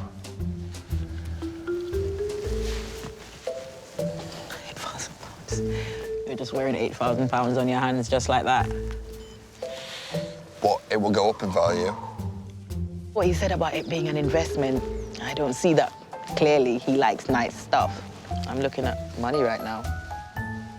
So we'll just get that, because this is all they have in here today. Having those charity shops with all those cheap stuff. For £1.99, please. They are a lifeline. Thank you. Alex does see this as a business opportunity. He's still got a lot to learn. Let me get that door. Thank you. There you go. Such a gentleman. With a family of 6, the household chores build up fast. So while she goes to pick up the kids, Nikisha wants to take advantage of this extra pair of hands. All right, Alex, I'm gonna need you to do some washing. Maybe wash up those dishes and that. And also, if you could make the kids' beds. Yeah. All right. Thanks, Alex. Thanks. How will he cope on his own? Stuff in, cold wash, done. Aren't you forgetting something? I know what to do. I mean, I'm not thick, so I'd never put this stuff in, so it could be going in the wrong place, but I mean, I'm sure it all works pretty much the same. Where's the switch? I don't have a clue. I'm just gonna press anything now. If this was me at home now, I'd probably just wash it in the sink, I'm not gonna lie. Maybe do the dishes first, though, Alex? There we go. I like that. Just wash some dishes then. Yeah, it must be hard for her because there's like 5 children, so the amount of stuff that's getting eaten, drunk, washing as well, clothes that are being worn, is obviously a hell of a job. Now one final task. All right, so we're gonna do the kids' beds now. I'm not like a hotel maid, but I've made beds previously, yeah. I might turn this back one, just for presentation. The turnover corners, I can't remember where I've seen this, probably in a hotel somewhere or something. Sorted. I'm impressed with that myself. With his chores complete, Alex can take a well-earned rest. Or maybe not. The kids are back from school. Straight into the dining room, please. Why? There's someone I needed to meet. Come and say hello to Alex. Come. Hi. All right. Nice to meet you. He is indeed. Is it the £8,000 watch that gives it away? Nice to meet you. We've all got the same hair. Yeah. Let me check the chores because I was out. Now I'm back. Normally, Nikisha's kids help her around the house. So how does Alex's housekeeping compare? This is super cute, Alex. Washing's been done, and I also did the beds. Let's go and have a look at the beds. The kitchen has passed Nikisha's inspection. But will the kids' beds give Alex a clean sheet? Wow. Oh my God, Alex, this is brilliant. How neat is that, Kushai? 10 out of 10. Is that 10? Yeah, 10 times neat. Go on then. Yay. Love that. I'm impressed because I really expected for you to be somewhat, you know, I'm too posh, I can't really do that. My hands, Did you really think that? I cannot touch water or anything like that. But you're not afraid to get your hands dirty. No, I'm not, and I'll do anything and help anyone out when I can. Yeah. Come on, Alex, still got a load of washing to do and we need to take that wash out. Yeah. Far from a washout. Thank you. Rich kid Alex aced his chores. Alex! Yeah? Alex! Yeah, I'm coming. Alex might be used to spending £100 a day eating out. What are we doing now? But today, Nikisha's doing some Caribbean home cooking. I'm gonna cook some curry chicken and rice. Whereabouts in Jamaica were you from? At Mayfair, Clarendon. Ah, okay. You been there? Okay. No, I haven't been there. I stayed at Montego Bay. So you went to the tourist spots? Yeah. Okay. Alex is from the posh end, in my mind, and I'm from the ghetto. Are you allowed to say ghetto? That's where I'm from, darling. I think the only thing we have in common is our roots and love of food, really. Yeah. Nikisha came to the UK when she was 12, following in the footsteps of her mum, who had moved over here for work 5 years before. I was born in Jamaica. My mum sent for me here just so I can have a better life. Tell me a bit more about her. She had her first child when she was very young. She was 15. Yeah. And it was very, very hard for her. Yeah, I can imagine. Yeah, she was on her own. Her mum passed away 9 months ago, having suffered with early onset dementia for 2 years. Nikisha still struggles with the loss. My mum was a role model for me. I adored her, I still do. I miss her every day. And that's the only thing that nobody can help me with. Nobody can bring my mum back. 30-odd years in this country working so hard. And because of the dementia, she messed up all her finances. Everything got messed up. Yes, yeah. When she passed away, it was terrible.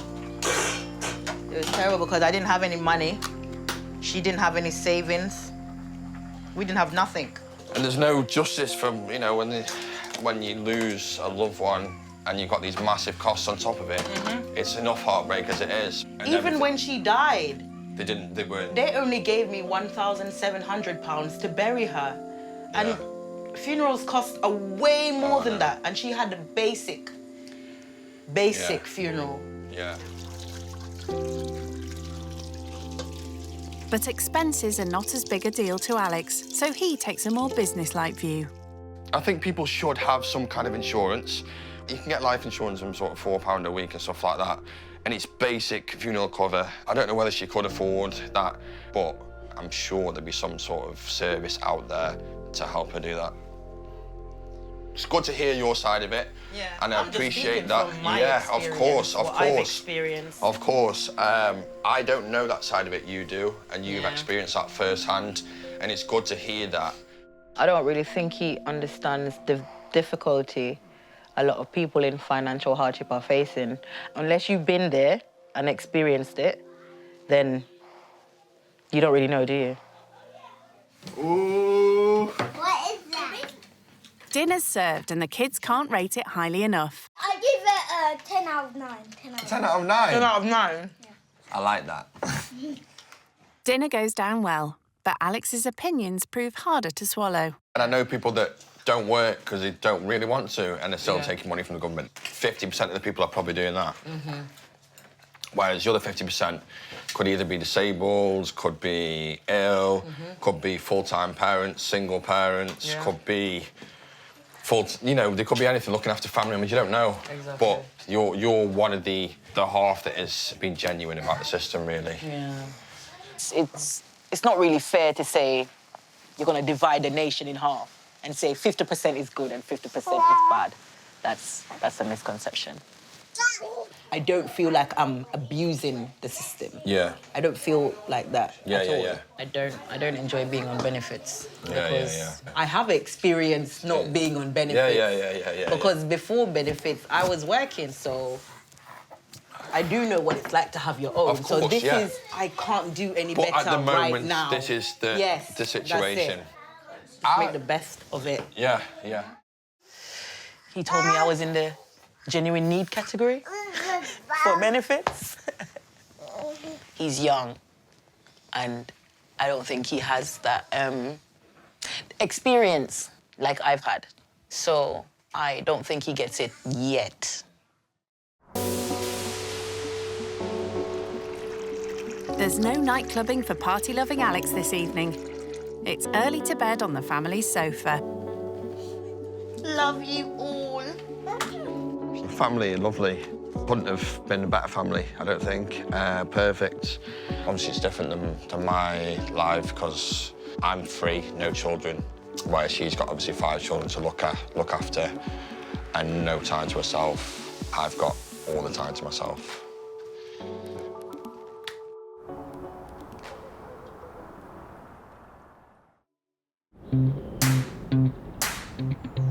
It's 8 a.m. and Alex didn't get much rest in the living room. Sharing a house with, like, 6 people is fun, but if I'm tired and I'm tired right now. Nikisha doesn't have the option of a long lie-in. Even without a job, she works hard every morning getting her kids ready for school. Have some porridge. Huh? Morning. Good morning, Alex. How are you? We're gonna go do the school run this morning. So what time do you normally leave for that? 8:20. So like 15, 20 minutes? And we are walking. Let's do it. No luxury BMW for Alex this morning. I might ride you one of these at school as well. We are ready. Good to go. Smiling. All right, guys. Chop, we don't want to be late. With her daily routines being this busy, Nikisha has little spare time to search for a job, let alone do one. Getting the kids ready takes 1 hour in the morning. Yeah. And to go and pick them up It's again, another hour. it's another hour to get these ones ready.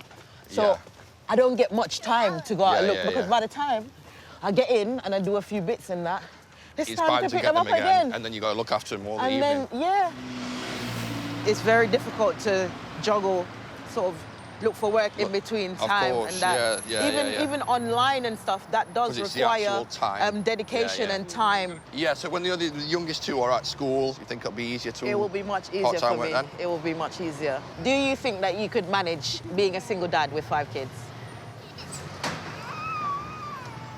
I don't want to say no, because I can manage anything and I'm confident. Yeah. But it will be a hell of a tough time.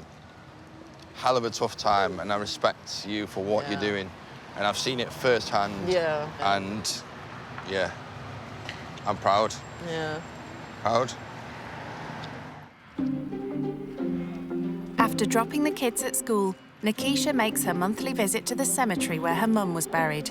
And this time, she's bringing Alex. When her husband died, she bought the plot to go on top of him. Oh, did she? That's cute. There she is. I'd like to get her a headstone and... How much are headstones, roughly, do you know? I I don't even want to know now. And plus, I still owe the funeral home. Yeah. And I'm like, how can this be? This woman who worked so much and all her life. Maybe she's not proud of me because everything didn't go according to how I wanted it to go. but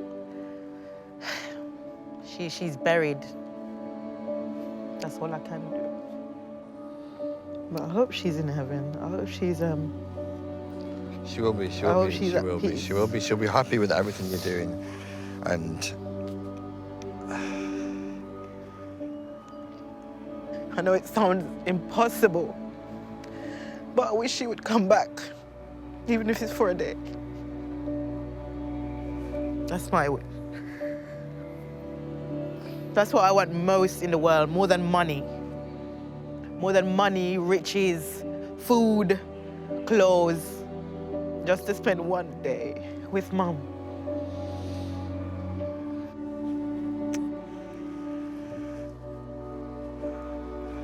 She doesn't even know Shayla. yeah, I can imagine. I mean, she's aware that I had Shayla, but she doesn't know Shayla like she knows. She'd be so proud of what Ivany you're doing. And Kushai and... Don't cry. Honestly, you're doing great. I think she feels disappointed in herself that she can't afford to bury her properly and put a proper headstone on there. But she's doing all she can. She's still got funeral costs to pay off. It's heartbreaking.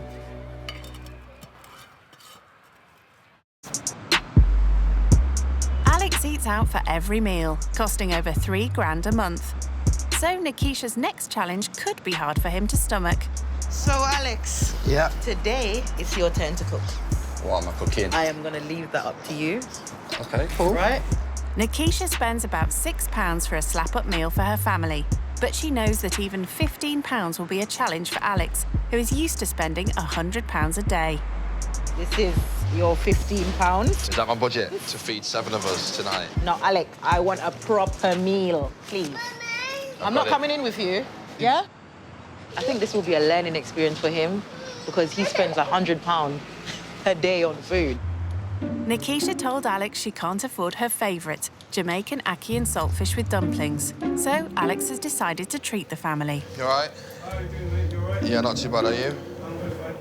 He may be a fish out of water here, but Alex isn't one to flounder. Would you be able to show me where the ackee is, please? Yeah, no problem.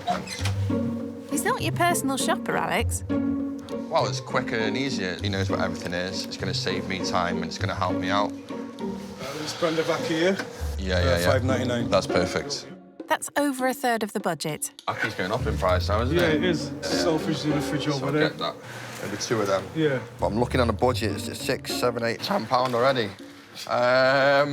And he's only bought 2 things. That's it, plain flour. Yeah. $1.50. Yeah.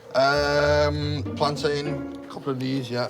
How much are these ones? 50p each, just £1. So we've got 2 packs of saltfish there. All right. Never made saltfish before. He doesn't normally cook anything. Well, my advice is you're cooking along, just keep tasting it. Remember to boil that first, yeah? Yeah. Get rid of the salt. Yep. I hope he's taking all this in. Brain's fried now. Yeah. So that's $13.27. One under your budget? Not bad. There you go. That's a budget. We got change. All right, We'll be sweet happy. as, innit? Perfect. Thank you. Nikisha will be the judge of that. We got some change. Oh, my God, you bought 173 change back. Not a lot of change. I definitely expected more change than that. He should have taken his time and looked around the shop, checked prices and stuff like that. He was really quick to give up and, get help. True to form, Alex likes his food fast, but never cheap. So when we get back, I'll show you what we've got. Yeah? Thank you. Let's go. Back at the flat, it's time to see if Alex has bought everything he needs for tonight's Jamaican speciality. So, let's see what you got, Alex. So we're going to go for ackee and saltfish, I think. Yeah. Do some boiled dumplings with flour, a couple of packets of saltfish. Nice. Total there was £4 for them. Ooh. Tin of ackee, £6. Ackie's quite expensive these days, isn't it? Mm-hmm. Finally, we'll do some plantain as well. And a 5p bag. Yeah. Oh, my... You bought the bag too? Yeah. I think you did very well. Thank you. I mean, seen as a tin of ackee, It's $5.99. That's nearly half the budget. Well, not far off. Exactly. It's very expensive. Yeah, of course. It's not easy. It's not easy, but yeah. Play with my hair instead. Nikisha has to collect the kids from school. I'll see you soon. See you soon. Okay? Bye. Bye-bye. So Alex is left in sole charge of dinner. I'm just going to check the recipe. Despite sharing Jamaican roots with Nikisha, he's never cooked this dish before, so he's relying on a website for the recipe. It's their money and it's their meal, so if I get it wrong, they're going to be pretty annoyed with me, I think. Cooking time, 10 minutes, I like the sound of that. We need to put the saltfish to soak in cold water for about an hour. Better sort that. Yeah, this ain't going to be easy. While the saltfish soaks, Alex takes a breather from cooking to touch base with his barber friend Leroy. Yo. Yes, Al. What's good? How you doing? It's crazy. It's mad experience the past 2 days. From the moment I got out of that car outside here and thought, wow, what am I doing? Why am I here? Let's go. To the way now I don't really want to leave. So what's the family like, Al? Big. There's a single mum, 5 children. Youngest is 1, oldest is 16. So she's got her hands full. So what have you learned so far, man? I've learned that the different way of living, how life can be in real poverty, really on the breadline, really with not even that pound to spare. And obviously people stereotype these women with 5 children. They're just scraping by, they're just getting what they need. It's a good experience you've gone to. You've learned some things off it as well, so it'd be good to catch up when you're back. Yeah, see you soon. See you. It's 5 p.m. when Nikisha and the kids arrive home. These all right like this? Yeah, they look like Chinese dumplings, but, you know, it's dumpling, right? Exactly, it's the same. They're going to the same place, mate. You can go on ahead, do your thing. It doesn't even matter anyway if you get it right or wrong. It's your effort that counts, and you've made big effort. Thank you. I have to give you that, and credit is due. Alex has a whole family to feed, so it's time to plate up pronto. Is this enough for the children? Yeah, that's enough. Yeah? Maybe Alex's boiled dumplings will get Kashai's seal of approval. What's that? Boiled something. Yeah, it's boiled, not fried. No, it tastes the same. No. I'm actually quite impressed myself, to be honest with you should be. First time I cooked that meal, ackee and saltfish, I was pleased with it, they were pleased with it, kids were pleased with it. So, yeah, job done. You don't need to spend up to £100 a day on food. You can cook some food and pack lunch in a box, innit? I'll definitely cook this for the family at home, definitely. Yeah. They definitely have taken to me, the kids, which is great. I thought myself before I came, that's one of the most important things. Alex's ackee and saltfish is a success, and he's left his mark on the family. And it was very nice having you. Yeah. It was nice having you here. A bit of adult conversation. You've really made me, like, open up a lot about Mum. And you know what? I actually feel better. You feel like it's relieved you a bit? Yeah, I actually feel like otherwise I still would have been sort of just closed off. And it's not good to box yourself away sometimes. It's better to express yourself and get everything off your chest because otherwise it's just going to eat at you. You are going to have your downs and it's about picking yourself up and being a better person than you were yesterday. Yeah. It's just a part of life, isn't it? Yeah, definitely. Nikisha's views on rich kids have shifted too.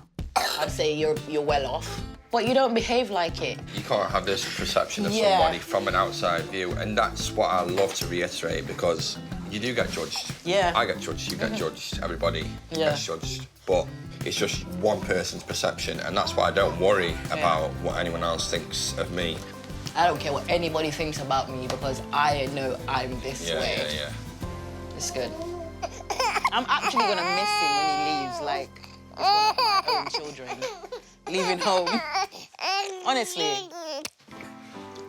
One thing that really touched me when I first come in the house, you showed me your bedroom, and obviously there was the mattress on the floor because obviously you couldn't afford to get the bed frame. So, I've got a gift for you, and it's just outside, so I'll bring it in. Good. I don't know where we're going to put it and how I'm going to set it up, but there's one part.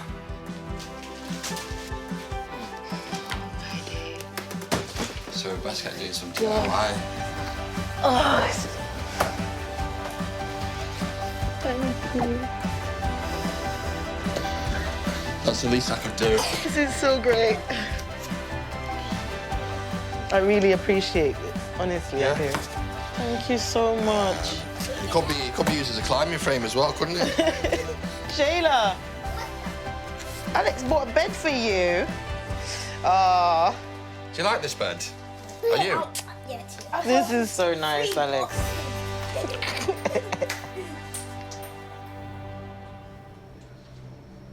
Before he leaves, Alex has some time to reflect on his experience going skint. It's a sad time to leave, obviously. I've been here for the past sort of 36 hours, so we've got a real connection. Alex had strong opinions about people on benefits before. People can potentially receive a full-time wage from benefits and just laying on their arse doing nothing. So has anything changed? Learned how the other side lives, how hard poverty can be, that people on benefits can be in very different situations. I knew that anyway, but I didn't know how little they get. I'd want to know why they're on benefits, but I don't judge someone because they are.